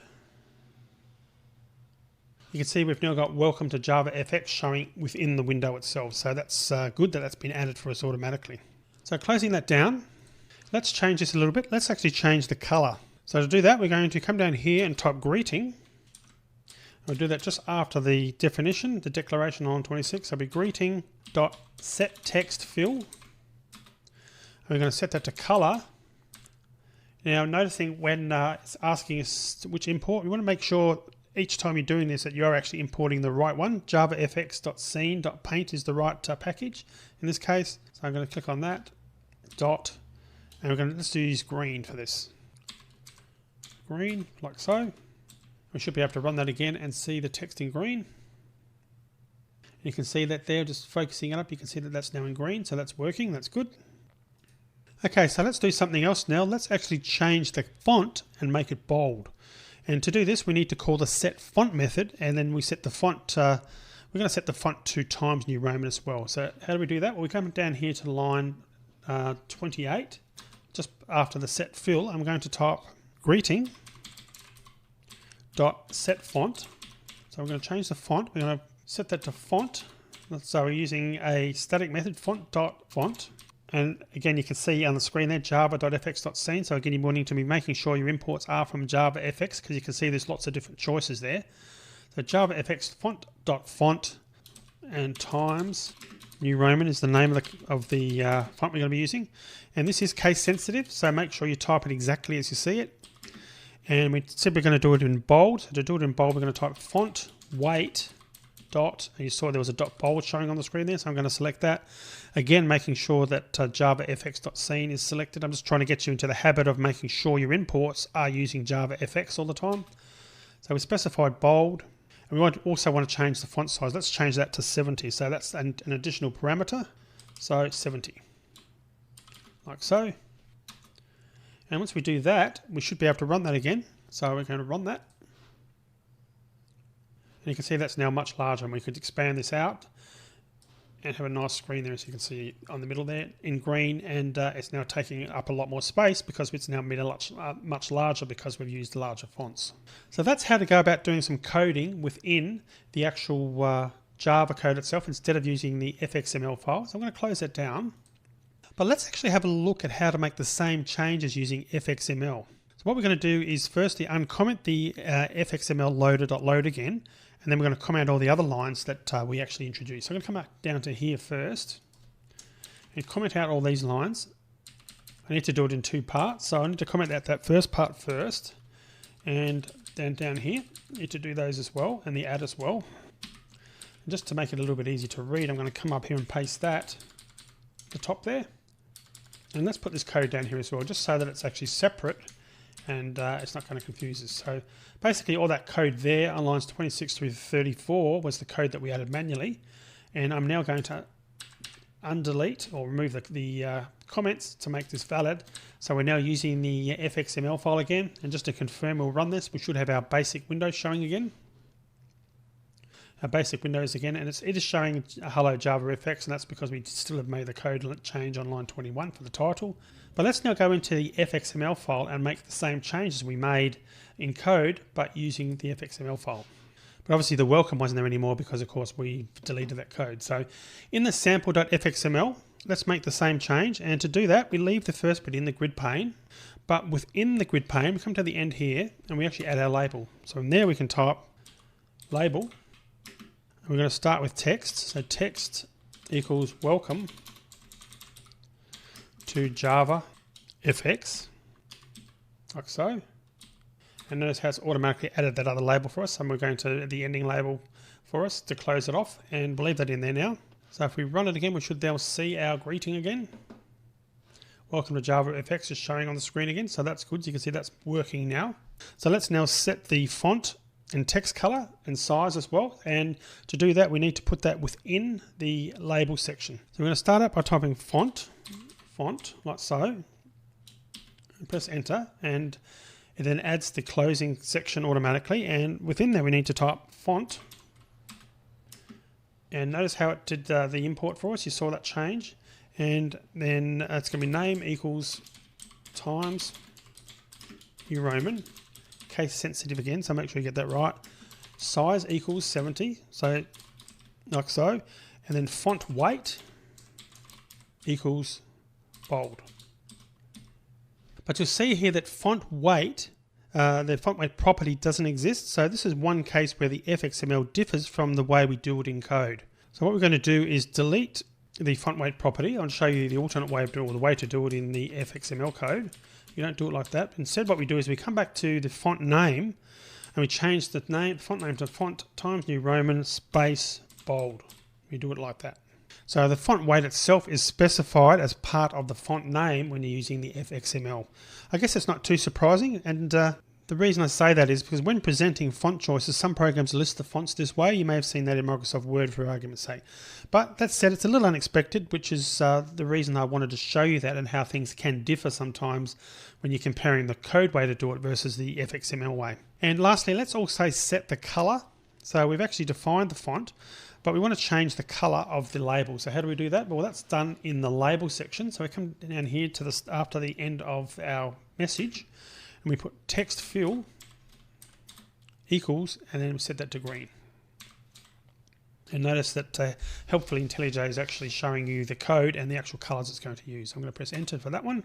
And you may have also noticed it's showing you the hex codes on the right hand side, which was pretty cool as well. So when we run that now, we should see something very similar to what we had before. And again, we've got our welcome, we can expand it out, and there's the same thing we've got using the fxml file than what we did earlier in the video in Java code. Now, interestingly enough, when we define a UI control using fxml, we can still change its property in code. And in fact, that's often what you'll probably want to do. So for example, we might want to enable or disable buttons in response to a user action. Now we're going to cover how to work with controls defined in the fxml in a later lecture, just to let you know. So as you've seen, we can create the UI by creating the UI controls through code and setting their properties, and then adding them to the appropriate parents, or of course we can do it through fxml. Now for the rest of the JavaFX lectures, we're going to focus on the fxml route. The fxml forces us to separate our UI from our business logic and data, and it's considered best practice to define the UI through fxml as much as possible, and for that reason we're going to be doing that in this section. Now an exception to that would be the stage that the JavaFX runtime constructs for us and passes to the start method. We have to work with it in code, that first part. Now another good reason for defining UI controls in fxml rather than through code is if we decide that we want to show how a UI controller initially looks, we don't have to touch a line of Java code, and that's pretty cool. So when we added the greeting to the window and changed the color and font of the label using fxml, we didn't have to touch the main Java file. And one of the strengths of JavaFX is that we can change how an application looks without actually changing a line of Java code, which is something we couldn't do previously with Swing, which was the previous GUI tool that Java used to use.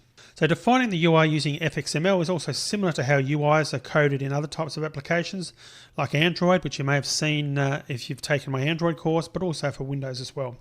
The concepts are the same, and so understanding and using FXML for our JavaFX applications will give us a head start when it comes to learning how to code other types of applications. But I wanted to show you that you can create UI components using code, but with that said, we're going to stick with FXML whenever possible from now on for the reasons I've outlined earlier, because it's really best practice. Okay, so that's been a really brief introduction to JavaFX. So in the next video, we're going to start taking a look at the JavaFX layouts. I'll see you in that next video. It's break time. Do you like this video? Don't forget to subscribe to get new videos. Share this video to open new premium videos and ebooks. We'll be a star freelancer. This video is over. Go to starfreelance.eu to download these videos, materials, and sources. Watch more videos to get premium videos and ebooks. We'll be a star freelancer.